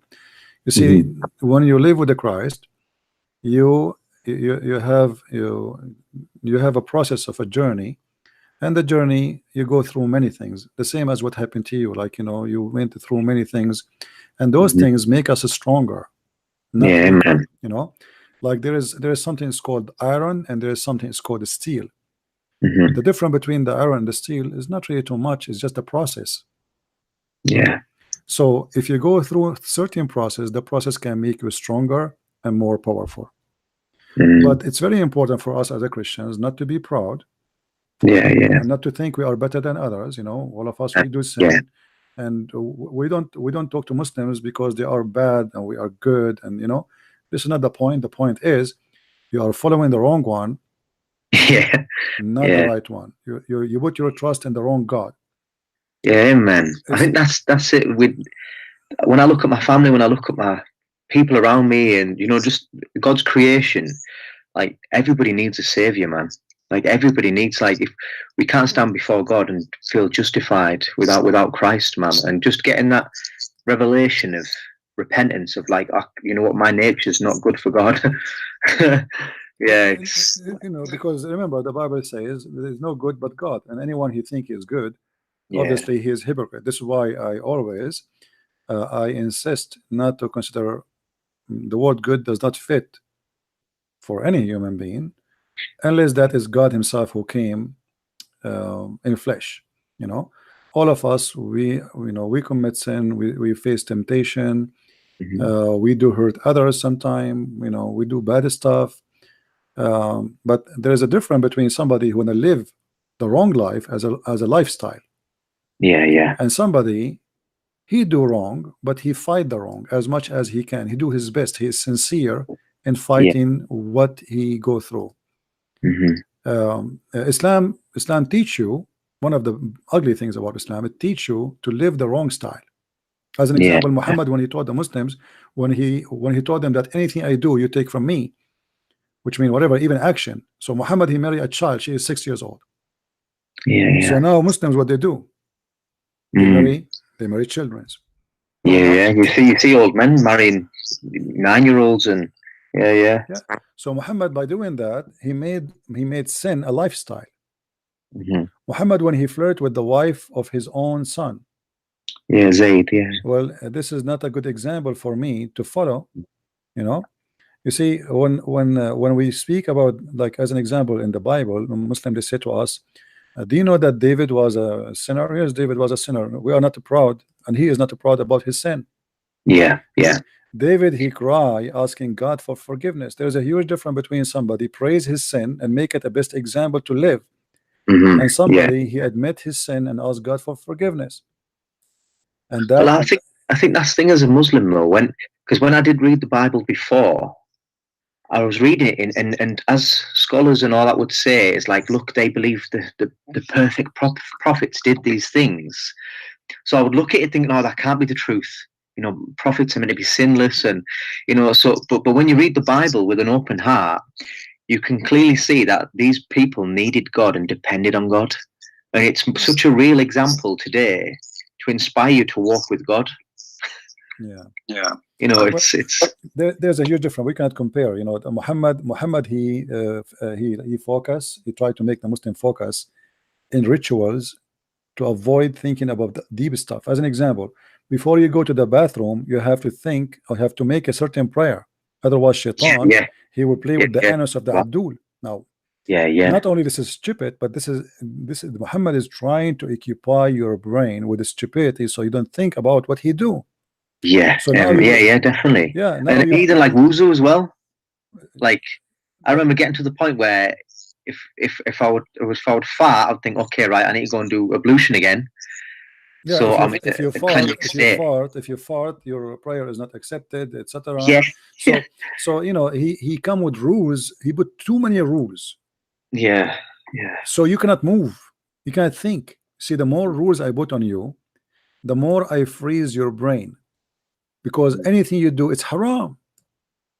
You cannot question. You cannot ask a question. You can ask question as long it's silly. Like, can I shave my private part? This is a legitimate question in Islam. But I cannot ask why the Prophet he kissed the stone.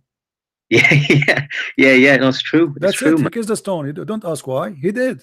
We do what he said. We do what he did. We don't ask. You know. But if you want to ask, anything is silly. Is shampoo halal? That is a question. That is a serious question. Yeah. Brother, I did drink milk with my wife. Is she became lawful for me or no lawful no more? I mean, silly, stupid question. The guy, he have 10 kids from her, and now he is wondering if he ate ice cream with her, she became unlawful for him. Have you noticed though as well? Like since becoming a Christian, right? My worship's like obviously now I've got the joy of the Lord and I actually celebrate like God's goodness, and I see some of my family still, but they have like they almost, if they're thinking about God, they have to look miserable. Like they have to look fearful. Like, oh no, I can't have joy if I'm connecting with God, kind of thing.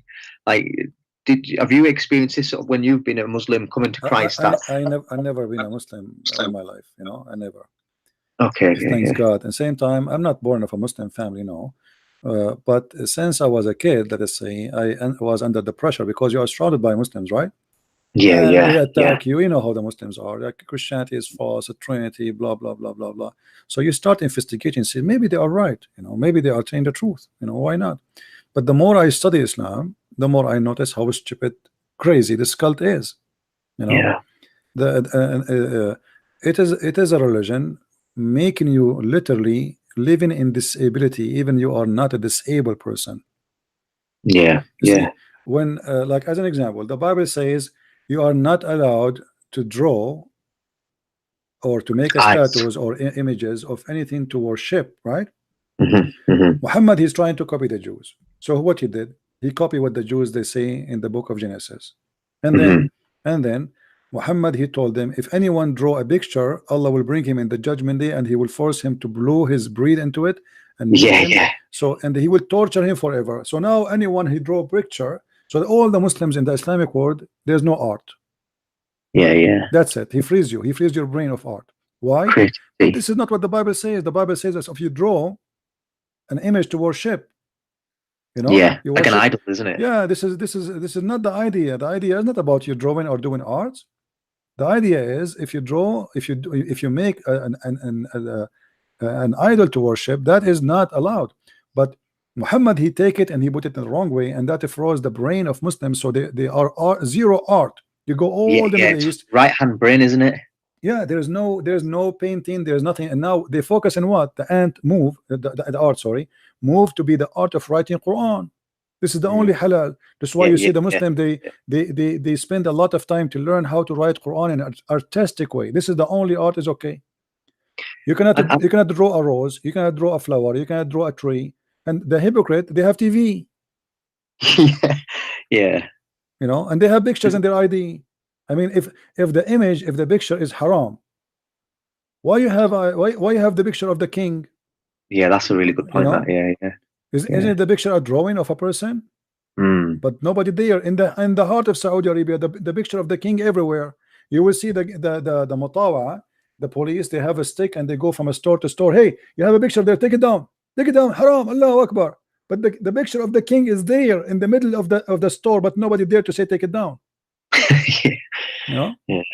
That's a hierarchy though, isn't it? There's a hierarchy in it. Yeah, he's God. So it's a hypocrisy they live in, and they force Islam on people to stay in Islam. But the second people they have their freedom, they leave. Most of Muslims, if you look at the Muslims, even those who they defend Islam, they defend it, but just because they feel it's an like identification for them, but they don't really believe. I remember once follow everything. Let me tell you this. Once I was with some friends, and there was a girl. We were talking about Islam, and then she came. She's wearing short skirt. Her clothes is very revealing, And she sat with us, and I was talking before she arrived. And then she said, "Why you are attacking the Prophet Muhammad?" I said, "He is not a prophet." She said, "No, he's my prophet." I look at her almost her panty is showing, I mean, suddenly this girl, she became aggressive and she is angry because I'm talking about Muhammad. I said, "But you don't look like a Muslim." She said, "What look like a Muslim have to do with this? I believe in the prophet, he is, etc." So here you will notice that she is wearing a skirt is not even 2-inch long, have 10 kilograms of makeup in her face, her breast is almost coming out of her shirt, but yet she jumped to defend Muhammad. And here you can tell that the Muslims do not know what Islam is about. They have no idea who is Muhammad. They jump to defend Muhammad just because you say Muhammad is bad, because they feel that you are insulting them. It's like an ID, Yeah, definitely. So why a woman like this is defending Muhammad? How she can defend Muhammad? What is your relationship to Muhammad? Yeah. I think it's one of them where I think what I started to realize when I came to Christ, I actually felt a demon leave me. And I've got some friends that are missionaries from America and who love to spend time with Muslims and like sharing each other's faith. And I remember speaking to them one time, and they were saying that these Muslims are praying to God. And I said, no, but Allah's not God, is a demon. And I said, when I accepted Jesus, my Lord and Savior, I felt a demon leave me, like actually physically in my body, leave my body. And I said, Jesus says that the only one that denies the Son does not have the Father, such as an Antichrist. And the Quran is the only book that denies Jesus as the Son. And yeah, even in the 10 Commandments, it says, do not bow down to anything in worship. But then, you know, the Quran, obviously everyone's bowing down to the Kaaba as well. So I feel like, you know, have you heard of Habal? From Baal and Hubal. Baal. And Hubal. Yeah, Hubal and idols, yeah. So there's the Battle of Badr, and Muhammad's going to a war to the Quraysh. Battle. Oh, okay. The battle. Okay. Yeah. Okay. And he says that that Habal is most high. Yeah. And Muhammad says Allah's most high. And then, but then when you look at it, because Habal was the moon and star god, and when you look at most Muslim countries, they have the moon and star as their flag.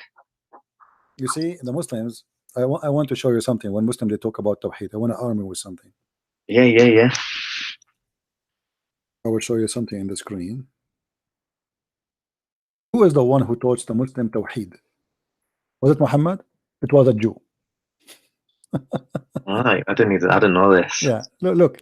You see, I want everybody is listening to take this and see who is the one who taught Muslim Tawheed.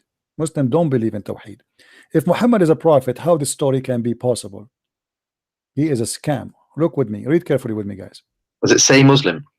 This is Sahih Muslim. I can show it the hadith from many locations, not necessarily Sahih Muslim. You know, we can show it many places. Sunan Ibn Majah, Sahih Muslim, Adab al-Arab, Jami' al-Tirmidhi. Hold on, let us see where we can find this hadith. Yeah, anyway, let's go here. The Sahih Muslim is enough. Or An-Nisa'i. Okay. You see here it says Sahih. Okay, so the Muslim cannot say this is fake. All right, let's read this one. This is not Sahih Muslim, this is An-Nisa'i. It says, it was narrated that Abdullah ibn Yasir from Qatada, a woman from Juhayna, that a Jew came to the Prophet. Who? A Jew. And look what the Jew, he said to Muhammad. He said to him, you are setting up reviles to God, not to Allah. He didn't say, you know, to Allah, and associate others with him, which means with God.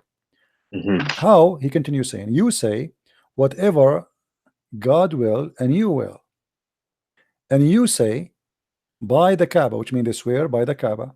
Yeah. So look what Muhammad he did. He said, so the Prophet commanded them, if they wanted to swear an oath, to say by the Lord of the Kaaba, and to say whatever Allah wills, then that what you will. So Muhammad was corrected as a prophet of God about an act of worship, an act of belief and oneness of God by a Jew. Why Muhammad did not himself, all this time with his followers, they are saying those words, did not correct them, and why Allah did not send the inspiration, say, hey Muhammad, what are you doing? Why you keep swearing by the Kaaba? Why you keep saying if you will? You should not say that. You should say this. This is an inspiration, should come from the angel Jibreel, not from a Jew passing by. And it's funny because Muhammad's meant to bring the oneness back to Allah again. See, but here you notice Muhammad, he right away he compromised, he changed the way he talk, and the Muslim they talk, just to make it fit and accepted by a Jew. Yeah, and then say inshallah instead. Why Muhammad did not say to him, oh, you got it wrong, we don't mean this? Muhammad right away he agreed with him. Wow. You know, and right away he ordered them to do as the Jews he said, which means the Jews was right, the Muslims were wrong, including Muhammad. And as you see, this is a Sahih hadith. The Muslim cannot say this is need vitamin or some food, you know, because everything for them is actually there's a hadith where they swear by Allat. I will try to find it, but obviously Muhammad is just a person trying to present himself as a prophet, and he was trying to learn from people who are the Christians and the Jews what is God is about, how he can be a prophet, what will make him a prophet. So when a Jew he says something Muhammad, he take it seriously and he do what the Jew said, because the Jew he is from the people of the book, and obviously he knew better than me. I am just a Muhammad, I am no one. He's a false prophet, he knew that. If he is a true prophet, he will not accept the Jew saying that to him to correct him. He should ask God to correct him. And why God did not send him somebody, an angel, to say that to him? All this time they are swearing by the Kaaba. Why you swear by the Kaaba? You know? And the story repeated in many places. And obviously Muhammad is just a fabricator. It's so hard though when you're a Muslim to see past this. It's because of the fear of people, of your family and your friends, and that's the main thing, is a fear there. And CP, what do you think about? Do you know when Muhammad had his first encounter with Angel Gabriel? Apparently, well, the story there is obviously Muhammad is trying to copy something from the Old Testament when Jacob he struggled with the angel of God, and then he's trying to be the same as him. The angel, he squeezed him 3 times, and but the story it's funny, it's stupid, But then the second time he sees him seated upon a seat in the sky, doesn't he? And he runs away from him in fear. Yeah, he always runs, especially when he received the chapter of Al-Fatiha where it says he ran away when he was doing poo-poo. And obviously this can't be from God. I mean, why the angel will come to Muhammad when he's doing poo-poo? Can't he wait until he cleans his bum? CP, I'm going to get going. I'm going to let you speak to other Muslims, and I just want to encourage you, brother. You know what? You're doing amazing. You're really pouring yourself out for the Lord to reveal His light to all people. So God bless you, man. And I'll be praying for you daily. So let me know how many subscribers you have, so we can. I'll message you. I'll message you on Facebook. Take care. All right. God bless you, bro. Bye. All right. You see, there's one thing can convince me that Muhammad is a prophet, and that is that his God is the only God he cares for the penis of men. There's no other God he cares for that. He's the only God who will give us 70 years orgasm. The Muslim, they can speak about everything as they wish. They can fabricate miracles, they can fabricate all kinds of things. But there is no way can explain to us how stupid this idea to believe that there's a God who is a vagina vendor. There's a God, each time I sleep with the women, he make a virgin for me. There's a God, he provide me women who all of them look the same, have the same face, the same eyes, the same mouth, the same name, the same color, the same height, and they sing the same song. It's like a Barbie store. And yet they want to convince me that this is God. The idea of having women who they are all look the same. Not only that, Muslims, they claim that when we go to heaven, all of us, we will look like who? Anyone remember? Anyone remember? We will look like who when we go to heaven? Who remember? Anyone? Nobody remember? Joseph, thank you. Guys, all of us, we will go to heaven, and all of us will look like a prophet Joseph. Question: how we will know each other?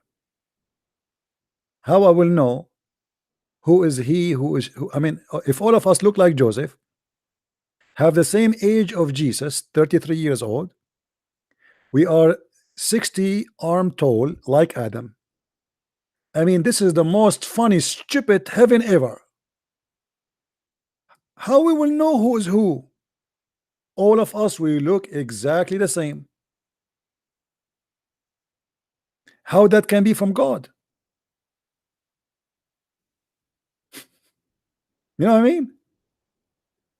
The idea of believing in such a thing, you have to be mentally ill. And all the women, they look exactly the same. All of them.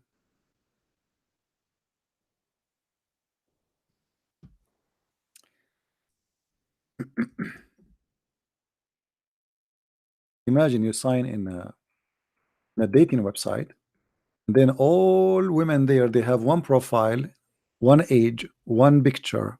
All the men there, they have one age, one picture, one height.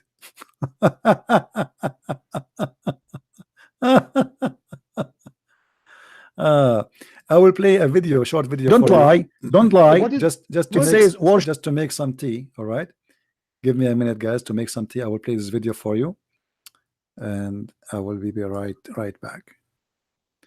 Let us hear to this, and I will be back right with you. Worship is to take it as God. Do you see the Quran? Read with me. Read with me. The Quran says, "Take my mother as God." Do you see it? Okay. I'm gonna read that again. Beside Allah, take my mother for gods beside Allah. Okay. What is okay? What is God in Islam? What people do to God? My friend, don't tell me what's God. Don't go. I mean, what a game you are playing. God is God. God is God. So the Quran claim that there's in Christianity, those who they are Nasara, they worship three gods. One his name is Isa, one his name is Mary, and one his name is Allah. Okay, I will prove it to you from the Quran. Okay. That all the pagans used to believe in gods. Whoever they worship, that is their gods. So worship means when you're asking somebody help. So what does that mean? My friend, asking somebody help, that's worship. My friend, you are the one who said that if you ask somebody for help is act of worship. When I was saying that, you just cut me right in the middle. No, you were talking about Mary. You were talking about Mary. So if somebody, you are the one who said that if somebody asks someone for help, he is asking someone for help. He is doing an act of worship. If you don't do that, help me. And if I ask my daughter to help me to get me a cup of tea, that means I'm worshiping him. Come on, don't play with words. Help. You know what I mean? Help. What help? What does that mean? Okay, tell me what help. Tell me what help. Help is about what? It's about salvation. It's about going to heaven. When you ask, this is about somebody. My friend. This is about religion. This is not about help to make zucchini. This is about religion. So help here is about you being saved from torture. We're talking about Judgment Day. When I look, if I'm here, like sitting in my sitting room, and I'm asking, oh Muhammad sallallahu alaihi wasallam, help me and do this for me and do this for me, that will be a worship. And that's what exactly Allah is talking about. The people does to Mary and Jesus, and people are still doing. My friend, interpretation, please. Interpretation. If you are truthful, show me the interpretation of what you just said. Hey, Jason here. I'm going to share one of the most powerful secrets in the business world. Okay, let me start with something that's easy and a no-brainer. To be successful, a business needs to be able to find customers.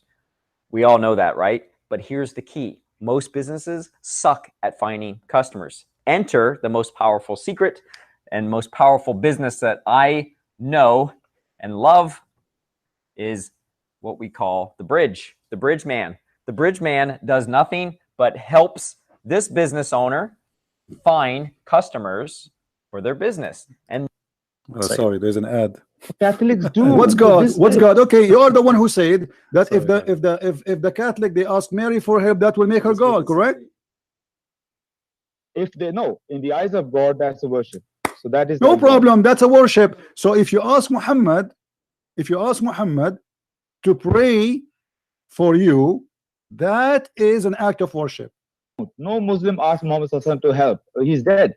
When in his lifetime people ask him to help. And you can ask a good person in a lifetime to help or pray to God. Anybody saintly human being, you can say, look, can you pray to God for me? You're a good human being. You can in a lifetime. But when that person died, I cannot ask that person. Do you know there's a hadith of Umar radiallahu anhu? He, when the rain wasn't coming, he went to the uncle of Muhammad sallallahu alaihi wasallam, Abbas. And he said, in the lifetime of the Muhammad sallallahu alaihi wasallam, we used to go to him for ask for rain to pray for us. Now he's dead, so we're asking you. If you ask Muhammad help when he is dead, that is an act of worship. Absolutely. All right. It's sure. All right. Okay. As long we stop here. Did you hear this guy? He said, if we ask Muhammad when he is dead, it's an act of worship. He said that, right?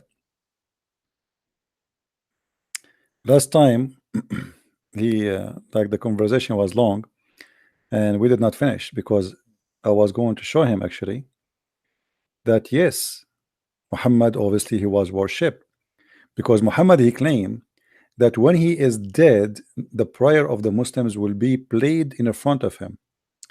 If we go a little bit here, that is an act of worship.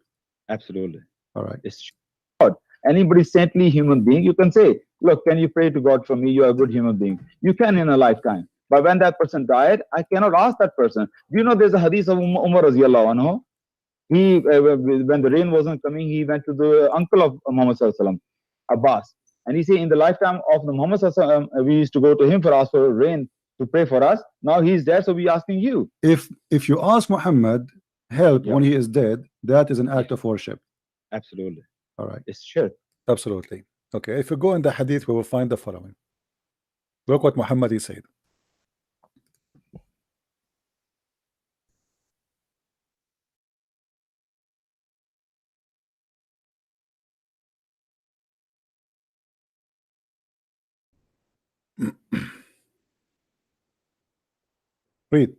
Read and laugh. This is Abbas from the speaker. He's a speaker corner. Okay. I hope he will call again. It says, among the most excellent of your days is a Friday. Who is talking? Muhammad.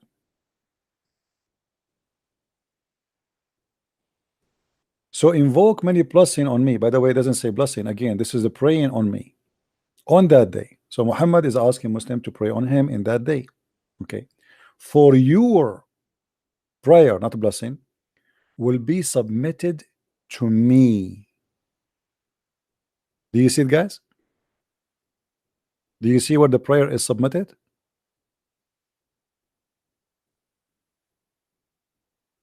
To Muhammad. We just heard this guy in the debate, or if we can have a conversation, saying that if you ask Muhammad or if you pray to Muhammad and he is dead, this is an act of worship. And look what the Muslims, to confirm that this is Muhammad is dead now, look what it says. The companion, they said, they ask, O Messenger of Allah. I look like I have too many. I need to close some programs. Let's close this one. All right.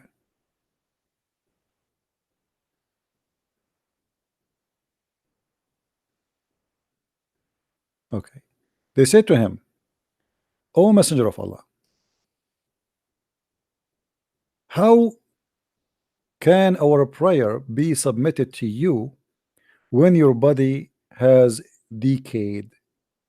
He said, SAWS, Mercedes-Benz, Allah has forbidden the earth from consuming the body of the Prophet. But look here, we have a problem. Let us say that the earth does not consume the body of the Prophet, which is a joke. Muhammad proven to be false, because by saying that he got himself busted again. All the hadith report that when Muhammad they die, he stink, and his skin color changed, and his nails changed, and he start farting. But this is not the problem here. The problem is Muhammad, he claimed that because his body is not to be consumed, he is alive, and he is yet in the grave, but he is alive, and all the prayer of the Muslim will be submitted to him. If Muhammad is not God, why the prayer of the Muslims will be submitted to him?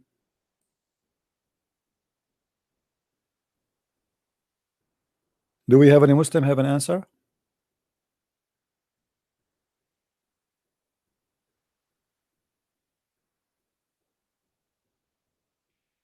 Anyone? How Muhammad is dead and the prayer of you Muslims are going to be submitted to him? Who is he? I thought the prayer will be go to Allah.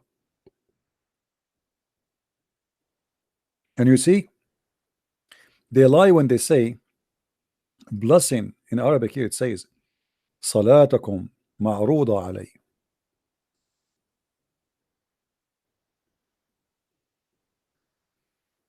صلاتكم معروضة علي. Your prayer is submitted to me. Why the prayer of the Muslims will be submitted to Muhammad? And they said to him, and how our prayer will be submitted to you? He said that the blessed Allah, he forbid the ground from consuming the flesh of a prophet, which means Muhammad, he claimed that he's alive. He's not dead.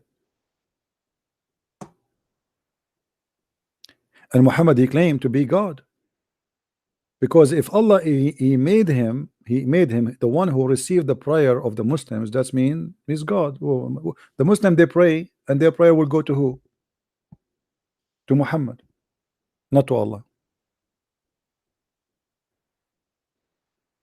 If there is any Muslim want to say something?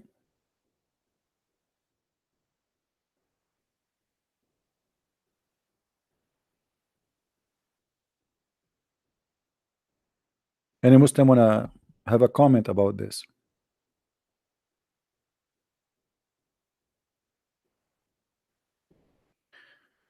We go back to zero. Any Muslim want to finish the topic about why Muhammad was praying to Jerusalem? Which hadith is this? Let me show you. I will pause the hadith for you, no problem. And by the way, this is Sahih. So the Muslim, they cannot play the game of weak and da'if, and you know, the game of shish kebab. Sahih, you see it? Let me give you the link so you can save it. Any Muslim have a comment, or he have a topic to open for us?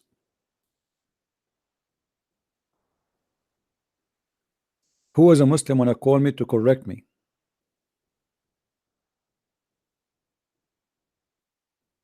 Anyone? Why I pray and my prayer submitted to Muhammad? Who is Muhammad? And Muhammad now is dead. Still Muslim, they believe that the prayer of Muslims are submitted to him. Why? How Muhammad can reveal the prayer of 1 billion Muslim every day? Any Muslim can explain to me? In order to do that, you have to be God. Correct, people? If I send you 200 letters a day, you will not be able to review them. We are talking about 1.4, as they claim, billion Muslim praying to Muhammad now. How Muhammad he can receive all their prayer? Yet he is dead. Let us say he's alive. Let us say he never died yet. How a human being can review the prayer of 1.4 billion?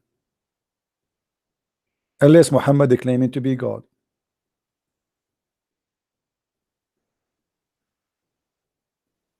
You see, when a human being can do what God only can do, that means it's a human being claiming to be God. One of the reasons the Jews, they crucify Jesus, the major reason is because Jesus, he does things only God he can do, or he say things only God he can say. As an example, he forgives sin. Right? And nobody should forgive sin except God.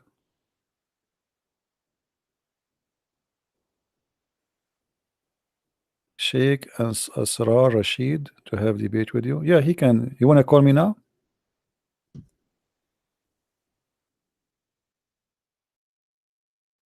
Look like we have a sheikh want to debate me.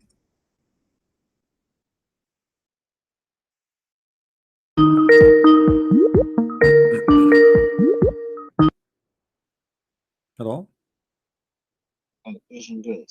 Yes, my friend. Hi, I want to know when you're gonna get. Sorry?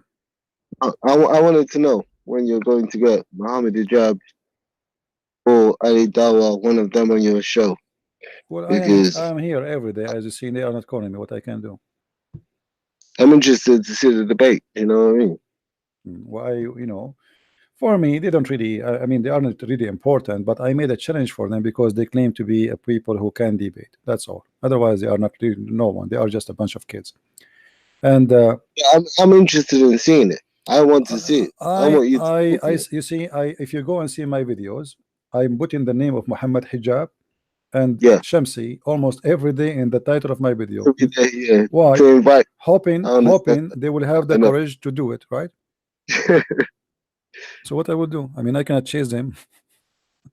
I understand. I know that. I know that you put their name in the title to invite them to. Yeah, what I can do more. I'm hoping that maybe they will say, okay, you know what, this is a shame. This guy, he keep calling us for the last maybe 10 days. He keep putting our name in the top of his title of his broadcast, and nobody of us is calling him. They never come over. And you know what? They don't even need to. You see, they do not even need to come to my forum here. They can do their own program in their own YouTube, and the same as anyone. I can call them. I will be willing to call them. I will do my live podcast the same as we do now. I will be the one who call. I mean, how easier we can make it more than this? You know what I mean? He can do his live broadcast. I can do my live broadcast. I am willing to call him.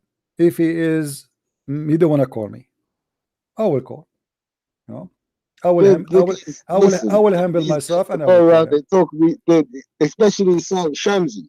Shamsi is the worst of all of them. My friend, he goes around and say, "Oh, Shamsi, I'm going to expose you. I'm going to expose." He says it to everyone. Every single time he's at Speaker's Corner, I'm going to expose this Shamsi. I don't think Shamsi. He nothing. I don't think he have a high school. He doesn't know nothing, bro. Yeah. The same as every day. I'm going to expose you, but you know, who's going to expose? One of the reasons they don't debate me is me being known. You see, the Muslim, they are willing to debate you as long they don't see anything they fear from you. That if they can accomplish something in this debate, they will come. They will not hesitate. You see, why hijab? You don't have a problem to fly all the way to USA to talk to Joe Rogan, but then he can't answer your call. Yeah, but the answer for that, he knew that. Do you understand what I mean? Remember, he went all the way to America to talk to Joe Rogan, the UFC guy, but then he can't answer your phone call on. All of them are the same. On, what's it called? Shabir Ali did the same. All of them did the same. You see, the second they knew who are you, it's the same second they will run away and they will say we want to debate you. And if victory for them is guaranteed, what they will lose if smashing one more name in their way. You know what I mean? Yeah, but who's Joe Rogan? Who is he? Who's that? Joe Rogan. Joe Rogan. Who is Joe Rogan? The UFC guy. He does like talk shows on YouTube. I don't know him really. I never heard. The guy so literally he went on his show in America. Muhammad Hijab. He traveled all that way to talk to that man, but he won't talk to you for free over Skype. Yeah, I don't know him. Over Wi-Fi. Do you understand what I mean? I don't really follow videos of because I will learn nothing from it. But I just watched some of the debate of. I did not even watch, not even maybe 20 minutes of the whole thing.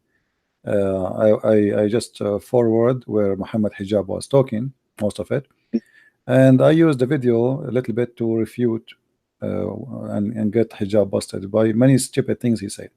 This debate is talking about. The best part for me was when you said on the video that it said Allah is not praying to Muhammad; it's praying for Muhammad. Yeah, see, and then you started to laugh. For me, that was when you see a Muslim, Muslim, made me laugh. my friend. When you see a Muslim after a debate, he make 10, 20 videos to explain a debate. It means he lost badly, because if you want a debate, why you want to make a video about it? A Muslim, he called me. He said to me that there is a kid. His name is Akil, and you said before that if a Muslim he debate me and he start making tons of videos about the debate, it means he was not able to answer. So why you made a video about hijab? I said to him, I wasn't at the debate. You know what I mean? I made a video about the debate because I don't have my chance to talk there. Yeah. What I'm saying, if you were in the debate, why you don't say what you are saying now in the video during the debate? You know what I mean? Yeah. Why after the debate you have to make 20 videos to explain what happened in the debate? Exactly. You were in the debate. I wasn't at the debate. So they do a monologue. That's what they do at Speaker's Corner. They have a debate. You know what they do? They have a debate, and then after they run away from the debate, they ask their guys to come to them, like the favorite channels, and say, look at me, come to me. Okay, so now I'm gonna explain myself. Do you know what I mean? After they've made all their mistakes, they've been destroyed by the Christians.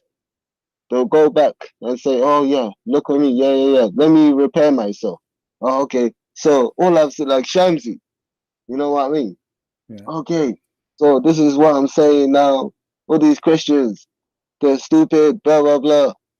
Do you understand? Do you understand where I'm coming from? Yeah, you see that he always does like a monologue after the debate. He knows he made a mistake, so he wants to repair himself, and he's gonna make a video just to talk about explain himself. Do you understand that?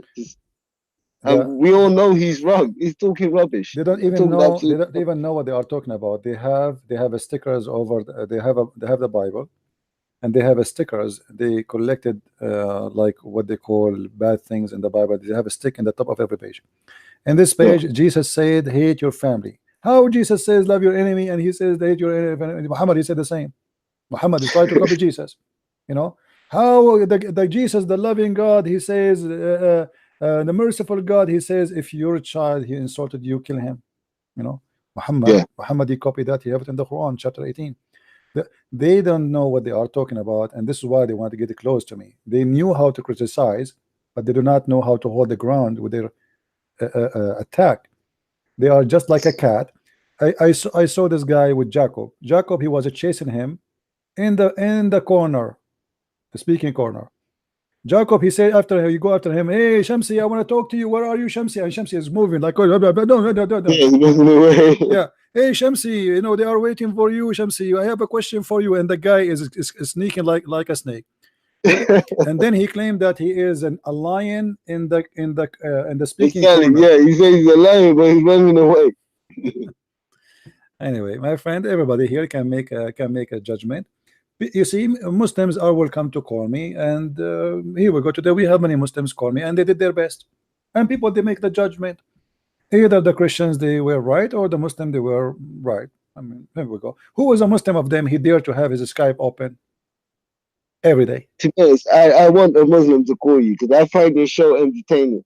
It's like every night now. No, ask yourself. Oh, it was every now and again. Now it's every night. I want to hear Christian Prince, my friend, versus Muslim, because for me it's entertaining. It's the same rubbish every day. There is a question we need to ask ourselves.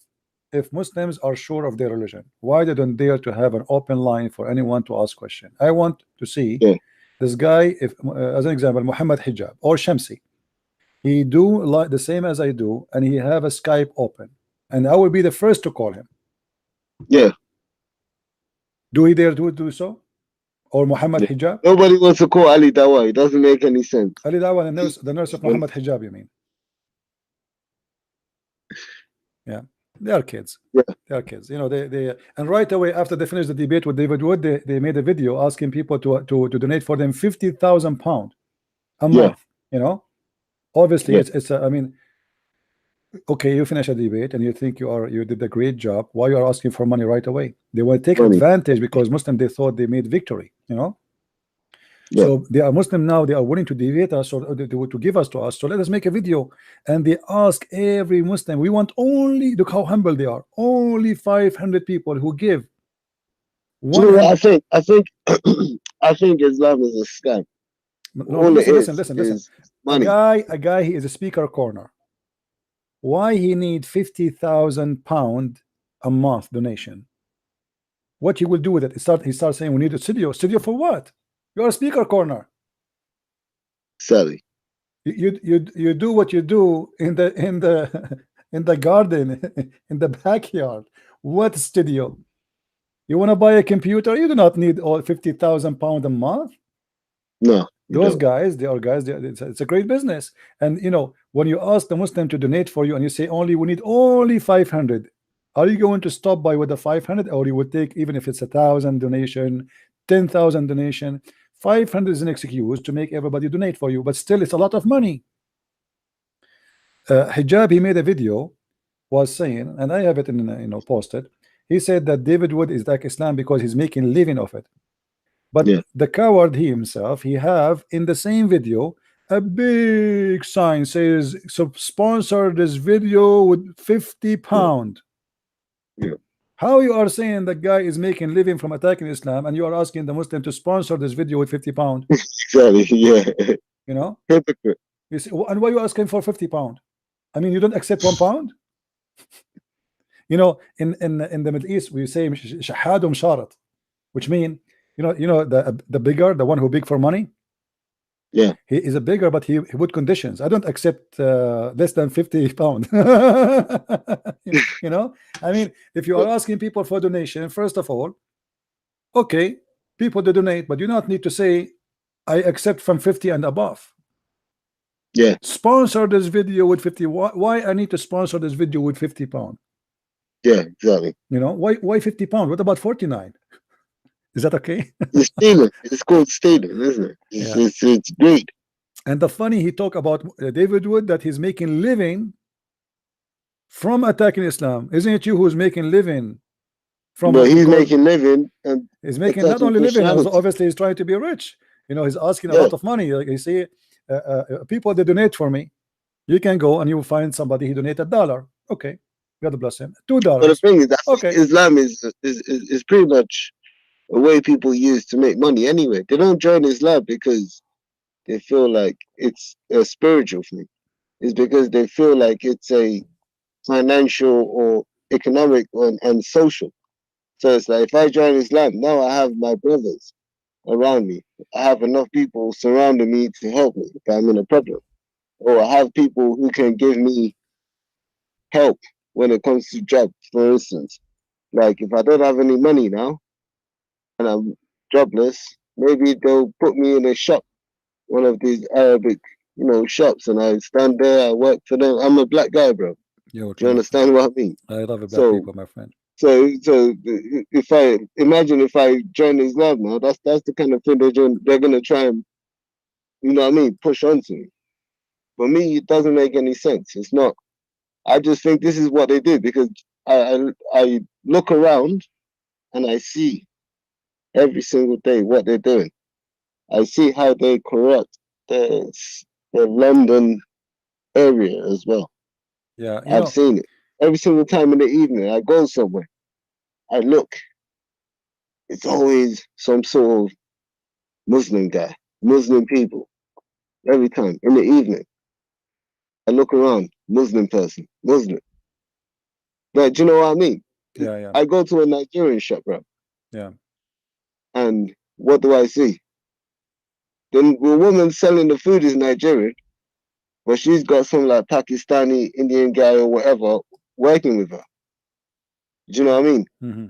Fetching all the goods. So who's in charge then? It's not her, is it? Yeah. It's the Muslims that are giving her the opportunity, and they're pushing their own people in there. Well, the scam is started since Muhammad he became or claimed to be a prophet. If you go to chapter 9 verse 103, you will see Muhammad saying the following. Muhammad he claimed that if you pay him money, he is willing to pray in your behalf, and he will purify you by the money you pay him. Read with me carefully. Take alms of their wealth, wherewith you must purify them and must make them grow, and pray for them. Bad translation. Let's see different translation. Yusuf Ali. Let's see. Read, guys. This is a translation of the Muslims. Of their goods take alms, so that those might purify and sanctify them, and pray in their behalf, on their behalf. Question: why, if you pay me, I will pray in your behalf? Any Muslim can explain? Imagine I say right now that if you give me money, I will pray in your behalf. Isn't it? This is obvious. This is a scam. Since when somebody can pray in behalf of somebody because he paid him money? And not only that, he claimed that if you pay Muhammad money, that money you pay is going to purify them and sanctify them. Christian Prince, I just want to say, because it seems like some people are getting it wrong in the comment section. They're saying, look, there is one race, human race. Do you understand? But everybody keeps fighting that in the comment section like of course there's one race, human race. Don't worry about I don't care. I'm not trying to act like, oh, I'm black all of a sudden I'm so special. He didn't. Do you know what I mean? Nothing wrong with saying I'm black. I don't understand why they're writing. Nothing wrong with saying I am black. You are black anyway. I'm white. I'm white. So, yeah, I mean, Yeah, I don't care. Yeah, I know who I am. Yeah, this is not I don't want special treatment. You know what I mean? No, I don't care. No, we That's who I am, the Lord, my friend, he said, you know them from their fruits, not from their names, not from their color, not from anything, from their fruits. Yeah. You know? I don't know why they're writing that in the comments. So one person was like, "Oh yeah, there's only one race, human race." Yeah, I know that. Yeah, don't be sensitive. Don't be I'm not sensitive. trying It's to okay. use anything. Don't you know what I mean? don't be sensitive. I don't know. People are strange. People are strange. No, don't be sensitive. It's okay. You know, people sometimes, you know, we say something, people they can misunderstood what we are trying to say. It's okay. No problem. Anyway, oh, it's stupid. I like the way you say it. Yeah, you're stupid. Yeah. Anyway, thank you, my friend, for calling. Let's take some more calls from Muslims. Yeah, of course. Yeah, Thank you, my friend. I'll talk to you now. Take care. So you Muslims believe that if Muhammad, we pay him money, he pray in our behalf and he purify us. How that can be?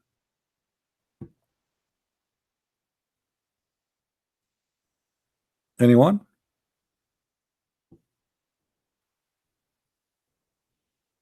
Do we have any Muslim?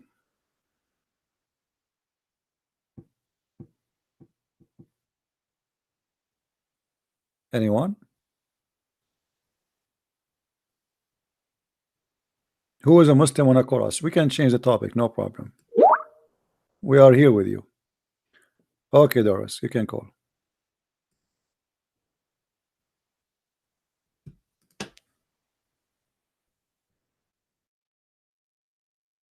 Any Muslim?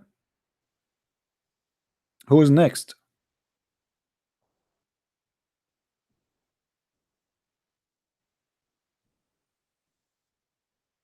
When Umar, he said, my God, he agreed with me in 3 things, he got Muhammad busted. Truly, he got Muhammad busted. Look like Muhammad, he don't have anything of his own.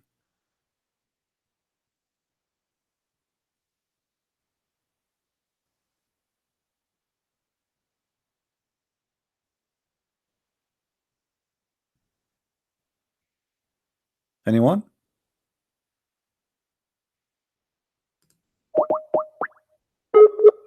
Look like you have a bad internet, my friend.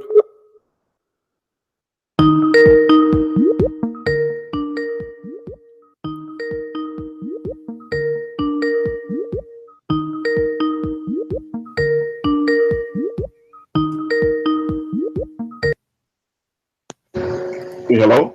Hey, my friend, how are you? I'm okay, CP. How about yourself? I'm all right. Okay, I don't know what happened there. I tried to call a couple times. It kept dropping. I think maybe somebody, maybe you have too many people using the internet. Do you have a cable or you have you are using your data? No, it's cable internet, but I am watching you on the laptop and on a television set. So. All right. Okay. So what do you want to share with us, my friend? A couple things. I guess I'll start with the guy that just hung up. I think he took offense when people were saying that there's only one race, human race. I think we understood what he was saying. Yeah. Yeah, he's black, which in well, you guys, you know I'm black, and you can probably tell from my voice as well. You know, but there is a particular angle that Muslims take towards black people. Right. That we discussed before, and I guess they do the same thing in Europe as well. I guess that's what it's evidence. They try to fool the black people, make them believe that Islam is perfect for the black people. When Islam is the most aggressive racist religion ever exist. Oh yeah, and there's literally lines in the Quran that justify slavery and make it lawful for all Muslims through all time. Not only slavery. I mean, the Quran speak clearly that Judgment Day, everybody bad will be turned black, and everybody good will be turned white. Yeah. So what more we want it to be? You know, I mean, okay, slavery. It might say, okay, in the Old Testament they used to have slaves, but you will notice that in the Old Testament a slave can be possible to be a Hebrew man, a woman. Oh, yeah. You know, it can be an African, it can be white. Oh yeah, you know, and again, slavery is really two general of a term because it matters what the elements, the rights and duties and restrictions of the slaves that you have. Like in Brazil, they had slaves, but the slaves could marry and you couldn't sell slaves apart from their wives and husbands and such. Well, in the United States, you could do that. It's vastly different. So really, to really understand slavery, like anything else, you can get into the details and you need to know. Slavery is bad, whatever it happened. It's bad and ugly. Right. It's not right. However, we have somebody claim that everything in his book is written by God. Yeah. Everything is coming from God. And this God says to the people, to Muslims, you can take people who they are free and make them slaves. Not about you own slaves, this is what you do with them. You can go and capture them and make them slaves, and then you can abuse them and you can do whatever you want with them. You know, when the Jews they have a war with their enemy, and they capture women. The woman, she shave her head. For what purpose? To mourn her lost loved one. No, simply, you see, the shaving first, the first thing the shaving would do will prevent the man from doing anything to the women. She will look ugly, you know. I mean, the women without her hair, she don't look really attractive. She lose a lot of her beauty. Same time, that will give her time to stay away from anyone, anything, until, because she just get captured and she lost her family and they lost the war, and she was a free yesterday, today is a captive. I mean, imagine how much humiliating this thing. So when they bring them home, there is a special treatment for those people who they are captive of war. They will not go and rape them. And like, I want a Muslim to call me right now and show me where it says that we got a captive and we go and we take her to the bed and we rape her. Any Muslim want to show me? You know? Good luck with that. Yeah. But we can show you where Muhammad, he took a captive after he killed her father, her brother, her husband, and he raped her less than a few hours after the rape happened, after the slavery happened. Right, it's a completely different thing. Yeah, because where I was going with the idea is to create a buffer of time in between the time they're taken captive because they lost the war and the time that they begin to marry to the population. And if a Jewish man saw a woman amongst the captives, he did have to marry her. Yeah. That's there. It wasn't slavery. He had to take her as his wife. It is a wife, yes. You know, the Bible, if you go to the book of Deuteronomy, chapter 21, I believe, it says clearly that how you deal with them and how you marry a captive woman. You know, right? Take her as a wife. It's a completely different thing from a slave. Yeah. Wife has all the rights and such. It says actually this is where it's speaking about shaving her hair. You know, like you take the woman who is your captive, you bring her to your home, she shave her head, trim her nails, and put aside the clothes she was wearing and during the capture, and after she lived in your house, etc. For some time. So, which means she have to be treated as a wife, not as slave. Right. Yeah. Right, and you don't have the prostitutions and things like that come with it, which you see in Islam. And you were talking about it yesterday with Umar and the captive women and the topless and all that kind of stuff. Yeah, and actually it says it clearly in the Bible there that you must not sell her or treat her as a slave. That's it. Right. You know. right. No, and I don't know the guy's name that just hung up, but the idea is, well, the irony of it in today's time is that you try to bring Islam to people who are directly affected by slavery in the near past, in the recent past. It can only work in a state of ignorance that they just don't know, because this is not the type of thing that's buried deep in Hadith. It's in the front. You read it for a couple of days and it out. You read it for a couple of days and it jumps out. It's in the early stuff. But you see, the point is, the Muslim, they knew your pain as a black person, what history you went through, you know. So they try to use your history to conquer you and to make you believe in the God of Islam. You will notice that Muslim, when he speak to a white man, he will not say to him, "Oh, did you do what you do by the black people?" He will never say that, you know. But when he speak to you as a black person, he will say, "Did you know what the Christian did to you, the white man, the Christian white man?" Yeah. You know. But he will never say to a white man, "Did you remember what you did?" No, yeah. Well, but because it's kind of like, I don't know how much of a, well, I guess it is a focused approach that they have by now, because just by virtue of so many people. But to them, it's like Muhammad is like all things, because they'll say to a woman, you know, Muhammad was a feminist. He brought women's rights and stuff, you know. They'll say that too to a woman, and it's like they can completely discard what the Quran says. You know, there's actually a line in the Quran telling the man to beat his wife. I mean, it's there, but they just skip over it. Whatever angle they need to take to convert a person to Islam, that's what, you know, that's what they'll take, you know, which is, well, it's obviously it's not right. They try to speak to you in the let's say, based on your background. Who are you? Like, let's say you are a person like politician who's an atheist. He's an atheist. So we try to do what? They try to say to you, Quran have science. You know? Yeah. So it depend who are you. They try to fool you. If you are a woman, they will start saying Islam gave the women her right. Islam, to treat the women like a jewelry. The woman, she is treated like a queen in Islam. But the story is totally different. So depend who are you. They speak to you. You know. Yes. Yeah. Something else I wanted to comment. The agenda changed. Depend who is the one they are speaking to. The religion itself changed. Depend you are talking to who. Right. You know? Explanation change of a same verse. Depend who is the one we are talking to. Like today, the one who called me one after one. One, he said to me that the black stone is an act of worship. One, he said, and the same person, he said to me when Omar, he said that this stone is useless. He said he's wrong. He's wrong. The other one, he quote from me, Omar saying that the black stone is useless. Tried to prove me wrong. The other person, he tried to say to me that Omar was wrong.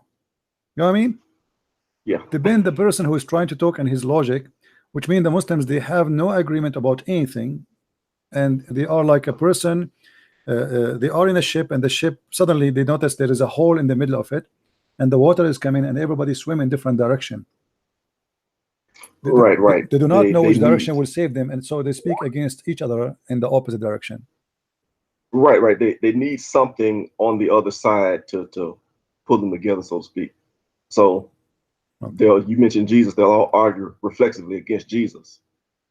But if you get them to talk about the Islamic texts and things like that, to try to get into the books to determine who was Muhammad and what Islam actually teaches, then they're all over the place.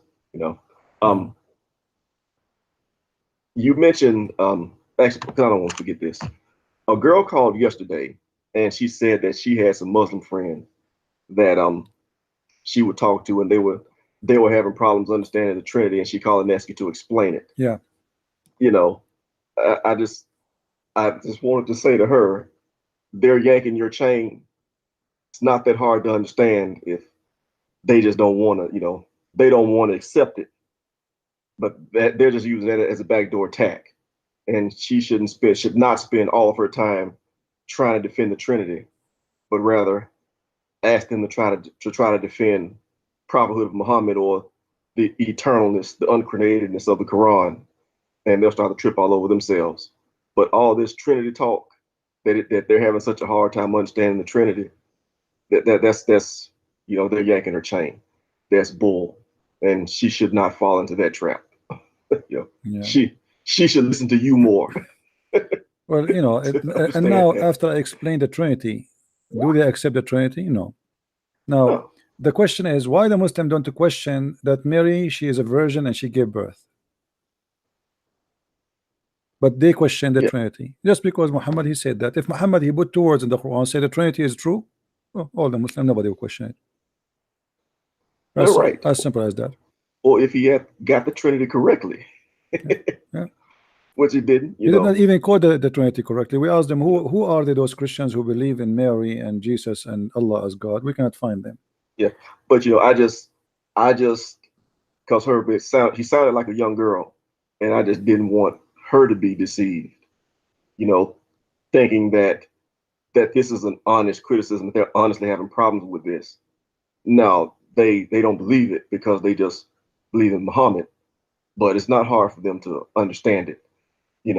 She should go on offense and ask them, hey, the Quran. So is the Quran created or is it uncreated? Okay, well, is it Allah or is it not Allah? Why? And they can explain, go on offense because they're trying to win over again a young girl. She shouldn't fall for that trap.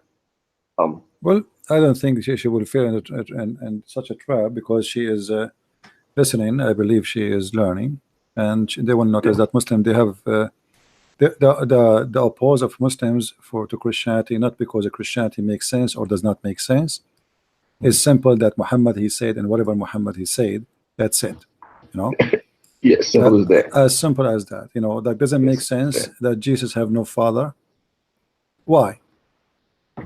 Yeah. Why Muhammad have a father? Yeah. Why everybody have a father except Jesus? Explain to us, Muslim. They have no answer. Yeah. What the point? And why, in the case of Jesus, is the one who made your mother pregnant, not his father? Yeah. Everybody, who is the one who was my father? The one who made my mother pregnant. Okay. Who is the one who made Mary pregnant? Allah. So who is the father of Jesus?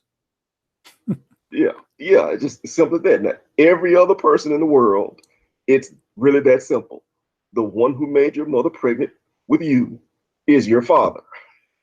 Not necessarily the one who married your mother, right? Not necessarily. No, not necessarily the one who married your mother. The one, not necessarily the one who married your mother, the one who made her pregnant. As simple as that. So who is the one who made Mary pregnant, Muslims?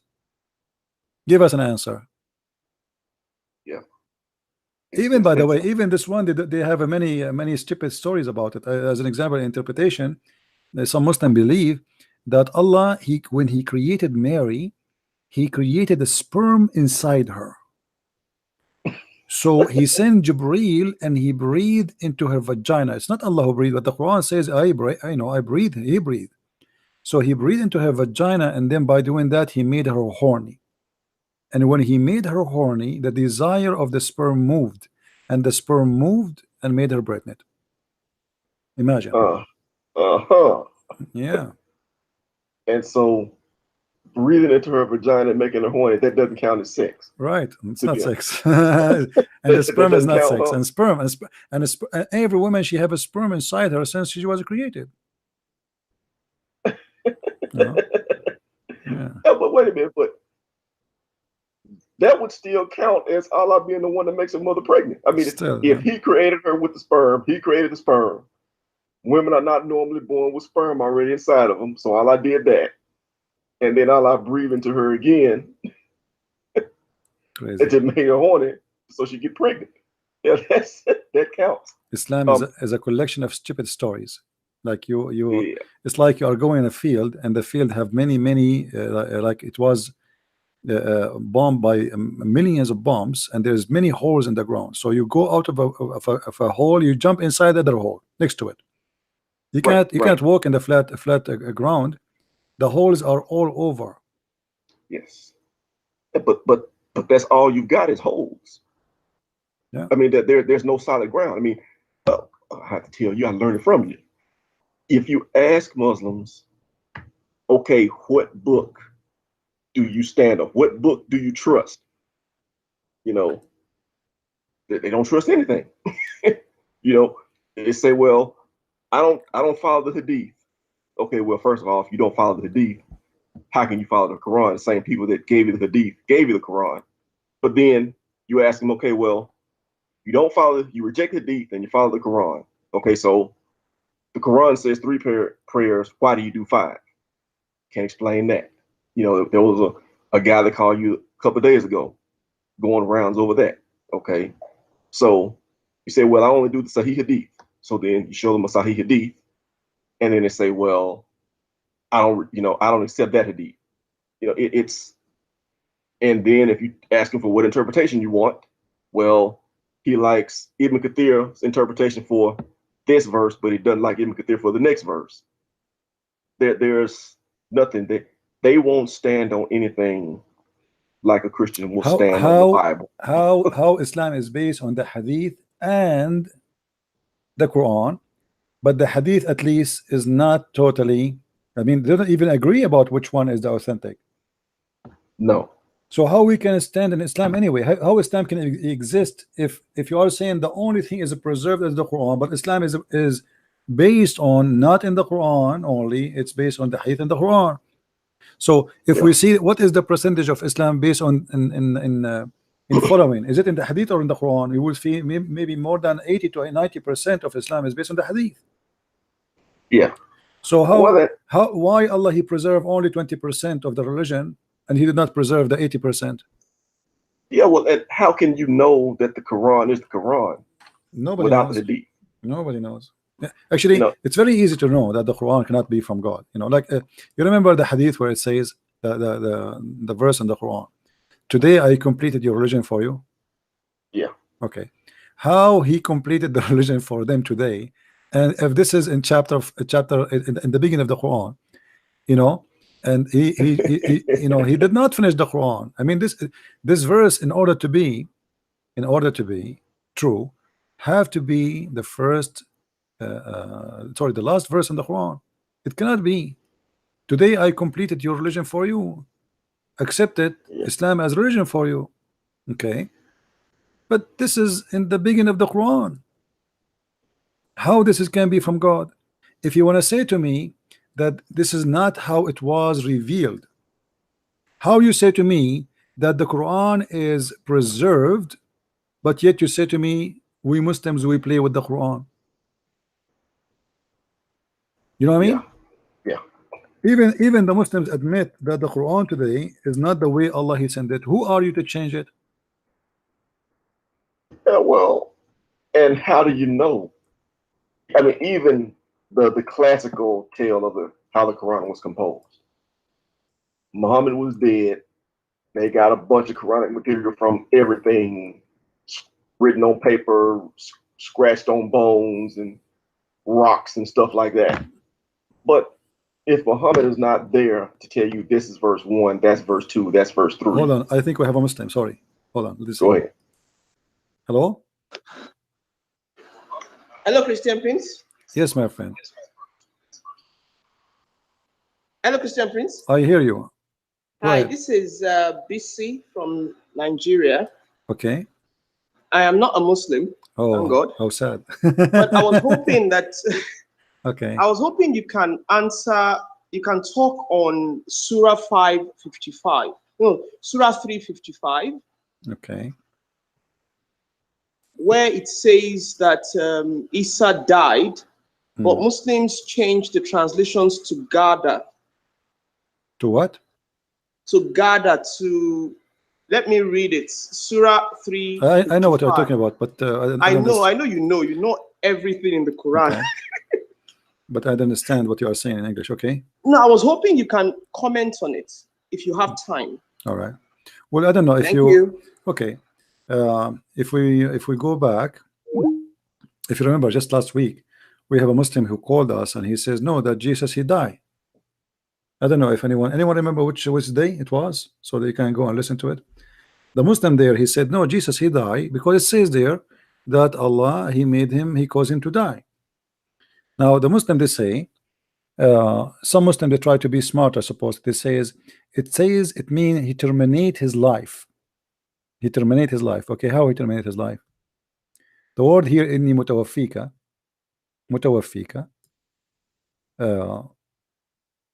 which mean I will cause your death.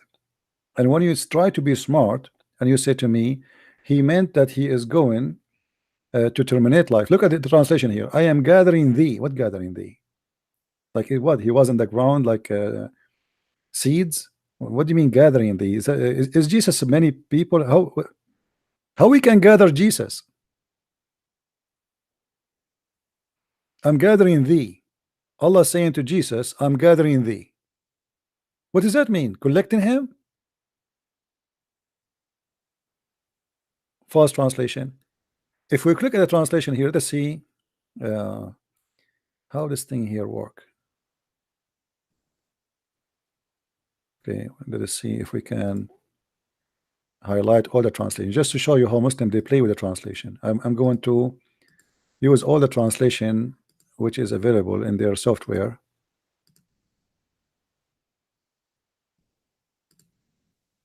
I'm highlighting them.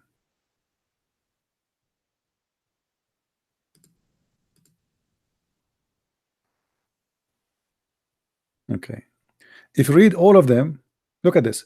O Isa, I will keep you alive till full age. What the heck?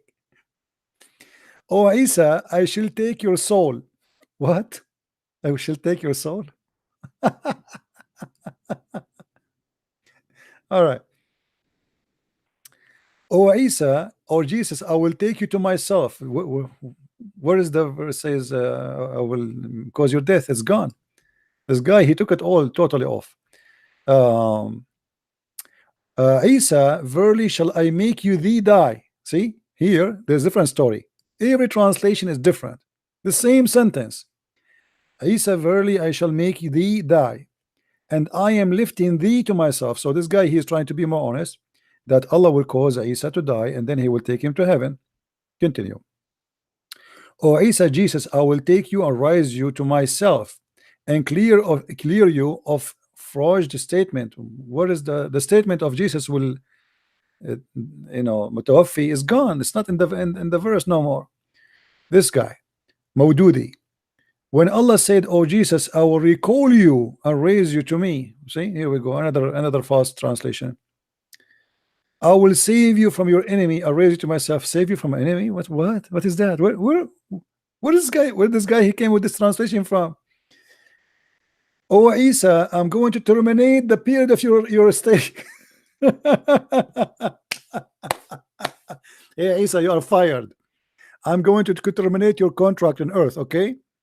Your mission and contract, mission impossible, and I am going to terminate your contract.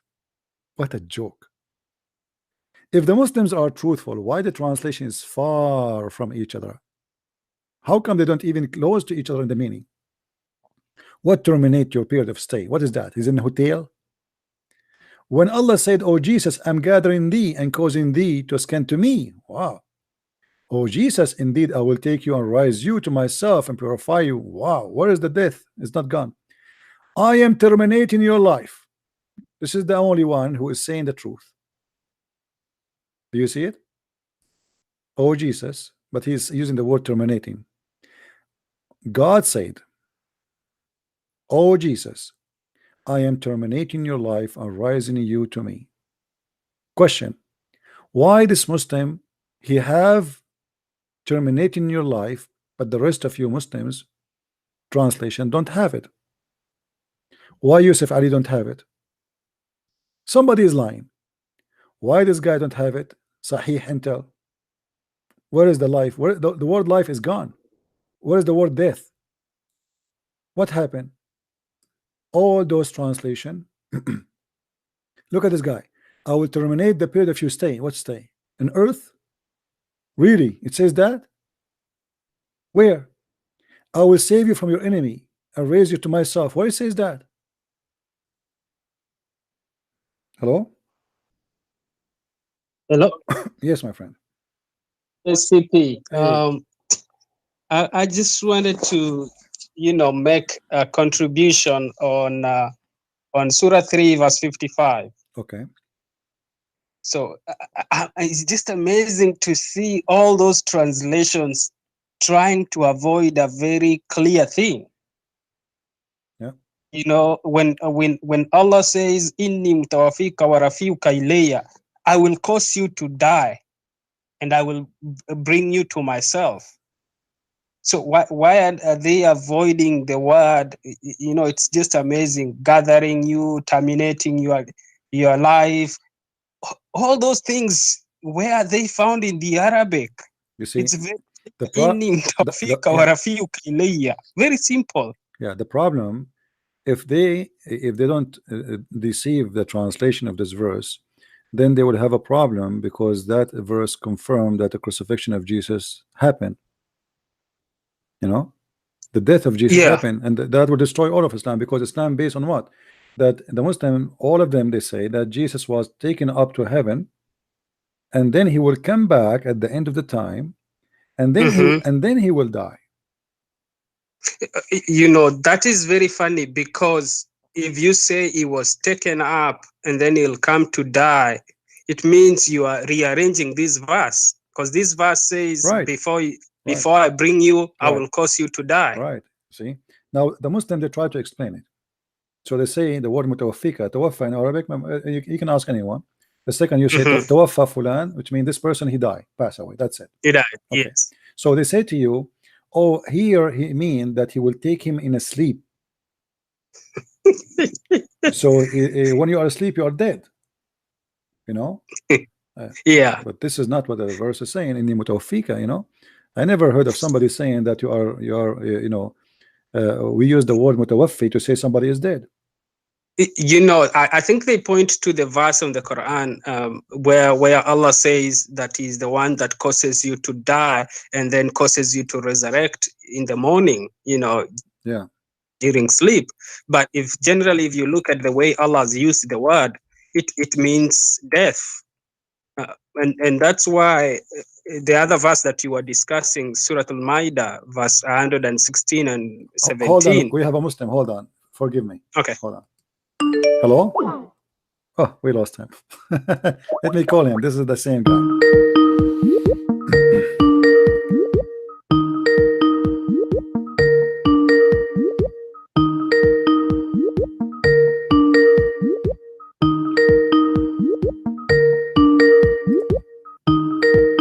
Answer, Abdul, answer. Yes, my friend, how are you? Give me 5 minutes. I touched it wrong, but give me 5 minutes. I'm busy. Okay. Are you still online in 5 minutes? Yeah, sure. I will be online until YouTube shut us down. Inshallah. Okay. Let me call you back, my friend. Sorry for hanging up on you. As long he is. Oh, you are still on. Okay. Sorry, he called me, so I cannot hesitate to take a customer. Yeah, that's okay.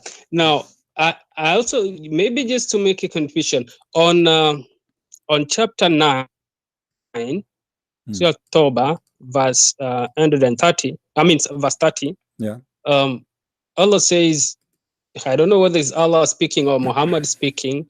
He says that the Jews, they say Uzair is the son of God. Yeah. And the Christians say the Messiah is the son of God. And then at the end of that verse, and that's something I wanted you to confirm to me on the Arabic part. He says, may Allah's curse be upon them, or may Allah destroy them. May God. Now I'm wondering if the Quran is Allah's speech, if He is the one speaking. Yeah, because if and Allah, He's saying, may Allah curse the if you go Christians and the Jews. Okay, if you to whom is He praying? To whom is He asking? Yeah. Which God does He want to curse the Jews and Christians? Right. Well, He is God. Yet the Quran is eternal. It can be before we were created. Yeah, can be found all over the Quran. You will see that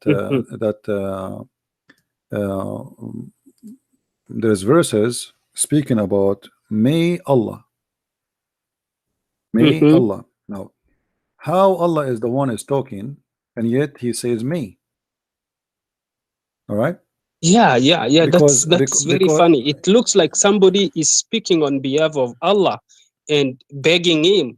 And for me, I was using this verse, to say that Allah prays, because it's clearly the Quran is not the words of Jibril, it's not the words of Muhammad, it's the words of Allah, according to what Muslims have always told us. So if it's Allah speaking, and then He's saying, may God destroy Christians and Jews. So that when you say may, it's a prayer. Yeah, it's a request. So it's upon God to either destroy or curse the Christians or not. But at least he is making a prayer to God that God will destroy the Christians and the Jews. Yeah, you see that actually in many places. As an example, if you go to chapter 17, verse number 79, it says, "Asa, asa an yab'athaka rabbuka maqaman mahmuda." May Allah, give you a high place. May Allah. But who is the one who's talking? So the Muslim, they will say to you, well, Allah here is saying to him, pray and ask, and pray harder, so Allah may give you a high. But Allah, Allah, He can confirm if you will have or not. Why He's saying may, maybe? Do He knew what Muhammad will be? Do He knew what Muhammad is going to be? Yeah. What maybe? If you go to any Islamic translation, if I change now, if you go to Yusuf Ali as an example, and I type the word maybe or may, may, you will find that how the Quran is full of may.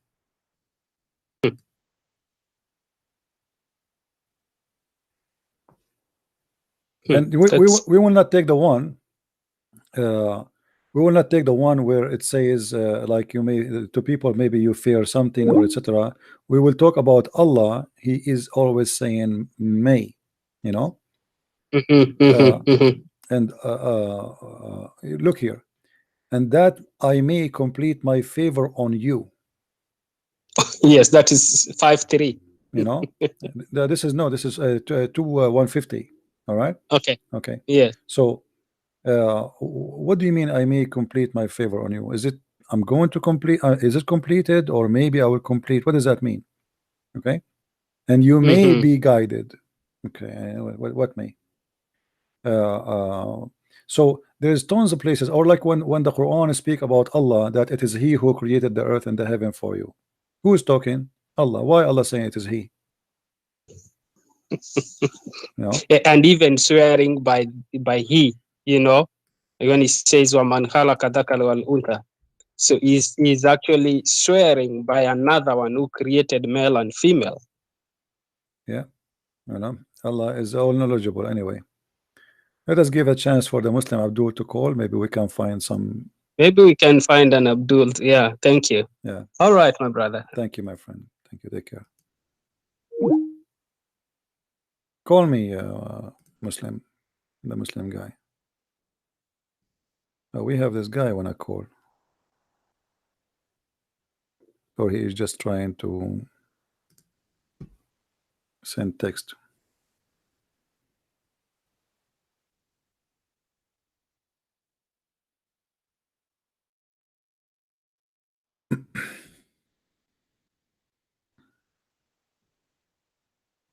Any Abdul? Who is Abdul is going to give us a call?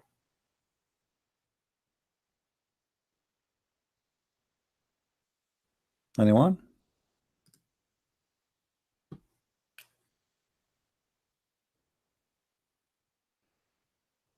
The Muslim who said he will call me in 5 minutes, please don't be late more than 5 minutes. Any Muslim?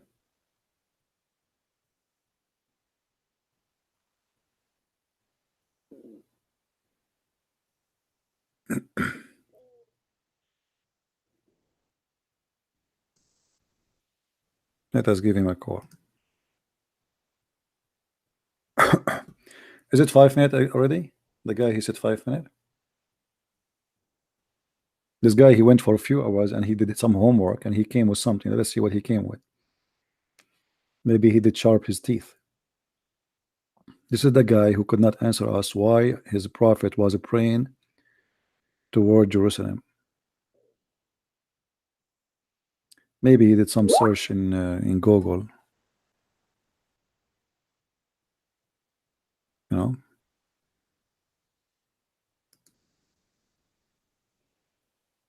Any Muslim?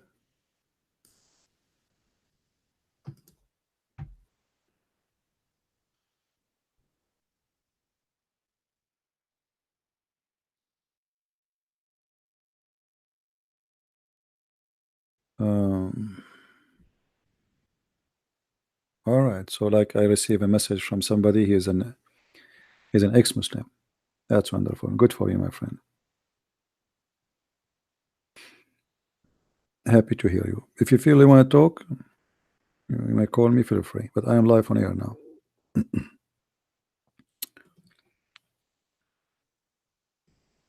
Islama, are you there? It's 5 minutes already.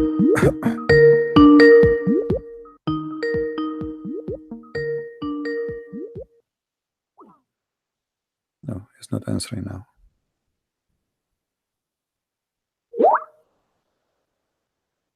Okay, he will call me right back. Maybe he is calling his friends Shamsi and Hamad Hijab.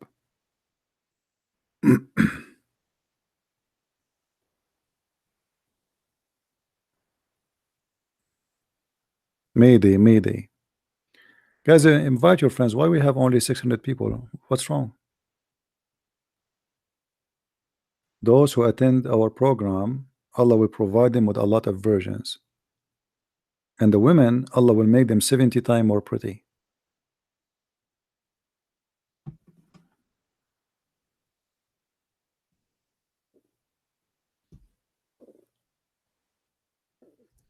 Oh boy.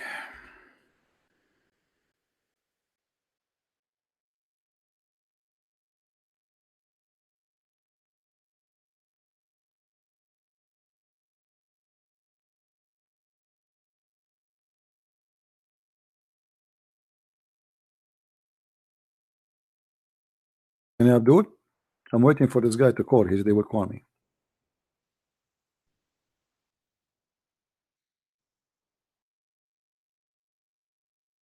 Let's see.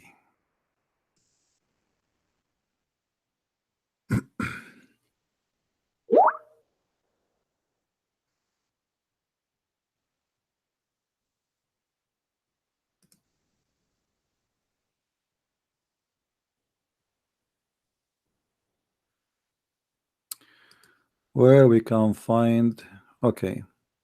I advise you, my friend Nathan, you are asking me to get my book Sex and Allah. You'll find tons of reference about those things. Sex and Allah, value number 1 and value number 2. You will have a lot of handy resource. However,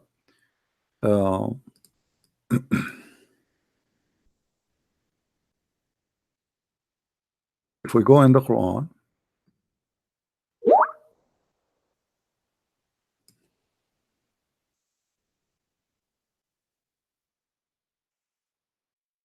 we will find the following.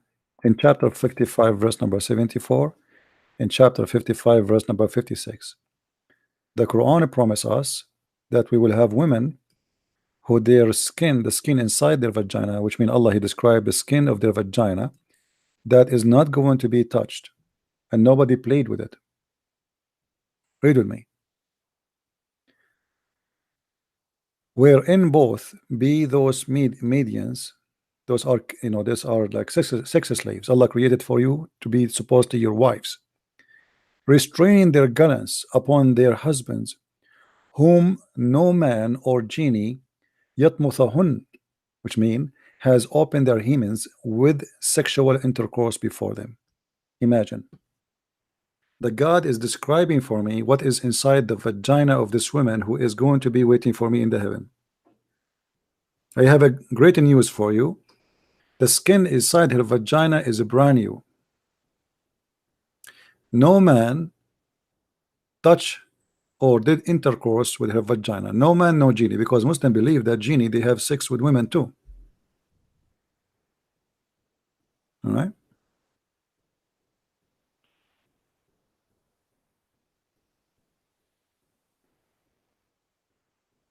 And Abdul?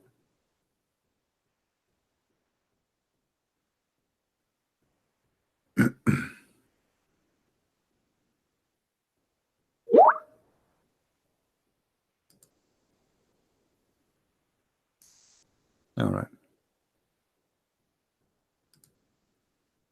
And Abdul wanna call us? Mayday, Mayday.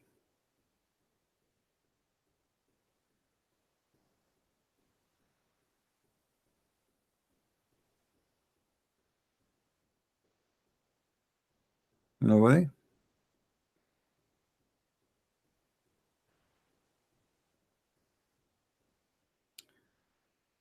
Let me share with you this.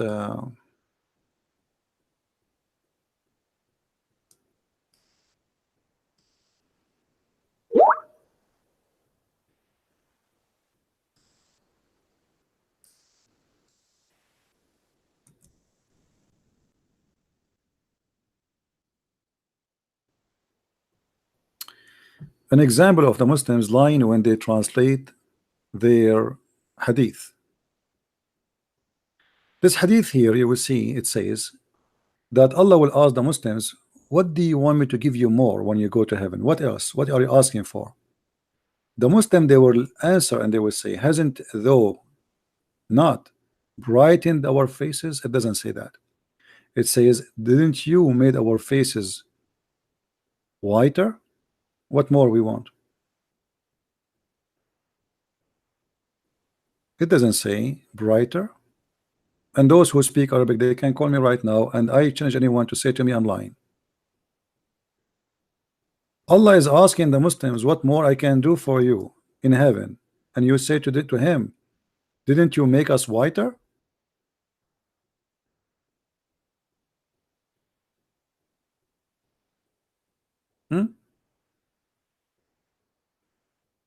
Any Muslim? You see how they lie? They say you made our face bright. It doesn't say that. The Arabic in front of me. ألم تبيض وجوهنا. See it? It is in the black. This is why when when you read Islamic translation, you need to be aware that Muslims, they fabricate translation always. Okay.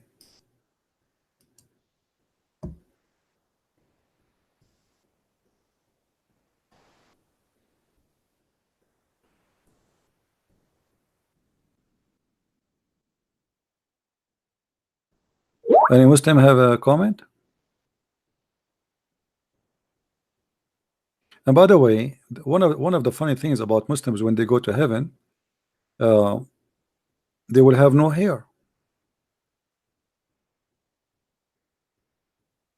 and they will have eyeliner over their eyes. Why? I mean, how that can be? I mean, how ugly that is.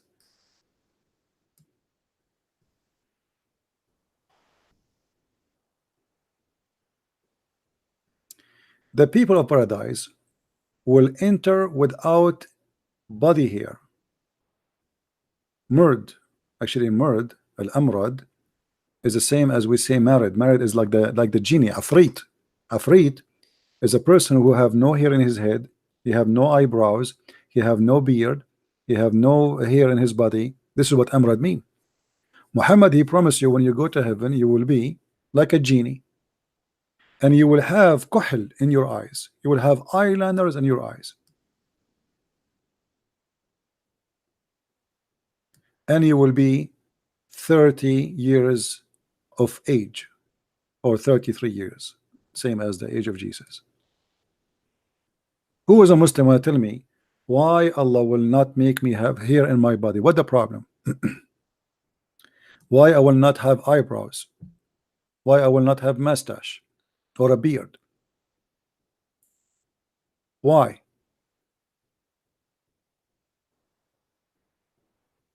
Any Muslim? What is the wisdom behind this? I mean, why the man will not look like a man no more? Because simply what you are saying to me here, that in the heaven of Allah, all men, they will look like a female. They will have eyeliner, and they will have no hair in their body. What is that would do? Will make you pretty? Why eyeliner in the eyes? Any Muslim? Allah is going to put eye makeup on us. Who is going to do the eyeliner for me when I go to heaven?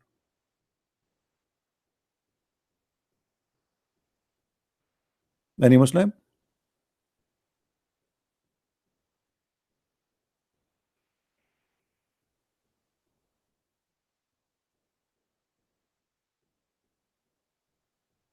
Who is a Muslim have something to say?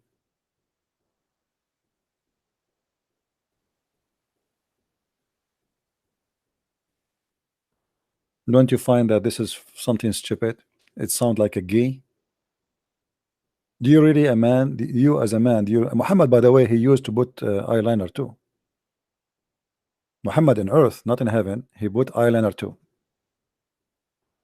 A Muslim, he might say to you, well, eyeliner can be used for somebody is sick. Okay, but that will be temporary.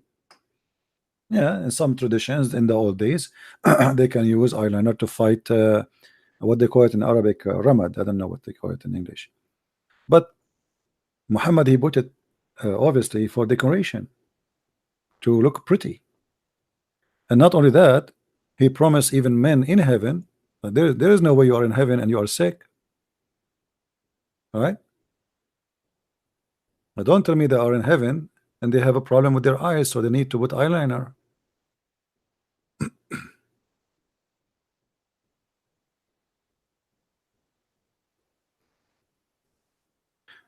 As an example, Muhammad always speak about you getting pretty in heaven. There's a hadith where it says that in the heaven there is a market, and you go to the market. You see, remember the hadith about the market where you go and you find images of women and men to have sex with them? You remember it, right? There is a different hadith about different market. Look like in this heaven there's many malls. There's a mall for sex magazine. You look at the pictures, you like the picture, you get inside the picture, you have sex with the picture. And there's other market. In this market you go, and when you go in the market right away, there is a wind will come from the north. Wind will come from the north, and this wind, when it come to you, it make you more pretty. Anyone knows why? Every Friday we go there, Allah make us more pretty. The wind from the north will come and we will get more pretty. Non-stop, every Friday. So every Friday, the more you stay in the heaven, you are getting more pretty.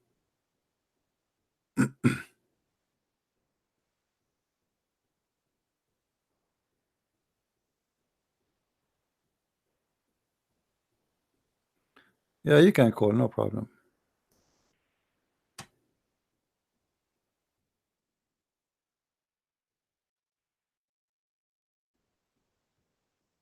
Any Muslim want to say anything? Is it true that in the heaven there is a mall, and this mall provide us with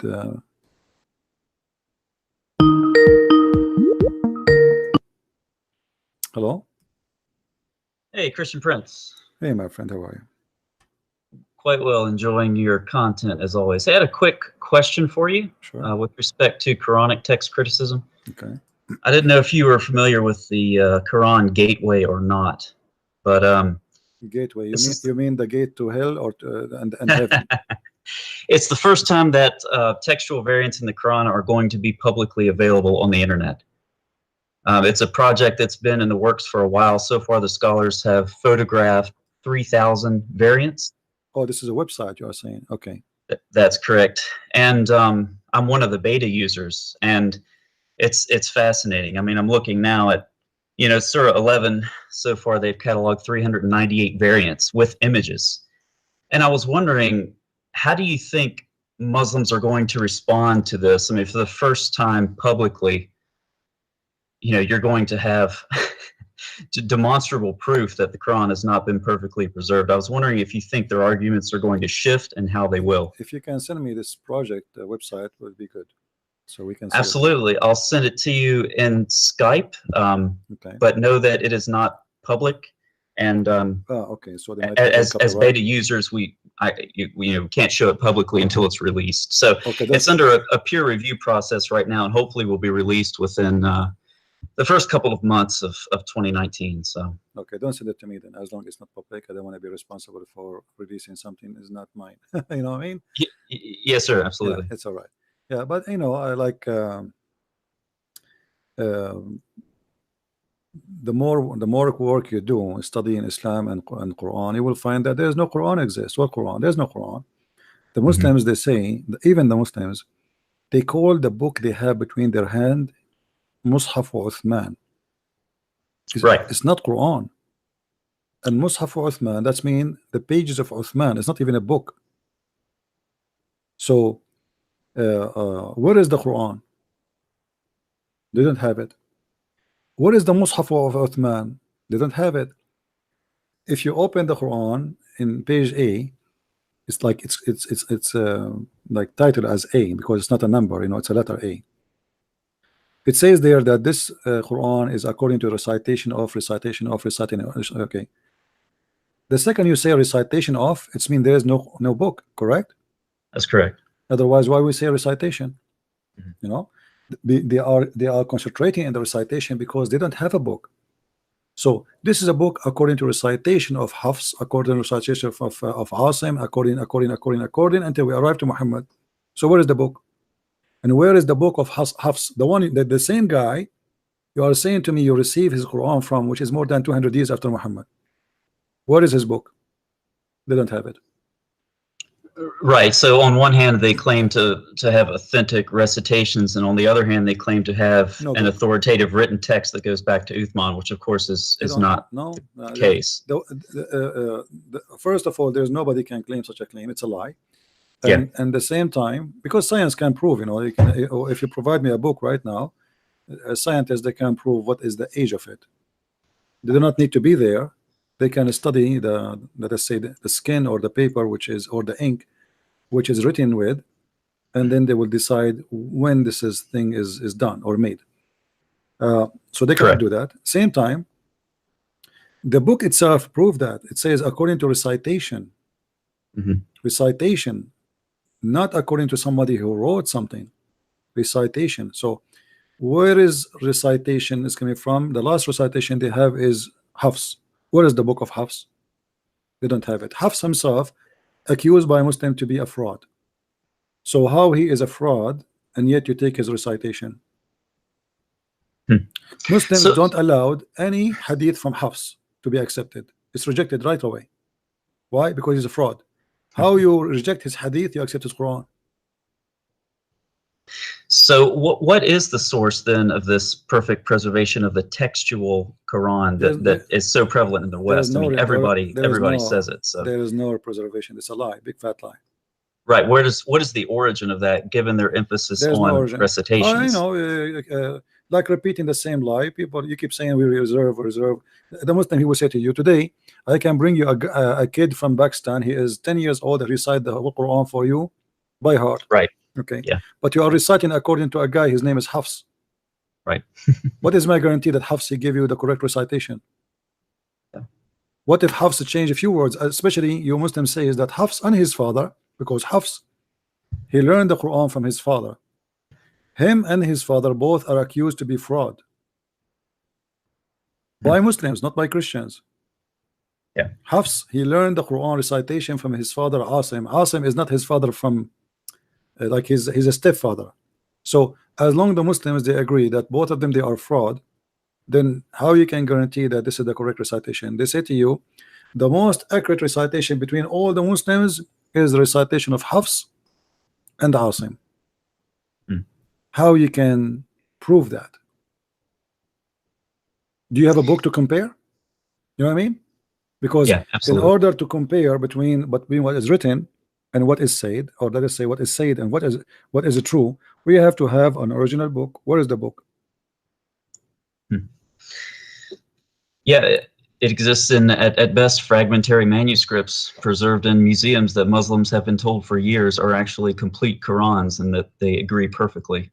You know, and that hasn't been subject to external scholarly inquiry, and it is now, and so yeah, we're going to have demonstrable proof soon publicly available. But I know that the Muslims that I've talked to about it, and some of them have acknowledged variants, and so they'll just shift to, well, variants in the Quran don't matter because it's been perfectly preserved through memory, which is of course what you've been addressing. So it's just another claim that can't be proven and can easily be falsified.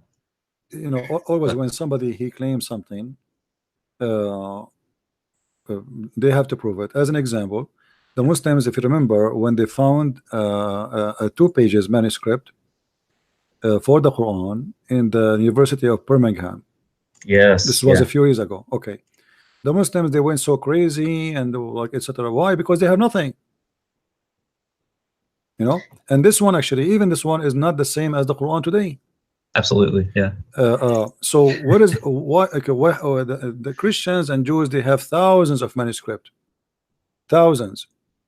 Right. Why the Muslims don't have what we have?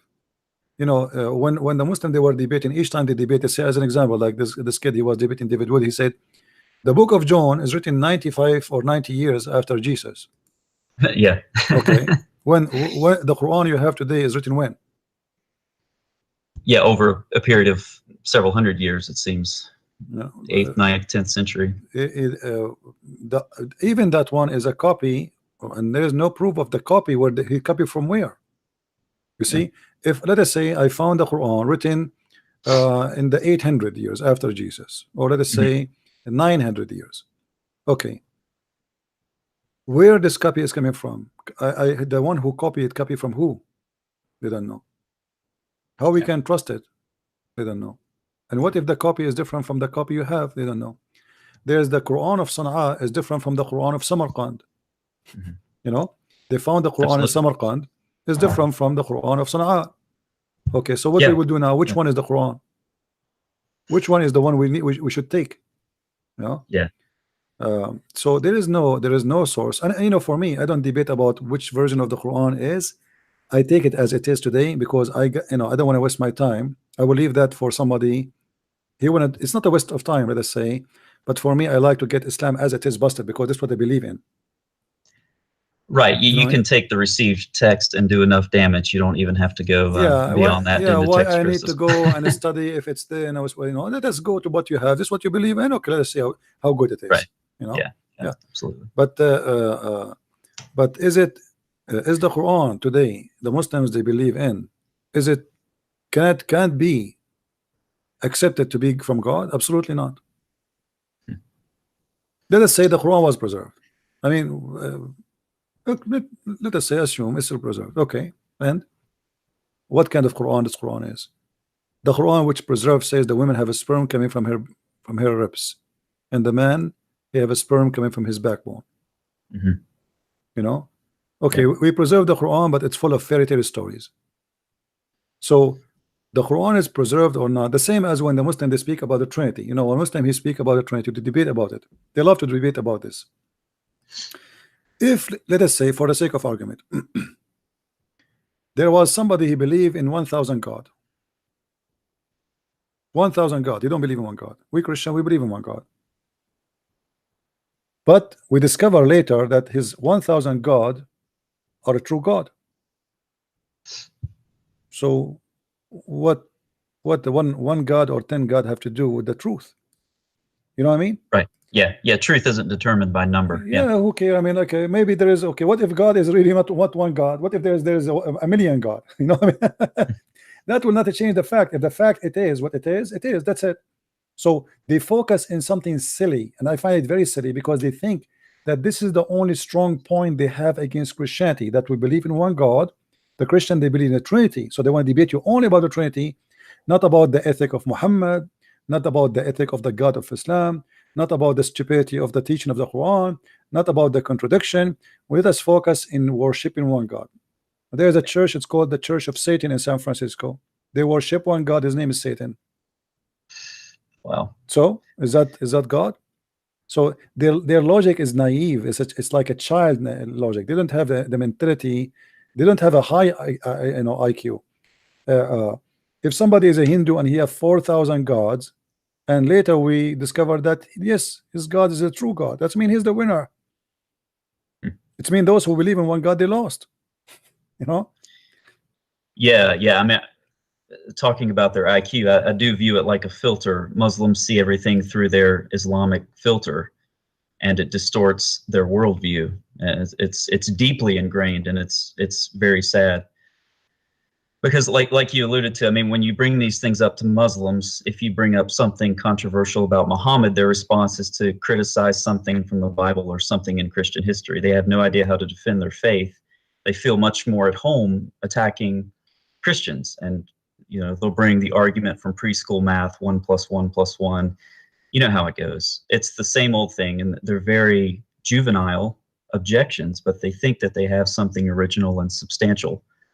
And it's sad, really. But yeah, I just wanted to kind of get your opinion on that. And obviously, being a native Arabic speaker, when this is released publicly, I'll send you a message, and I'm sure you'll have fun going through all of these erasures in the Quranic manuscripts and the textual variants. And it reminds me of when Shabir Ali would debate David Wood or James White. He would always say, well, there's a textual variant, and it'll be interesting when Muslims want to quote various ayat from the Quran. We'll be able to say, actually, wait, there's a textual variant there, and they'll finally get served back to them what they've enjoyed serving out to Christians for so many years. So yeah, well, the Muslim, they can defend their Quran as they wish, and it doesn't hurt me really.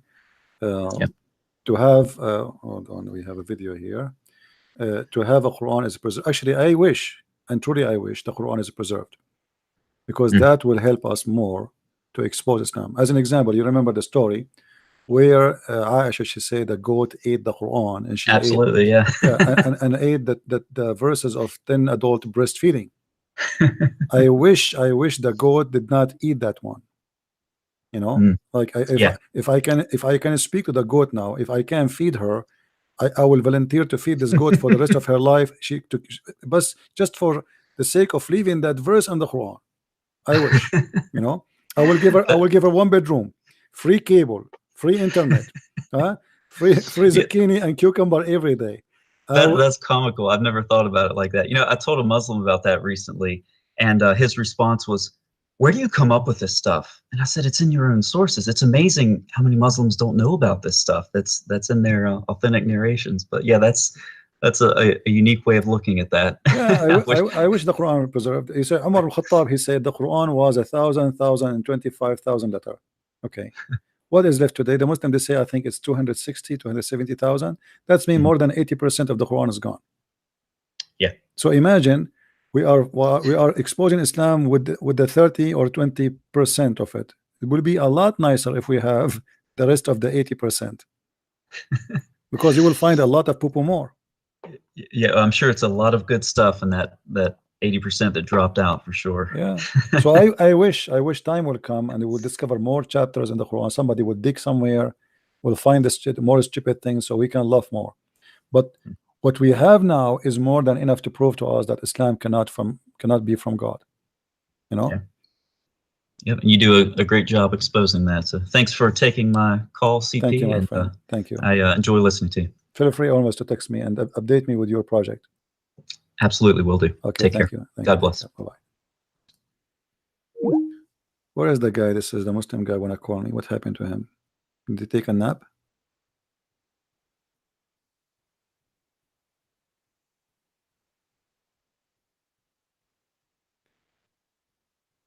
How can Jesus be God? Explain one YouTube video. You see how Jesus can be God? That's a good question. But why Jesus cannot be God? If Jesus, he was able to do what nobody can do except God, if Jesus never commits sin, if Jesus is perfect, if Jesus is what God is always be and was, why he cannot be God? Even the Quran described Jesus as someone who can do things nobody will. Name for me in the whole Quran someone he have power like Jesus. Muhammad, he have zero. Muhammad, he claim miracles nobody witness. Muhammad, he prophesy of things that are stupid and they do not exist. Muhammad, he claimed the moon split and the judgment day started, but nothing happened. So when you say to me how you can show me that Jesus is God, well, how he cannot be? The only the excuse the Muslims they have that Jesus was in a form of a human, but that can be debunked easy. Isn't it the Spirit of Allah came to Mary as a human? They say to you, yeah, this is the angel Jibreel. Okay. When the angel Jibreel became a man, was he a man at that moment, or he was an angel still? They say to you, he was an angel. That's wonderful. So how an angel can be angel and man in the same time, if this is impossible for Jesus to be God and man in the same time? You know what I mean, guys? If an angel who is a lot less power than God can do that, why God cannot do what an angel can do? Because in order to have such a power to be a man and to be an angel at the same time, that is something special. That is superpower, right? To be both in the same time. Are you saying to me that angel is more powerful than God?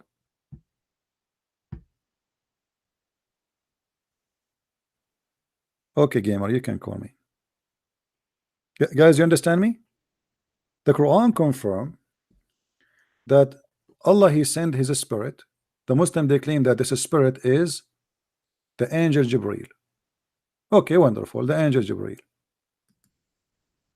The angel Jibreel came and he appeared to Mary as a perfect man. Was he a man at that time? Or a man and an angel? They say he's an angel and a man. So how come you don't have problem with it? Our spirit became a man and angel in the same time, which means spirit, angel, and man, 3 in 1.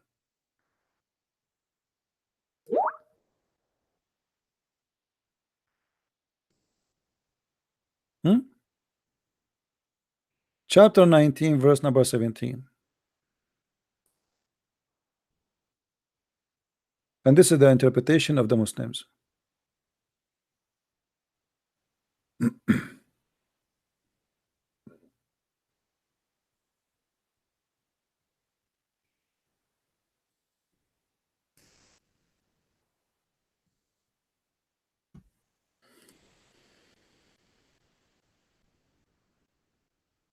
All right.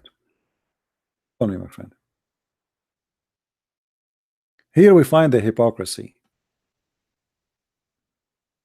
He appeared to her as a perfect man.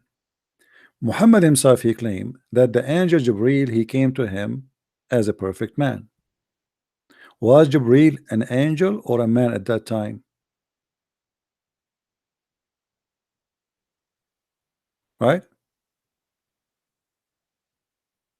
Was Jibreel an angel or just a man at that time? They say he's an angel. Okay. How he can be in two nature in the same time? The hypocrisy is amazing. They accepted that one being can be in two nature in the same time when they want, and they reject when they want. Hello? Hello, my brother CP. How you doing? Hey, my friend. I'm not a Muslim. Sorry, I know you was Don't waiting be for an sorry. Abdul. I'm just joking with people when they say. Don't be sorry, my friend. I'm happy for you. Go ahead. First of all, I want to thank you for everything that you've been doing, exposing these Abduls and everything. Right. And you know, the environment, me myself, I'm living it, is infested with Abduls. Like, whenever this is my problem, right? Whenever you say something about Jesus being God, they're always like getting ready to, like, they just want to tear you open. I just don't know. And then you ask them questions they cannot give you the answers to. Well, you know, because a human being, when he try to answer with his own logic, he fail. If they use the logic of their God, it's going to be horrible. So what they do, they try to go in denial stage, avoiding the question and the answer. That's true. You know, if the Muslims answer me based in their teaching, they will be in trouble. Here we go. As an example, Jesus cannot be God. Why? How God can be man and God in the same time? Okay, I will go with your logic. How Jibreel is a man and an angel in the same And can time? be God. Yeah, I think can be angel at the same time. Yeah. Because if you refuse that there cannot be two and one in the same time, like this guy was debating David Wood, he says to him, how I'm going to recognize who is who and who is he? Okay, here we go. We have an angel. His name is Jibreel. Which one is he? I watched the debate. That debate was I don't know, but we should stop giving it to these people. Why I say that is because, you know, if we like sons of God, right? We are proud of it. They don't have fathers. They're like fatherless. They're just trying to hang whatever strange that can be given to them. Like, why we want to pay them like mine? No, but we have, you see, you need to notice that there is people who they are weak in their belief, and the Muslims, they can deceive them. So we have a duty to show people that those people are fake and they are fabricating answers. The answer is not there, you know. As long as yeah, somebody have, because there is people who they have no education. They might listen to a Muslim and think, okay, here we go, see what I think look like this guy is convincing to me, you know. So if nobody speak about AIDS, doesn't mean the AIDS is not there. It doesn't mean the AIDS killing people, right? That's true. If we don't speak about fire and okay, and the other day there's a guy, he wanted to paint under his heater, all right, and he went and he grabbed the spray, the paint spray, yeah, and he came and he want to paint just under the. I said, what are you doing? Stop, you know. I said, what? He said, what? He said, you will burn the whole house. I said, what are you talking about? You know. You see what ignorance can do? Just a little mistake. He think you have to turn the heater off. The spray is a flammable, is crazy flammable. You know, you will burn yourself, you'll burn the house. So little mistake can destroy you. And some people, not because they are bad, but because they are naive. They don't know. They don't know better. He think he's doing good, he ain't doing bad. And the Muslims, they use you being naive or me being naive to take advantage of us. They always want to prey on that. That's for sure, CP. You're right. They always want to prey on that. Like, if for example, right, if you want to use their logic against them, they're like really quick to go up in flames. They'll be like, you don't know what you're talking about. Like, it's there in your box. It's not there. And then at the end of the day, you let us showing it to them. They'll be like, you don't know, like, really? You deny, they're just being in denial. They just want to like prey on like the people that they don't know about, like what they're talking about. Yeah. Well, okay, like I was listening to you say, I prefer working with what they give to us. I don't know nothing about no Arabic, no nothing. But what you give to me is still not good. We can still use that, and then you can see the evidences, even though they try to change it. Even though they try to change it, you still see the evidences that what they're doing, it's not still working with us. I don't know, like you say something, CP, I've been following you for a whole long time now. You say something. When we read something, like when I'm reading their book, that their sources, and I'm seeing things that I have to be like, is this for real? Are they really seeing this thing, ignoring it, or they just want to like care? They just want to like lie to the people to their faces and be like, this is there. And if you can be bold enough and search it for real, you can never find something like that. And then I'll be like, if they can be bold enough to lie to people like that, what would they not do to get people? At times I just feel frustrated. No, don't see. Don't feel. The Muslim, they try actually to make you give up and to make you feel you are accomplishing nothing. You see, when I do my live broadcast, like now, I am here for almost 7 hours. My voice is gone. You know, I did not eat since yesterday. But I know that people, they will watch the video, and people are copying my videos, and people will see where is the truth. You know, the same as the Bible says. You know, you put the seed. You don't put them in the rock. You put them in the right place. So always there is a right place for the seed to go, and they will grow. But you don't know who is going to collect the seed and who is going to take care of it. So we do our part, and we will never give up, and we will never feel frustrated. Sometimes I feel like angry because I have to shout. It's a lot of. I hear you a lot of times, CP. I hear you. Maybe sometimes this might sound funny, but it's true. Most times I'll be on your live broadcast and I'll be listening. When you be yelling at it, I'll be like, CP, you don't know what you just like. because I can feel what you're going through at that moment. I've been dealing with these people for like some time now, and then I feel to myself, I'll be yelling to my be like, brother CP, don't just drop the call, because it's either they know what you're talking about, they're still trying to lie to people, or they don't know nothing about what you say, what you're telling them. Instead of them like being open to themselves and be like, okay, I'm willing to learn, they're not willing to do that. They'll rather fight till the end. And then when there is no strength left in them, they know that, oh yeah, this was the thing that I was supposed to do. I know. I'm gonna tell you something right now. Most of them, they go back and be like, oh boy, I got screwed and I got spanked by the Christian Prince. That I'm sure. That's why they call back. You know, they call back. most of them, they'll be like, it's like they'll gambling. just be like, sorry, you can go ahead. It's like gambling. You know, when somebody do gambling, he lose. So he go back hoping he will get back what he lost, but he lose more. You know. But they have nothing to lose, CP. All we're trying to do is save their souls. Yeah, well, that's what I keep telling them. No, but they feel they get humiliated. This is what I'm talking about. They feel get humiliated because they thought it's not about humiliation. I keep telling them the same thing, CP. It's not about humiliation. For them, it is. It's not about for them to. I know they have CP. They have nothing to stand upon. That's just it. They have nothing to stand upon. There is no foundation. And that's why they're trying to crack down the very foundation that me and you had because of that blood that was shed on the tree some 2,000 years ago. They'd be like, okay, if we can remove this foundation, they have nothing to stand, and we have nothing to stand, and they're just going to wave around, which is, it's not going to happen. Yeah, just be patient and, you know, be a fisherman. The fisherman, he don't win, you don't know. When he go in his boat, what he will come back with, he might come with the one fish, or he might come with many. So just do what you need to do. You go to the sea and you do your best, and that's what we do here. Thank you, my friend, for calling. Let us see if we can get some Abdul calling us before we finish. All right. All right. Thank you for taking my call. God bless, my friend. Take care.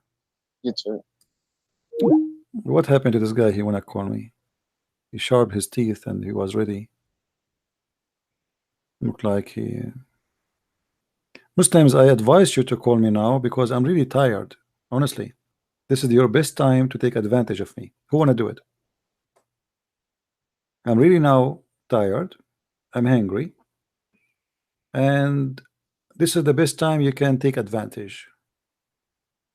Anyone wants to want to do that?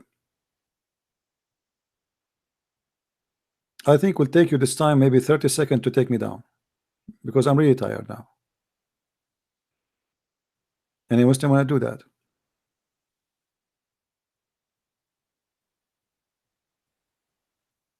Anyone?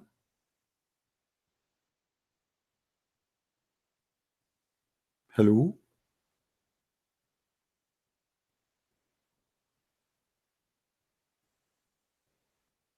Answer your question. What is your question, Sin? I don't see your question. Type it again, please.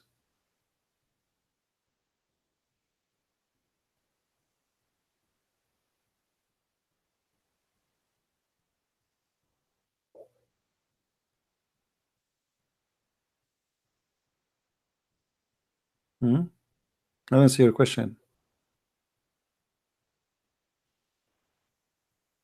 Let us go sleep. My friend, who is holding you from sleeping? It's me? That's a good one. Once I received a message from a lady. She was using the name of her husband. She said to me, I hate you. We are going to divorce because of you. Who are you? What are you talking about? She said, because of you, my husband, he sits in the front of the computer for 10 hours. He don't even talk to us no more. So at that time, we are in Paltalk. So I told the guy, I will give you maximum 2 hours to stay in my chat room. After that, I will throw you out myself. He said, don't listen to her. She complained. I really sat with him. I said, I don't care. 2 hours maximum. After that, I will throw you out. And honest to God, after 2 hours, I see his name coming. I watch him because his wife, she said, we're going to divorce because of you. I don't want that to happen to the poor guy. You know? So after 2 hours, I bounce him. Boing, he's out. Yeah. Where is the Muslim now? Where is the guy when I call us? Hey Jacob, how are you, my friend?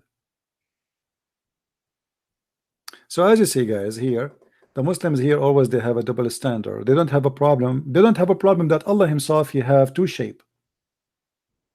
Correct? You remember the hadith where Muhammad he said that Allah He will come to them in a shape other than the one which they knew. Okay, how you accept Allah to be two?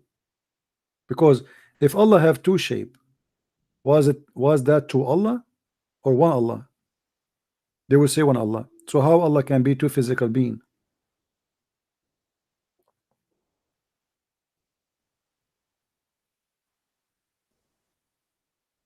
Any Muslim can explain to us? Let me see. Let me get to the hadith so we can see it together. Maybe we can get Abdul encouraged to call us and explain to us what's wrong with this story here. There is something, obviously, something very wrong. Let me look for the hadith.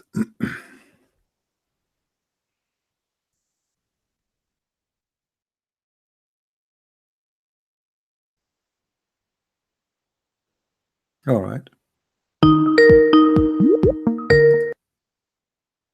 Hello.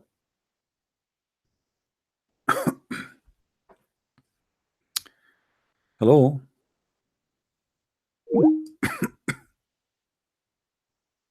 Let me call him back. This is the Muslim guy.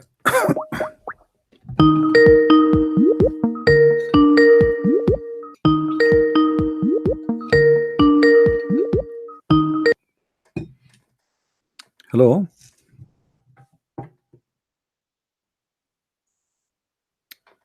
Are you there, my friend? I don't know what's happening.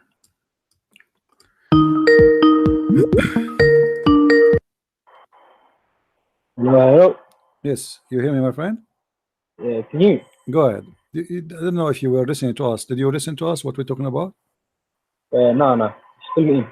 Okay, we were talking about Allah. He have a shape, and Allah He changed His shape. What do you think of that? Oh, I thought we were gonna go back to what we were talking about earlier. No problem. But we can talk about this and we can go back to that earlier. No problem. Okay. What's your question? What do you think about Allah changing His shape? Changing His shape. Hmm. Yeah, Allah could do what He wants. Okay, see, here we go. You see, guys, Allah He can do whatever He wants. Okay, can Allah be a man? No, He can't. See? No. Why laughing? Okay, you just said Allah can be whatever He wants. The second I said to you, Allah, can Allah be a man? You said no. Okay, anything that befits His Majesty. Well, I have to put that in now. Yeah. What? Anything that befits His Majesty. What fit? Does it fit Allah His Majesty to have a foot? No. Befits His Majesty. Coming down as a man, becoming finite, becoming reducing himself to time and a specific location is that doesn't befit His Majesty. You feel me? Who said so? No. I'm telling you. No, you are telling me who is the one who said to doesn't fit His Majesty? What does that mean? Okay, read with me the hadith. Read with me. Okay, hold on. I have. Okay, I want you to confirm. I want you to confirm to me. Okay, are you saying if Allah took the form of something, and that will not be in agreement with His Majesty, you Muslims will not accept Him? Becoming the form of a man goes against the rational mind. Okay. Logical mind, your brain, your intellect. Let us say not necessarily a man. What if Allah He come to you in different form, but you don't like it? Don't try to trick me. Why I don't? I want to trick you. I like to trick Muslims. Why not? I love to trick them. You're trying to corner us and say, yo, why did you do this? Oh, your God did this. Oh, wow. I'm asking you. I want you an answer. Allah He cannot be only as a man, or He can be in other form. Can He come in other form? Can you hear me? Can He be in other form, or only the one as a man He don't like? Okay, let me give you the criteria. He cannot restrict himself within time, within time. You feel me? He cannot be finite at the same time be infinite. He cannot be what? He can't be finite at the same time be infinite. That's contradictive of nature. His nature is contradictive. He cannot be carnite, incarnate. What does that mean? Explain to me. Finite and infinite. Infinite and finite. Can't be both of them together. Okay, so explain to me, please. My English doesn't help me. What does that mean? What do you mean? What does that explain to me. What is that? What is that term you use? He cannot be this and that. What is this and what is that? Finite. What does that mean? Come on, man. You need to know. No, I do not know. I'm asking you. I want you to explain to me what does that mean to understand you. Yeah, limiting yourself, finite. Okay, so if mission. you are inside the physical body, you are limited, correct? Okay, guys, did he say that? If Allah is inside the physical body, he is limited. Do you confirm that again? No. You heard what I said to you.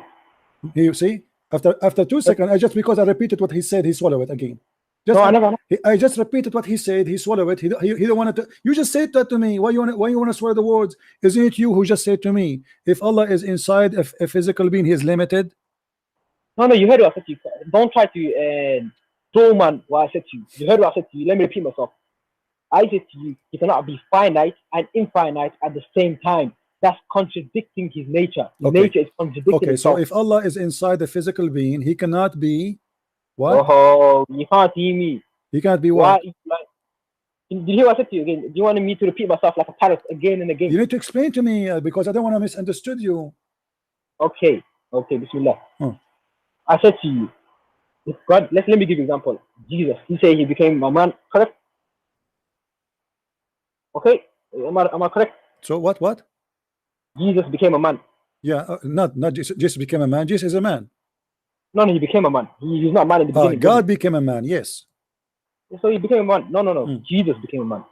No, Jesus is a man. Yeah, he became a man. No, God became a man. No. Don't tell me no. This is my belief. Are you going to make me say what you like me to say? No. The second person of the Trinity became a man. Don't say God became a man. My friend. Hold on.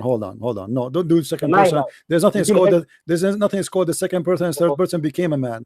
The word of God. This is what the Bible says. The word of God is God, and the word became a man. Okay, that's the second person in Trinity. This is how he appeared to us as a person. Yeah, that's the second person in Trinity. But Jesus, it is not the man became God, it's God became a man. Yes, that's what I said to you. Jesus became a man, whether he was God at the beginning. God became a man, not Jesus became God. You're playing. Okay, now we go back. Don't try to change topic. Allah is the affinity of Allah. What does that mean? Okay. What does that mean? Hello? Hello?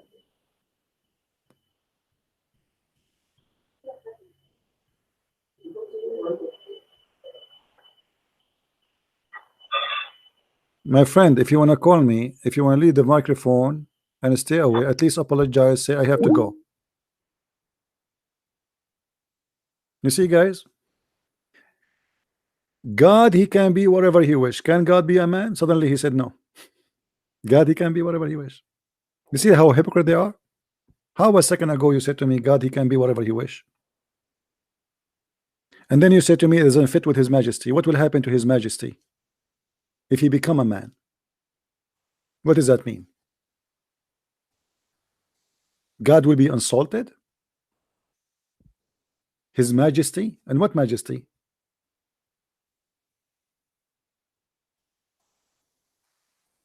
Stupidity is dangerous.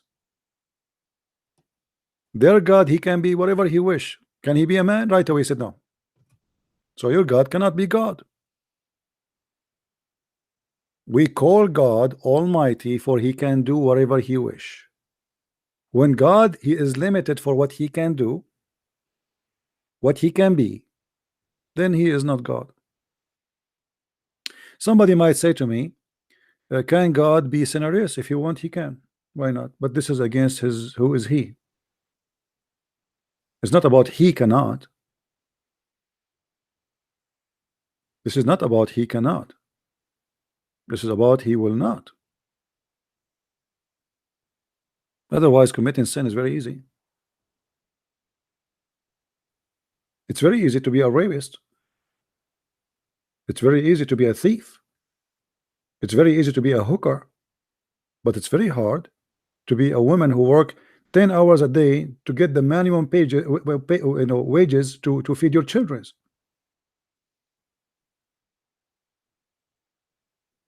Right? Always bad things is very easy. Not only, you know, I mean, for even us as a human. If you study, if you study all your life, I spend my life studying. What is my income? Nothing compared to what people who do bad things. Even to those even who work in maybe the one who work in Walmart, he make more money than me. Money, you know, the easiest money is the one who come from the wrong way. As simple as that. The more you are with God, the more life is hard on you, especially if this is like something you do if in your daily life.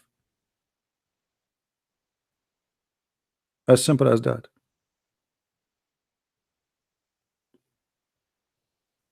If a woman, she is 18 years old,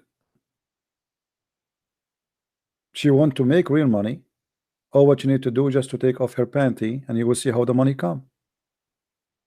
A decent woman who work all day behind the cashier machine dealing with all kind of crazy people to make $7 an hour. Before she arrived home, she spent what she made in the whole day to feed her children.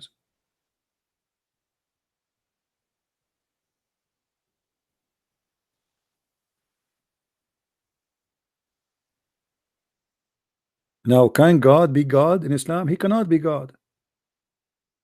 You see, and you notice, did you notice he said, don't trick me? Did you notice he said, don't trick me? Do you know why? Because Muslims, they learn, there's an article written about me. The Muslims, they make fake articles, by the way. Even there's articles supposedly written by a Christian guy against me, you know. So the Muslim, they fabricate a lot of articles. And in some articles, they say to them, the first thing you need to learn when you debate Christian Prince, he will trick you. If he say the prophet is good, don't say yes. If he say he's bad, don't say no. Don't say yes, don't say no, because whatever you say, he will trick you. And this is why he's scared to answer. Don't trick me. Did you notice? He's terrified to answer because he knew whatever he say is going to be in trouble. Did you say that? The second I just said to him, did you say that? He said no, no, no, no. Right away he swallowed it. Did you just say? You just said that God cannot be limited inside the physical, because that would be contradiction for being affinity or infinity. The second I said to him, did you say that? He gets scared. He swallowed it back.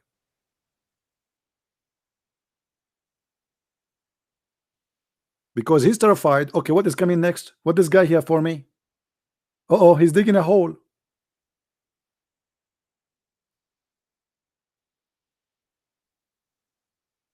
When a Muslim, he hear a Christian Prince saying to him, are you sure? The Muslim, he starts shaking and breaking. Uh-oh, he just said the magical word for me. Are you sure? Did you say that?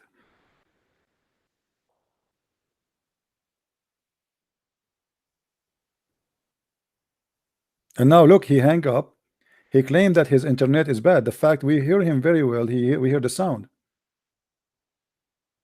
I don't believe that his internet is bad. Let me call him back. Let me see what happened.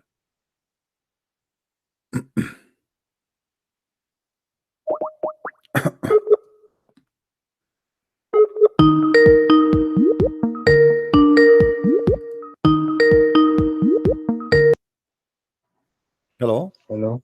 Hello? All right, my friend. So let us go back to zero. Can Allah be inside the physical limited space? Can Allah be in limited? I told you my criteria. No, I'm asking, my friend, I am asking a specific question. Can you give me a specific answer, please? Okay. Okay, can he be inside a specific limited space? Yes or no? Can you be in a specific limited space? That's too vague. That description is too vague. No, I'm saying to you, no. Well, it's not too big. It's not too big because as long Yes, as long it is limited, as long it's limited, it's limited regardless of the size. It can be limited in what? Limited in what? Limited in space. what? Space. In what Space. matter? You know what? Space. Time. Dimension. Space and dimension. Because you are the one who mentioned to me the infinity. The infinite is infinite or not infinite. Okay. So can Allah be inside a space which is limited? But it depends what space you're talking about. Can you just stop if there is a space for you, if there's a space for you, is accepted that Allah can be inside. Yeah, just explain yourself, then I'll let you know if this You is see, possible or you not. keep saying to me, explain. I just explained. If there is a space in your imagination, in your knowledge, in your belief that Allah, He can be inside and that will not harm His majesty. What is the space He can be inside? He hang up. You see, yeah, internet is fine. He hang up.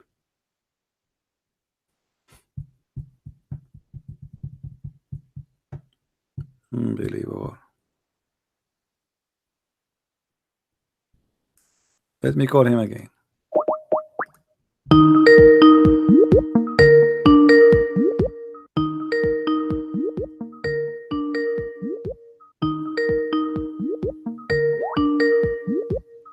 You see his internet.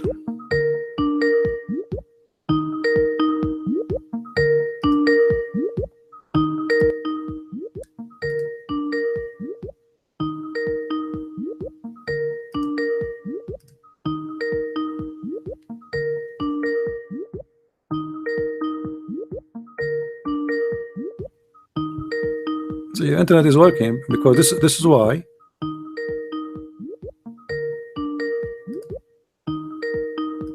Okay, I don't want to answer because if he's not working, it's not going to ring. Somebody says to me that there's God, there's things He cannot do. That's false. That's false. God Almighty, He can do everything. This is why we call Him Almighty. He is capable of doing anything. If you want to say to me, can God be evil? Can God be evil? This is not about He can or He cannot. This is against His nature. That's why He don't do evil. But it's not about He cannot. I can be evil. God cannot be evil. I can kill. I can harm. I can steal. I can. God don't do that, not because He cannot do, but because this is against His nature, His ethic. He's a wonderful person. It's not about He cannot.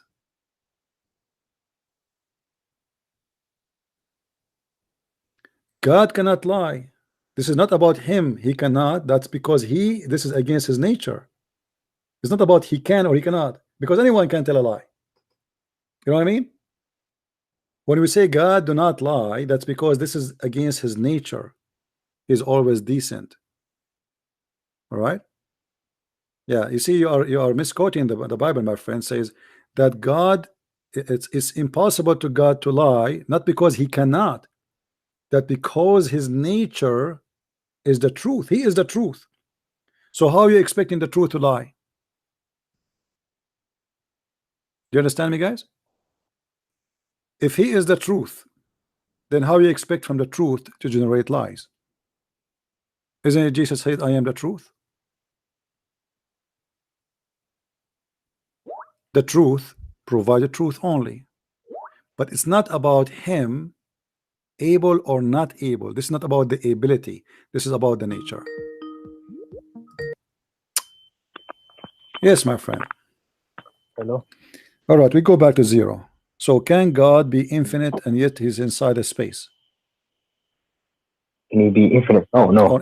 Okay, so if Allah cannot be inside a space, why Allah is a physical being then? No, that's beyond. That's not what I said to you. I said to you. Let me explain myself to you again. He is not bound by time. On the other hand, time? What time? I'm not talking about time. Did I mention time to you? Yeah, that was my criteria. No, I'm not talking about time. I'm talking about physical space. Is Allah is inside the physical space? Physical space. Is Allah is inside the physical space? I did not mention the word No, time. I said no. No, He cannot be. No, you can't be. Okay, here we go. We have a hadith in front of us. Your prophet, he said that Allah, your God, He will change His shape and He will come to you in a shape other than the one which you saw first time.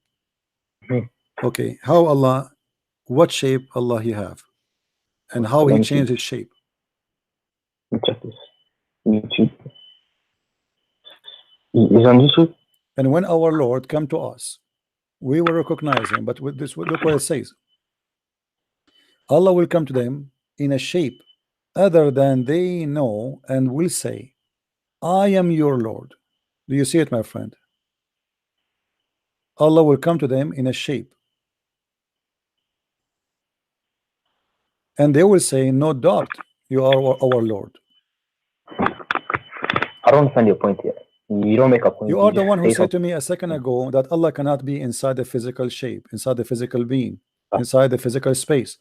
When your prophet said that Allah, he will come to you in a shape. Shape is a shape.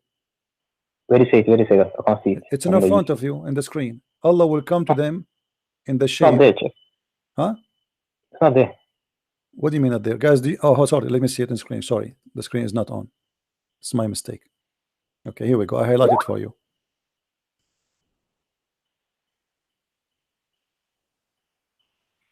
Allah will come to them in a shape. Not there. It's not, okay. Okay. It's there now. They knew and will say, I am your Lord, and they will say, no doubt you are our Lord. So Allah have a shape. So, you okay? Now, this is not a question. You said to me that Allah cannot be inside a physical shape. See what you do now. You're doing gymnastic on words now. Okay, let me tell you what I said to you. I said to you cannot be bound, limited. What do I mean by limited? When your Lord, when your supposed alleged God, which is not a God to me, came down as a human being, he became limited within time. He was bound by time and a specific location. That does not befit the Creator, the majesty of the heavens and the earth. You cannot be bound by time like us humans. We're the creation. We are bound by time, not him. You see my point I'm trying to make to you. You, on the other hand, brought me something. I say, Allah will come to them in a shape they know and will say, I am your Lord. Okay. Is Allah inside that shape or he's outside the shape? No. How does this correlate with what I asked you? What? How does this correlate with what I asked you? I'm asking you, is Allah is inside that shape or he's outside the shape?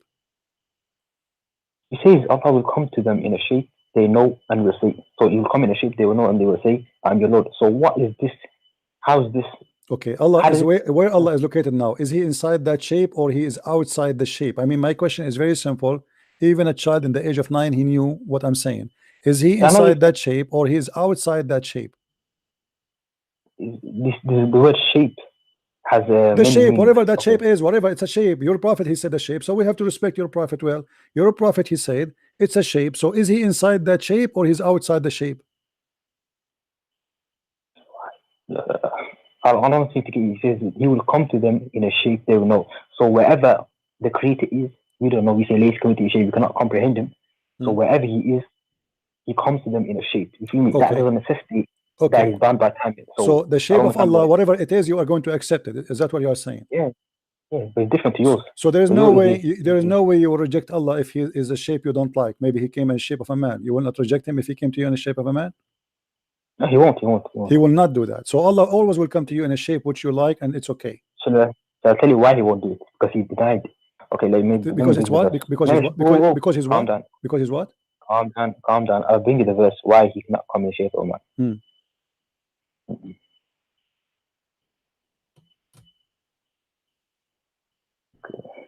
Let me just show you what he says about Jesus being God and being a man.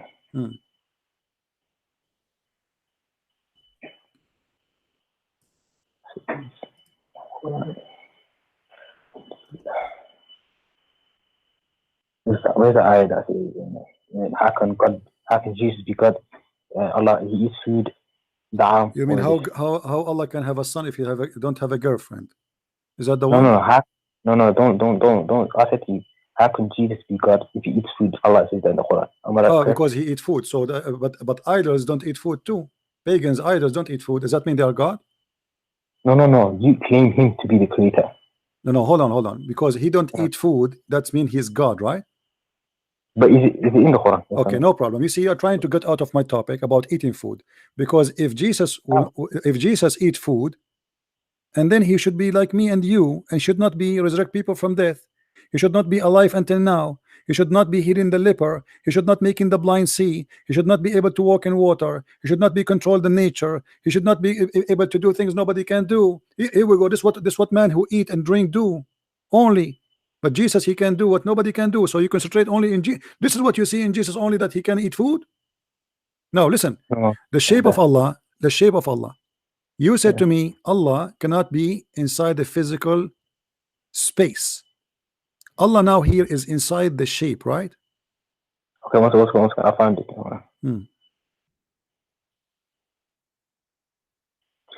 يا أهل الكتاب لا تغلوا في دينكم ولا تقولوا على الله إلا الحق إنما المسيح عيسى ابن مريم رسول الله وكلمته ألقاها إلى مريم وروح منه فآمنوا بالله ورسوله ولا تقولوا ثلاثة انتهوا خير لكم إنما الله إله واحد سبحانه أنه يكون له cycle. So the Messiah, son of Mary, was but a messenger of Allah, and his word which he directed to Mary and a soul created at a command from him.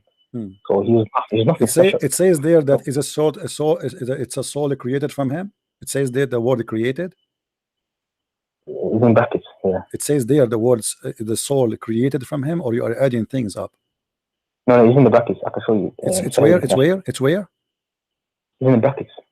In the brackets, so there's a lie. It's not, doesn't say that. So this is the Muslim fabrication. Thank you very much. Now we go back to zero. I want to say thank you for quoting for me this chapter in the Quran, chapter 4, verse 171, because this is the same verse proving to us that Jesus is God, and we will go back to that. You will see. Hold on. We will go there, but let us finish this one. All what you are trying to do, you're trying to escape the problem that your God Allah is coming to you in a shape, and you are saying to me that the shape of Allah always is going to be holy, correct? Yeah. Okay, and Allah will not come in a shape which is not accepted. Is that correct? Yeah. Allah will not be in a shape, any shape you Muslims don't accept. No. Do you say that there? Let me read that again. Okay, Allah will not be in any shape which is not fit with His Majesty to the point you Muslims will reject. No, I didn't say that there. Okay, what you will say is tell me. Blah, blah, blah. Okay, make it clear for me. Allah, when He come in a shape, do He come in a shape fit with His Majesty? Yes or no? No, He comes in a shape that people recognize. Okay, sheep recognize. Does it fit with His Majesty or doesn't fit with His Majesty? Yeah, obviously it fits His Majesty. It's fit with His Majesty, which means there's no way you Muslims will not accept His shape, because if you not accept it, this means it does not fit with His Majesty. You're confusing yourself. You see, you are trying to escape away because you are terrified and you are scared to answer. Allah come to you in a shape. Is that shape always fit with the majesty of Allah, which will make you accept Him? No. Yes. Okay, so you are confirming to me, because maybe later you will say I did not say that. You are confirming to me that Allah will never come to the Muslims in a shape which they will not accept. The Muslims will never accept. No, you didn't say that. A shape that we will recognize. This is another question. The shape which you will recognize, is that the shape of Allah or it's not the shape of Allah? Yeah. Okay. If somebody come to you in a shape you don't recognize, are you going to reject him because he is Allah or because the shape is not true? No, you can't reject. He says that we will recognize him. This is a prophecy. You cannot reject the shape of Allah, correct? Correct. Okay. So as long it's Allah, it doesn't matter what his shape is going to be, you accept, correct? Yeah, correct. Yeah. Correct. Thank you, guys. Be my witness. He said that. So what we learn from you, that as long it is Allah Himself, even if the shape is not the way you want it to be or you expect it to be, you will accept it whatever it is. See, that's your trickery coming again. It says they know and they recognize it. So why did you just lie to me? I said that. Okay, so how you can recognize the shape of Allah if you never saw Allah? See, the prophecy. So what prophecy? Okay, describe for me Allah. As long you just said they will recognize, everybody heard you. They will recognize the shape of Allah. Do you know the shape of Allah? No, this is a prophecy that my friend, this is another question. There's another question. I know it's a prophecy, but in order to this prophecy to fulfill, your prophet already he died, which means there's no more information to come. Did your prophet told you? Did he told you how the shape of Allah look like? I don't see in the afterlife. My friend, this is another question. This is another question. This is not the question. If your prophet already is dead and he told you his message and it's gone, if there's any more prophet to come and tell you about Allah, if there's more prophet to come and tell you about Allah, or that's it, Muhammad is the last prophet. Jesus is coming back. This is another question. Is there any prophet will come and tell you about Allah's shape? No. Okay, so how you will recognize the shape of Allah, which you will recognize in the judgment day, if you do not know how he look like?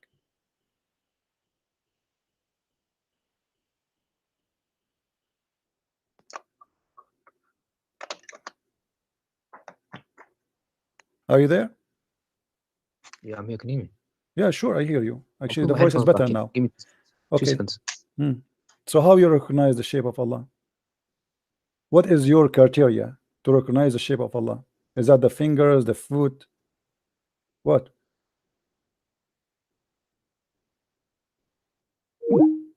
Yeah, hang up. Hold on, guys. I need a minute.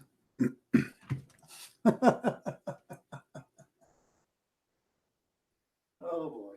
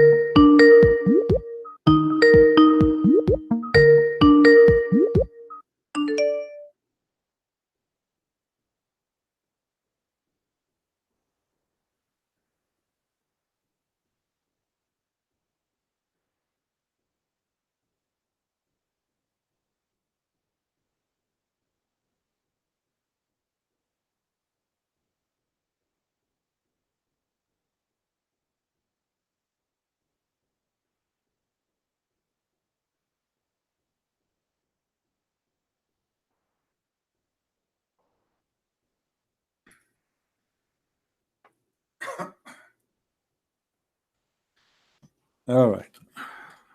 He did not call back, huh?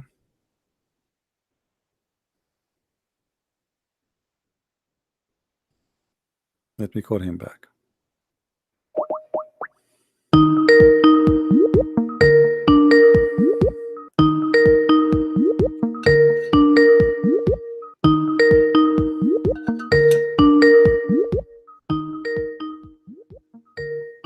I don't think he will answer. Yeah, I think he's gone. Oh, he's here. Hello? Wow. Anyway. Okay. So my friend, so Allah, you said to us, there's no way Allah will come in a shape which you will not be able to recognize, correct? Okay, according to the hadith. Huh? So no, I'm asking you. There's no way Allah, because you said Allah, your prophet, he made a prophecy that you will recognize him, correct? No, 1 second. Let's read the hadith. It says Allah will come to them in a shape they know. So Allah will come to the believers and in the shape they know. So this is a prophecy about us knowing the shape of Allah. How you know the shape of Allah? What do you mean, how do you know the shape? Well, obviously we recognize him. He's the creator. How? What is the shape of Allah? Because once we see him, obviously we can recognize he's the creator. Okay, but he's coming in a shape. So there's no way you are going to be confused that this is him or not. Right away, when you see it, you will accept. Obviously, he's not same as us. He doesn't look like us. Okay, so this is mean that Allah, he will come to you in a shape, and the second you see him, you will be able to recognize him. You will not have a doubt. It's about him. It's him or not. Obviously. Come on. Okay, you confirm that. Can you confirm that to me for 3 times? I'm telling you right now, you will recognize it. Yes. 100%. Okay, so you confirm to me there is no way, there's no way that you, when you see Allah, you will not recognize him. No way. Oh yeah. Okay, no way. Why is that? Why you are sure? Because he doesn't. Okay, let me give you an analogy here. In the time of judgment, we come there and we're all lined up. and there's a creator there. Once we see the creator, we will know this is the creator because it's not different from us. He's different from us. He doesn't look like us. So when we look at land, we all look the same. And once we look, when we look at that shape you're talking about, we will be able to differentiate ourselves from the creator. So it's impossible. So it's impossible for you that Allah will come to you in a shape you don't recognize. It must be a shape you recognize always. Yeah, dude. Yeah, but you see, I understand what you are saying, and you said there's no way, and you confirmed that 3 times, which is enough for me. But now I'm asking you, but how you will know his shape? So how? See, the question is how and why. You need to stop these questions. It's okay, I have a surprise for you. In the same hadith, it says that Allah come to you before He come to you in that shape. If you go a little bit a few lines, it says Allah He come to them in a shape, and the Muslims they say to Him, "We seek refuge from you." From you by Allah, and they consider him shaitan. Allah will come to them in a shape other than they knew and will say, I am your Lord. They will say, we seek refuge with Allah from you. Do you see it? I can't see it. And you are the one who said to me, there's no way, and I made you say that 3 times, and you confirmed that to me, that because Allah is a glorious, amazing, there's no way you will not recognize his shape. So how the Muslims were not able to recognize the shape of Allah here? What's wrong? Okay. Allah, yeah, I can't see this. What you're talking about? It's in the front of you. Okay, I don't know.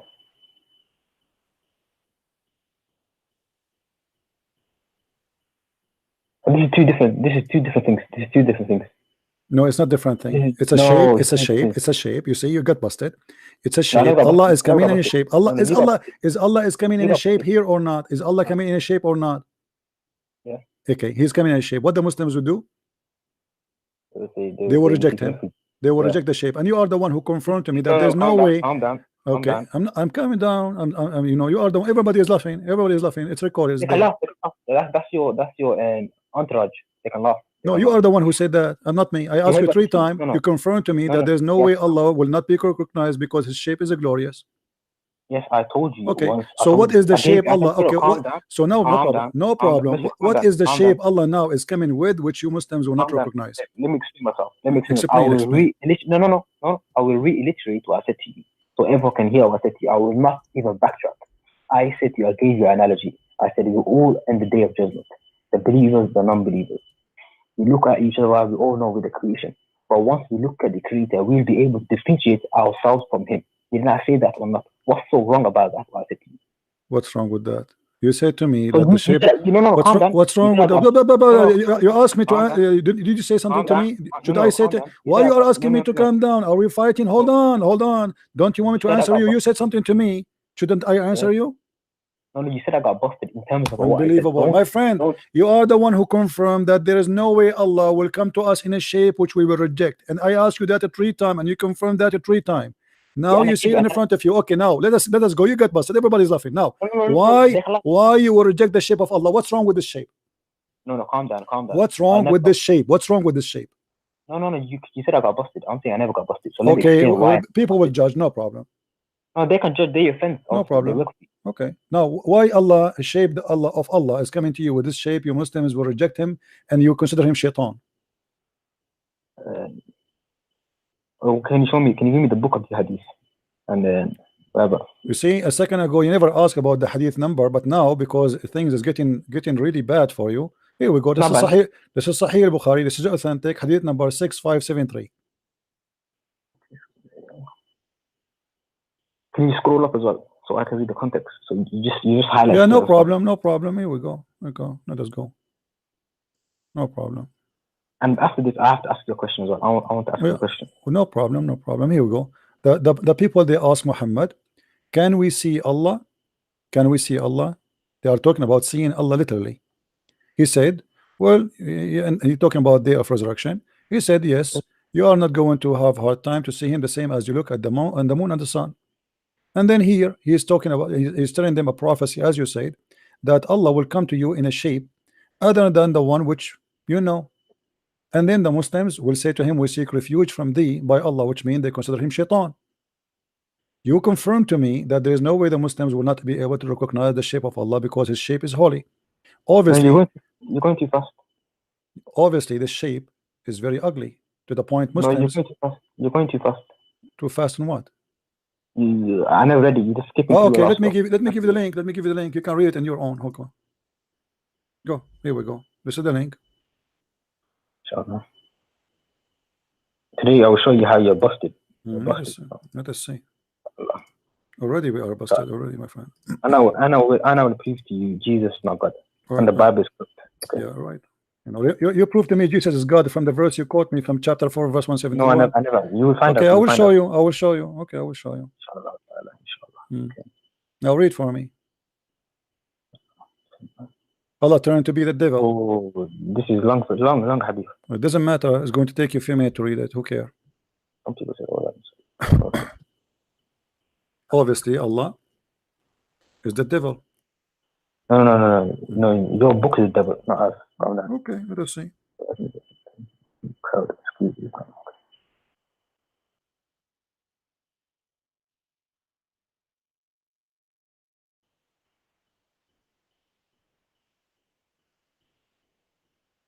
So he says, whoever used to worship that thing, they will follow it. So anyone who worshipped the moon, the sun, they will follow it.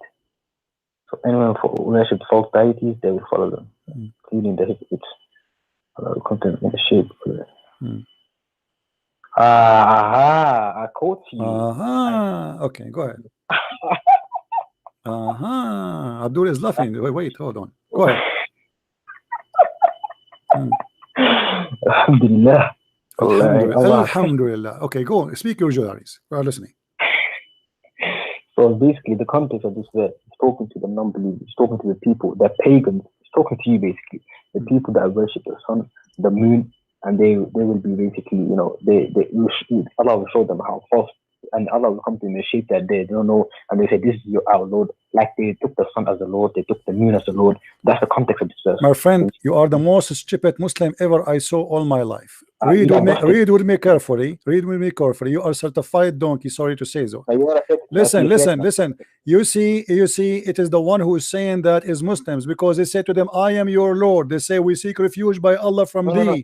The Christian, they will say, we seek refuge by Allah from thee. Are you stupid or what?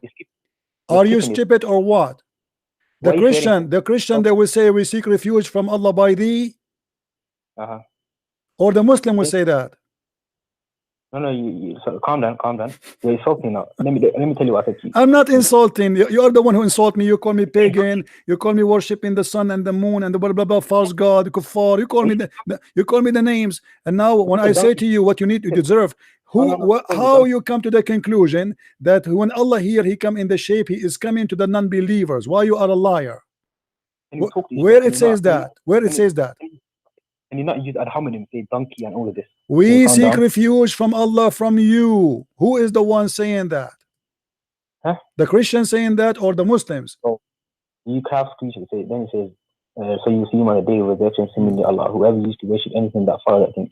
So he used to worship the sun, will follow it, and he used to worship the moon, will follow it, and he used to worship false deities, will follow them, and then only this nation, i.e. Muslims, will remain, including the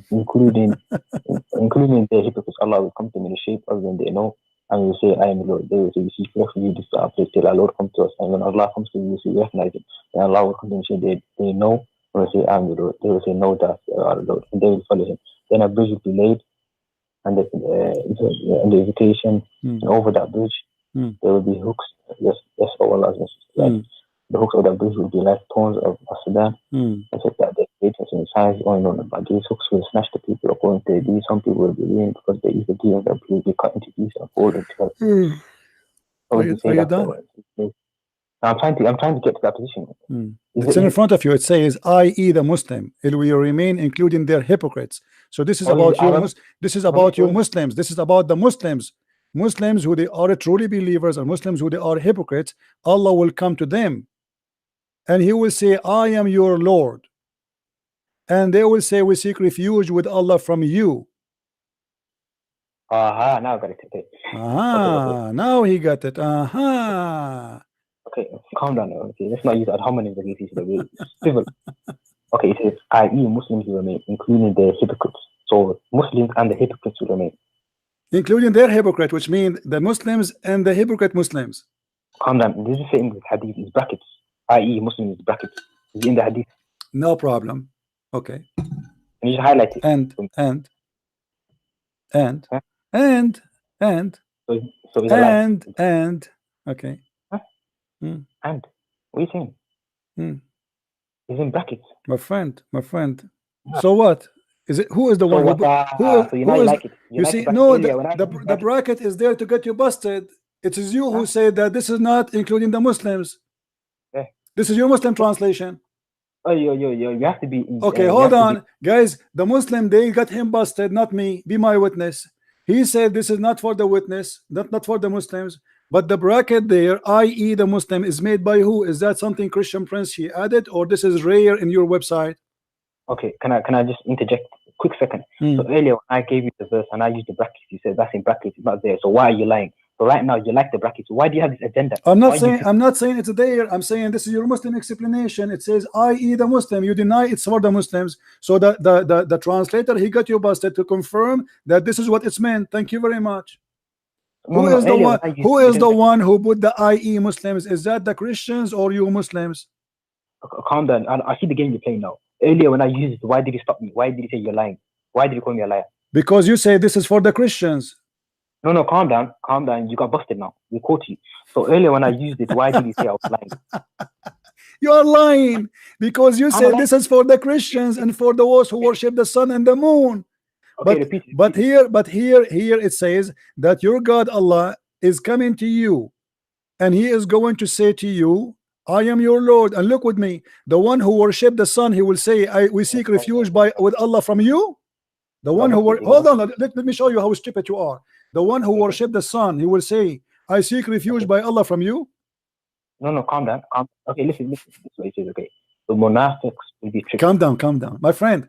How somebody worship the sun, he will say, you are not our Lord, we seek refuge with Allah from you. If person worship the sun, he will say, you are not our Lord, we will seek refuge to the sun from you, not to Allah. Okay. So they are seeking refuge to who? They are those to know their religion. What are they? Are they seeking refuge to Allah or they are seeking refuge to the sun? Okay. Is this a monologue or is it dialogue? Can I just speak for 1 second? Okay, sure. Let's focus on what you're saying. You're talking about what you say, and then only this nation will remain, including the hypocrites, and Allah will come to them in a shape as they know, and they will say, I'm the Lord. They will say, we seek refuge with Allah from you. This is our place. We will not follow you till our Lord will come to us. This is the munafiq. This is not the Muslim. This is the munafiq. Aha. This is my explanation. Abdul, you are an official certified donkey. Sorry to say that with you. Because the munafiqeen is the Muslims too. Yes, but the munafiq doesn't matter. Allah is coming in a shape, right? My friend, hold on. In front of you, it says clearly that those people, they believe in Allah. In the beginning, you said to me, this is the one. Look how you change your mind now. In the beginning, you said to me, Alhamdulillah, those are the Christians, those are the one who worship the sun, the moon like you. Those are, and now you admitted that those are the Muslims, but they are the liars Muslims. No, I never read it, so I refrained. I was wrong there. Okay, I will go with you. I will go with you to the end of the road to see how many lies you create in the coming 15 minutes. Now, okay, hold on. What we learn from this, that Allah is coming in a shape other than the shape which they knew. Is that correct? Is that correct? Okay. Who is the one who says we seek refuge from Allah? Is it only the liars or all the Muslims? Okay, let's read it again. It says, read it again. Go ahead. Here we go. No. Okay, you're saying that I'm lying. You'll find out who's lying. You're lying, my friend. Yeah. Okay, I'm lying. Yeah. Okay. Let's read it. This will refute you right now. My friend. You speak Arabic, right? Don't you speak Arabic? Don't worry about it. Do you speak Arabic or not? Let me show you. Let me get you busted in Arabic. وتبقى هذه الأمة فيها منافقوها فيأتيهم الله في غير الصورة التي يعرفون فيقول أنا ربكم فيقولون نعوذ بالله منك هذا مكاننا حتى يأتينا ربنا. So this is the nation. Muhammad is speaking about his nation, including the hypocrite inside the nation. So all the Muslims, Allah will come to them. Allah will come to all the Muslims. That's exactly what I was saying to you. Exactly. Okay. Exactly. Thank you very much. So Allah will come to all the Muslims, and the Muslims still. Okay, hold on. Okay. Oh yes, you're right. He will come to all of them. The Muslims will recognize him, but the Munafiqs won't. No, read with me carefully. No, what's read with me carefully. Allah changed his shape. He changed his shape. It's not about to recognize him or not. Allah changed the shape. He changed the shape. Read with me. Allah will come to them in a shape other than they knew or they know. He come in a shape other, and will say, I am your Lord. They will say, we seek refuge with Allah from you. Then we will not move our place, and nobody will follow you till our Lord come to us. And then when the Lord come to us, we will recognize him, as you said to me before. And then Allah, listen carefully, and then Allah come to the same people, the same group. Then Allah come to them in a shape which they knew, and then he will say, I am your Lord. And then they will say, no doubt you are our Lord. You got busted 20 times in 5 minutes, my friend. So this is the same people, they reject Allah for he changed his shape. Now here the problem. It's not all the lies you said. It's not all the things you got busted with. No, the problem is now you have two Allah. You have Allah number one, and you have Allah number two. Which one you follow? Okay, let me help you. Let me reiterate what I said to you. I'm not going to move from this point until one of us are defeated. You sure? Okay. He says here, and then only this nation will remain, including their hypocrites. So the Munafiqs are there. You understand that? Don't say I was lying. It says this. And Allah will come to them in a shape other than they knew, and will say, I am your Lord. They will say, we will not follow you till our Lord comes to us. And when our Lord comes to us, we will recognize it. Then Allah will come to them in a shape they know, and they will say, I am your Lord. They will say, no doubt you are our Lord. They will follow him. So the first time when he came, that's the Munafiqs. I believe that's the Munafiqs speaking. My friend, it says then only this nation, i.e. Muslim. Do you see it? No, that's right. That's your brackets. Don't be stupid. No.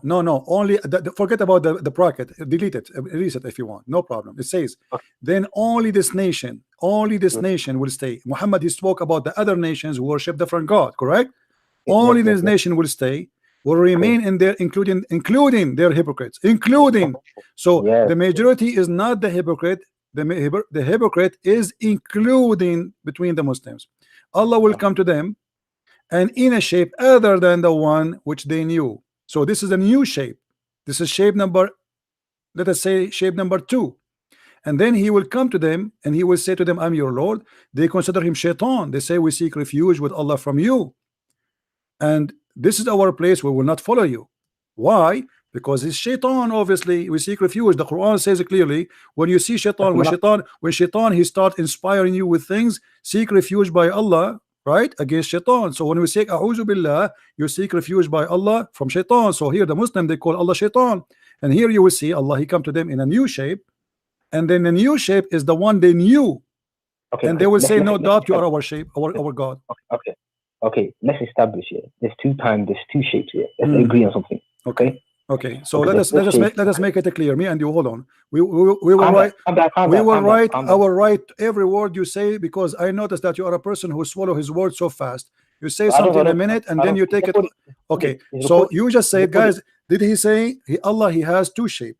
Did he say that? No. You just said that. You just said that. You said there's two shape here. Those are two shapes. Shape of who? See, you know what you do? You stop someone at half point. If I say, my friend, the two shape here, you admitted that there is two shape. Shape of who? Okay, let me finish. Don't interrupt me. No, give me an answer, short, and then you can explain. The two shape here are shape of who? I might as well leave, man. This is bullshit. This shape, no bullshit. I know it's a bullshit. Everything you are saying is a bullshit. I agree. You are running away. You just admitted the two shape. The two shape are the shape of who?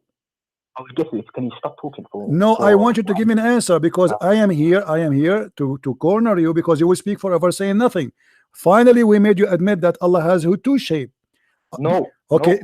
Are you saying the first shape is not the shape of Allah?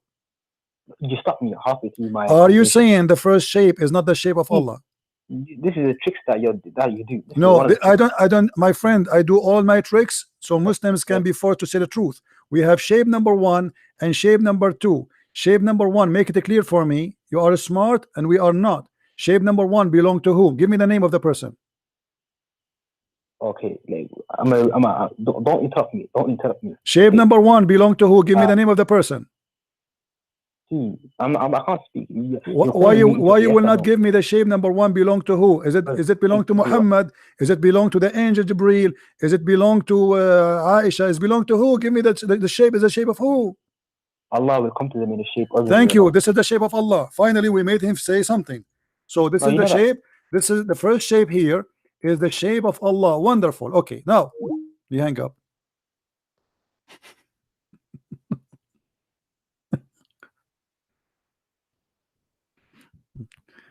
You hang up.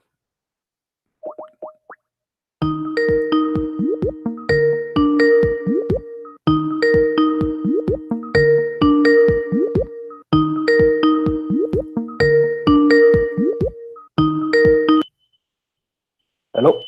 Yes, my friend. So thank you very much for agreeing that the first shape is the shape of Allah. What about the shape? The shape the second shape. What the second shape is the shape of who? Okay, calm down. Do not interrupt. My friend, I'm talking to you, please. The second shape, just to make it easy, the second shape is the shape of who? This shape here, the second shape. Give me a name, please. Both of them is Allah. Thank you very much. God, did he say the word both? Did he say the word both? Okay, both. Let me write it because later he will say I did not say that. Both shape for Allah. Okay, I will move it and I will put it here so everybody can see it. So now, so we have an agreement. We have an agreement, me and you, that Allah have both shape. Okay, now Allah have both shape, which means two shape. Which one of them is Allah? Oops.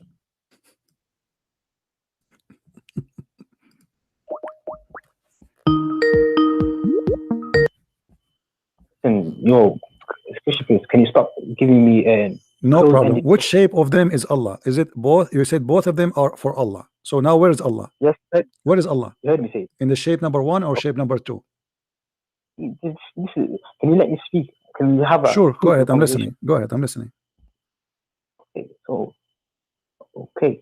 So the first one, when you're saying we say we seek refuge, and you're saying I would be there, regime. I interpret this verse. This is the munafiqs.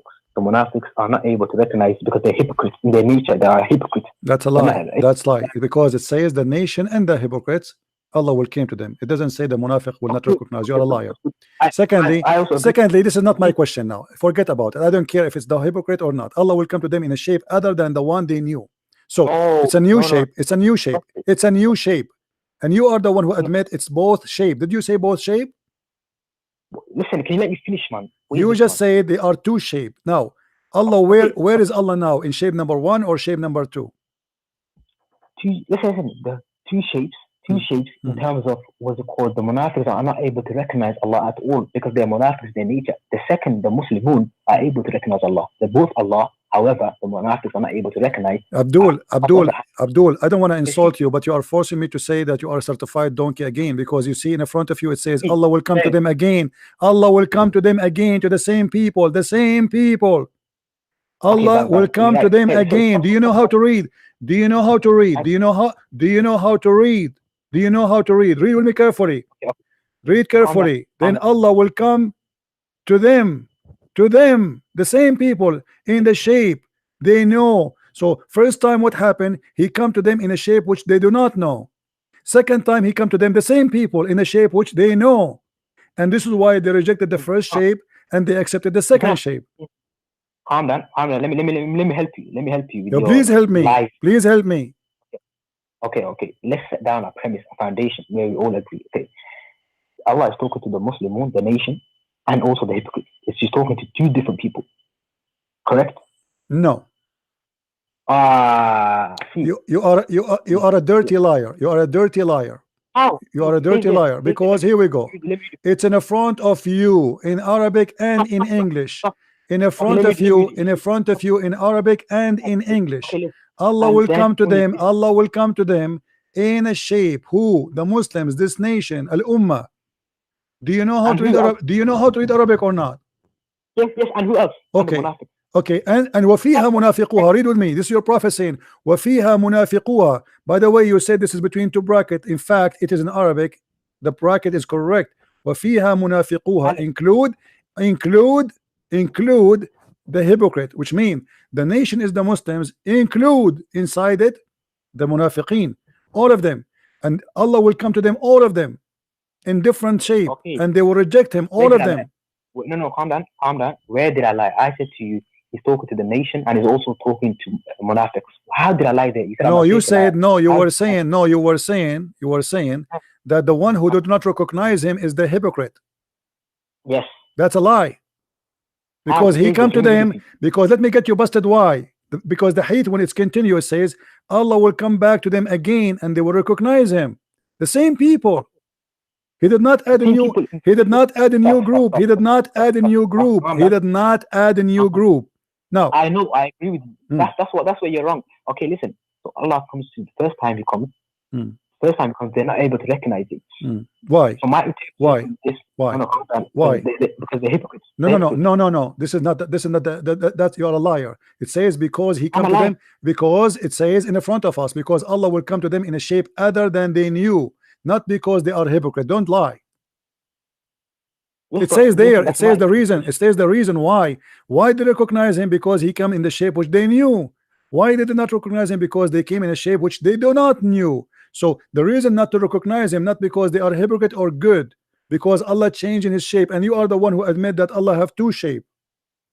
No. What I said to you, let me explain myself again. Two shapes in terms of the monarch are not able to recognize him, and the Muslim. Shut up, coward liar! Don't call me again.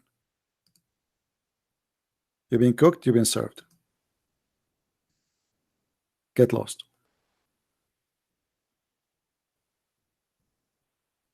If you go back, you will see how he was confirming that there's no way Allah will come to them and they will recognize him because he is all high majesty.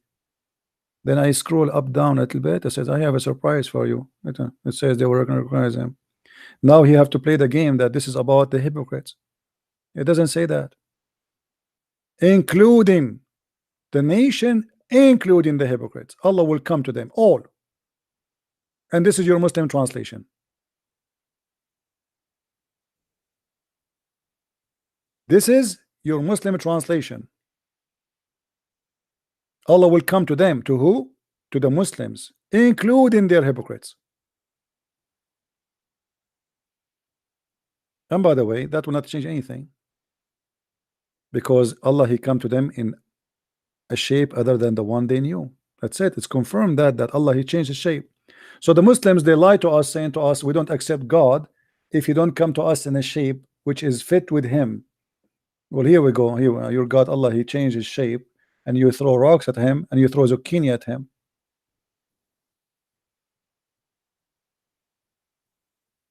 And now we have two Allah. We have two physical beings, because remember, Allah is a physical being. How Allah, the physical being, he transformed his shape? What happened? Right? What happened?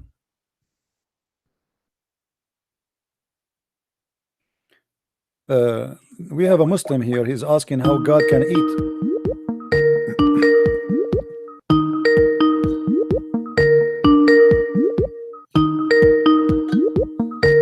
I'm calling Abdul. More barbecue in the way. This guy, he will not answer. I don't think he'll have the courage to answer.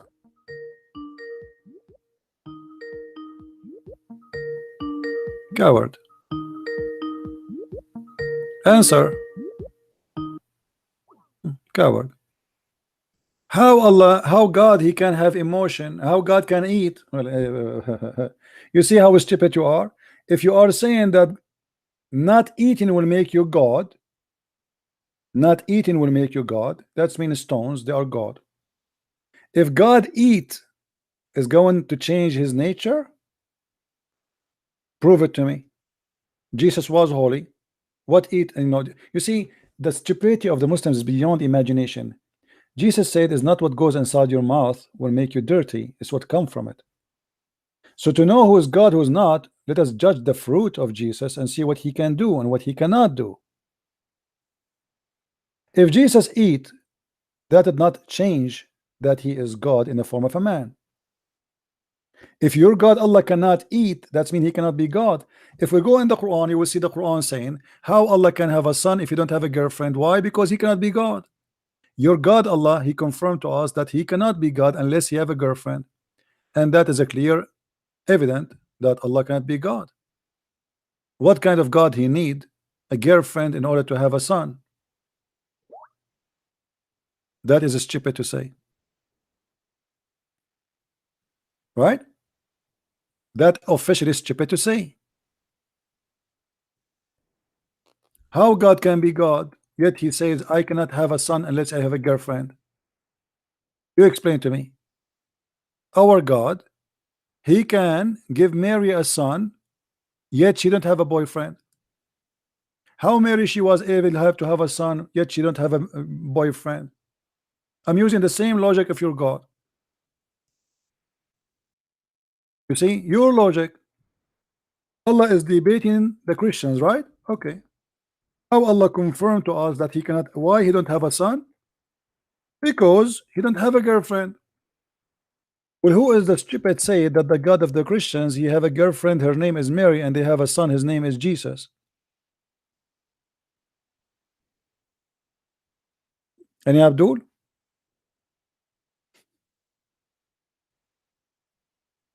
Stupidity.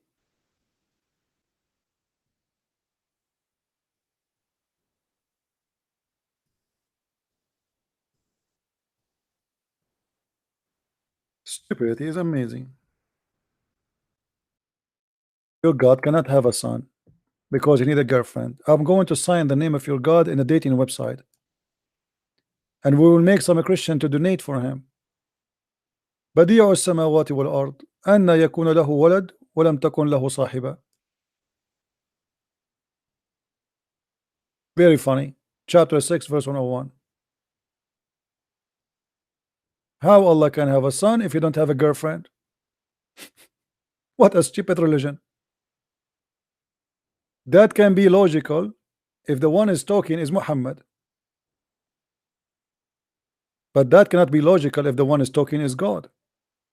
That can be logical if the Christian believe that God have a girlfriend and they have a son from him, from her. But this is not what the Christian believe. No Christian believe that God have sex with Mary and they have a son, his name is baby Jesus.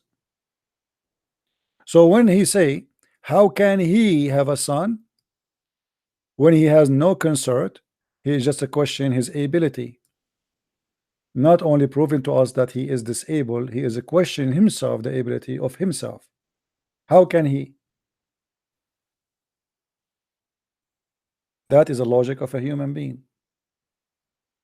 If you ask me, oh, Christian Prince, why you don't have kids? Well, I would say to you, how I can have a kid and have a woman. That makes sense. But this is for me. I'm limited. I'm not God. That's why I said that when we say God is almighty, what make him almighty? Because he is capable of doing anything he wish. There are things he don't do because it's against his nature, but not because he cannot. God is not evil, so he don't do evil. God don't lie, so he don't lie. But this is not about the ability. This is about his nature. His nature is holy. Holy produce holiness.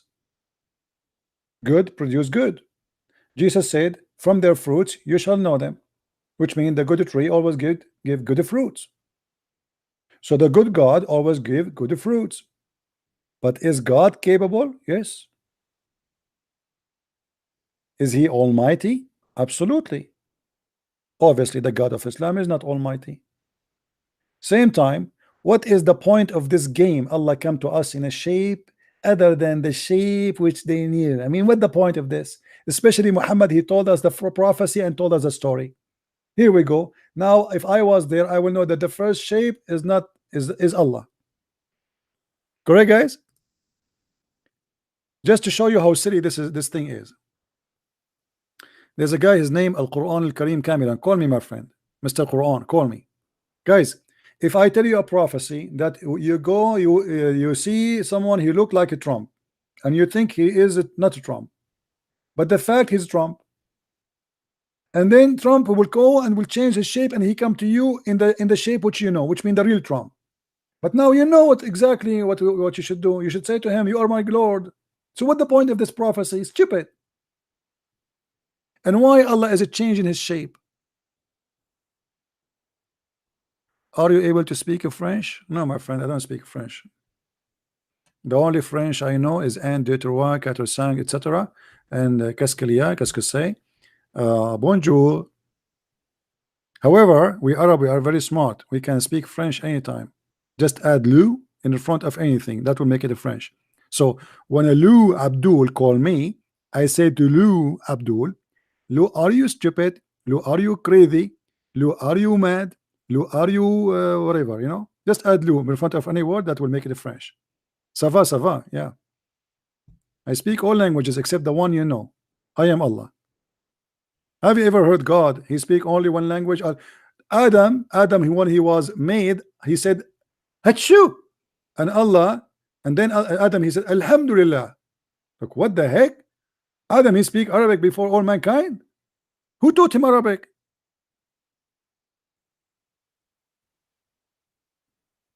The guy he just created, he sneeze, he speak Arabic.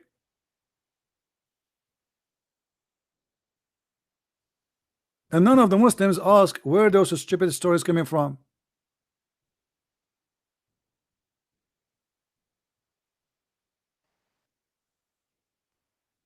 As you see, the God of Islam is a physical being. Remember one thing. Don't mix between Christianity and Islam. God of Islam is not a spirit. Let us repeat together, guys. God of Islam is not a spirit. Look at this Muslim. He keeps saying there's only one God. There's only one God. There's only one God. But he cannot tell us who is this God.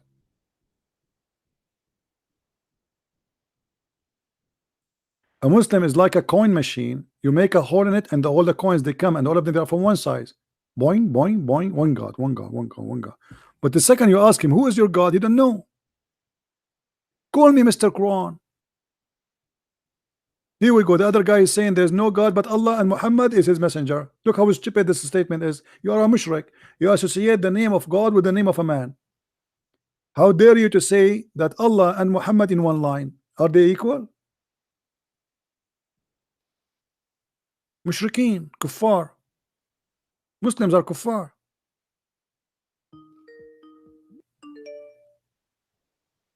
Who is the guy trying to call me?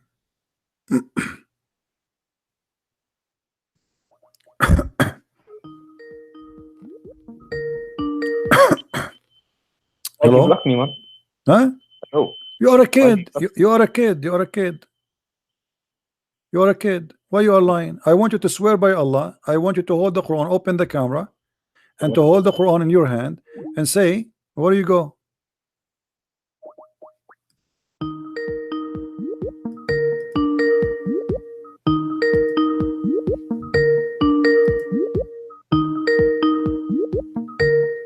Potato, he didn't even answer.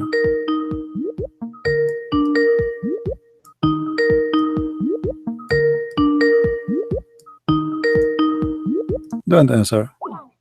Do we have any Muslim on a call?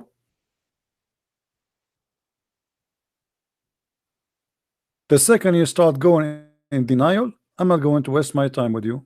I got you busted, I'm done. You've been served. Everybody can see, and you are lying. We confirm that Allah have two shape. It is you who said both shape is for Allah. You are the one who said both. And this is what is important for us in this story. Allah has two shape. So now we have two divine physical being. Remember, Allah is not a spirit. Guys, please type with me in the text so we will not forget. Allah is not a spirit, and he has no spirit. Type it, please, so we will not forget that. I want you to preserve that in your memory, because many Christians, they think the God of Islam is the same as the God of the Christians. The God of the Christians is a spirit. The God of Islam is not a spirit, and he has no spirit. He is just a physical being. The Muslims confirm that. All Muslims agree with that. It's not something we are coming with. So we have a physical being who have two shape. How God can be in two shape and he is not a spirit?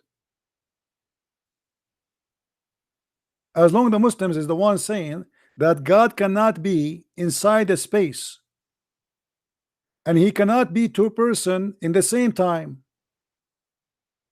He cannot be included in two shape. How we will recognize this from that? Which one is the one? Here we go. The Muslims, you are confused. You are right. You cannot recognize. Allah himself, he come to you in a shape which you don't accept and you dump him. So Abdul, are you there? Yeah, I'm here. All right. Are you willing to swear that the hadith here is not speaking about all the Muslims together? Listen. Are you willing to swear by Allah to hold the Quran and be honest that you are this hadith does not include all the Muslims? I'm not allowed to swear by some meaningless. Why you will not swear? Why? It's meaningless. So Huh? I can't do it. It's impossible. Huh? You can't do swear. I'm meaningless. Why not? Why not? If you are being truthful, why you cannot swear? Listen. Why you cannot swear? Why you cannot swear? Why you cannot confirm to me that you are not lying and swear that the hadith here speak only about the hypocrite? They will not recognize Allah. Okay. Why do you cry when someone disagrees with you? Hold on. Let me take another Muslim. Hello? Hello.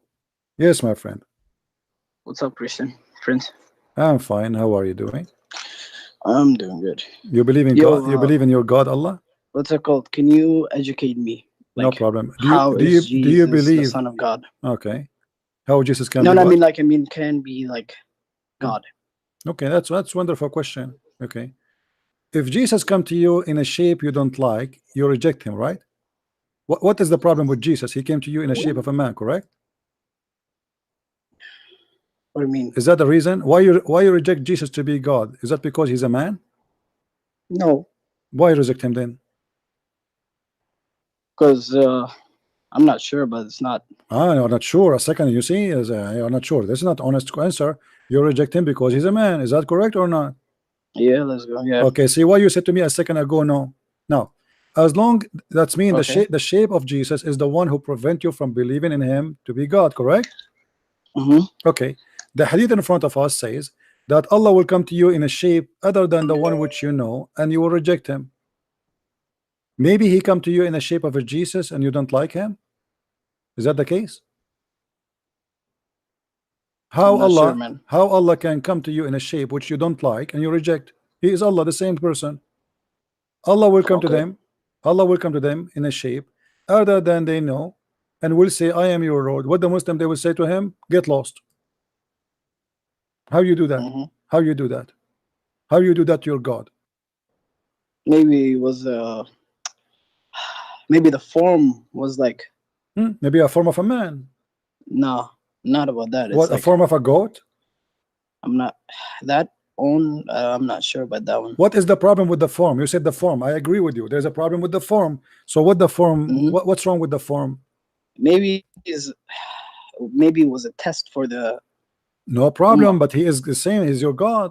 If Allah he changes, if he is your God, and he is inside that form, how you reject God? That's mean you Muslims reject, recognize God by shape.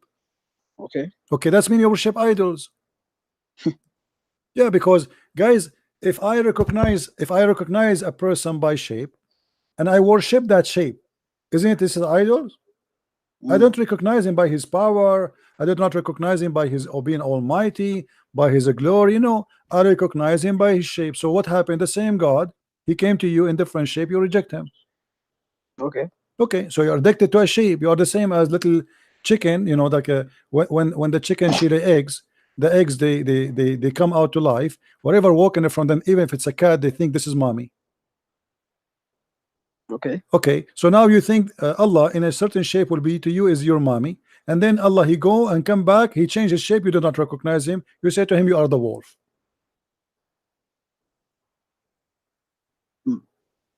That's mean you Muslim don't have a God. You are following an idol, you are worshiping a shape. Your God is a fixed shape, and you don't accept your God himself, even if he's himself coming back to you to be in any other shape except the one you like. So you are the one who decide who is Allah or not. It's not Allah who decide if he is Allah or not. Okay. That's mean Islam is a crazy. Islam is false. Secondly, here, when Allah he took the second You shape, what say happened? so. What happened to the first shape? I don't As you know. see here, Allah he changed his shape. He came in a shape other than the one they knew. That's wonderful. Okay, and then they rejected him. Then Allah he come back in a new shape, and they will recognize him. All right. Okay. What happened to the first shape? Because I think there's one of the hadith that the Prophet Muhammad describes how what's it called? God looks like he has a hijab. Allah have a hijab. Ah, okay. He's wearing a burqa. Like he wears it to. So if Allah is wearing a hijab, then you will recognize him. If Allah is not wearing hijab, you will not recognize him. I'm not sure about that, but that hadith. And why Allah is wearing tells us, hijab? Like why Allah is wearing hijab? Because he's there, like the brightness will destroy heaven. Yeah, and it's the a very earth. strong in light. Yeah. So Allah now is that shape is how that can be shape, but it's a light, because light is not a shape. But doesn't the hadith say that he will come in a form? My friend, yes, it says a shape. It's a shape. Okay. Yeah. So this is how he is a light, but he is a shape. I'm not sure about that, man.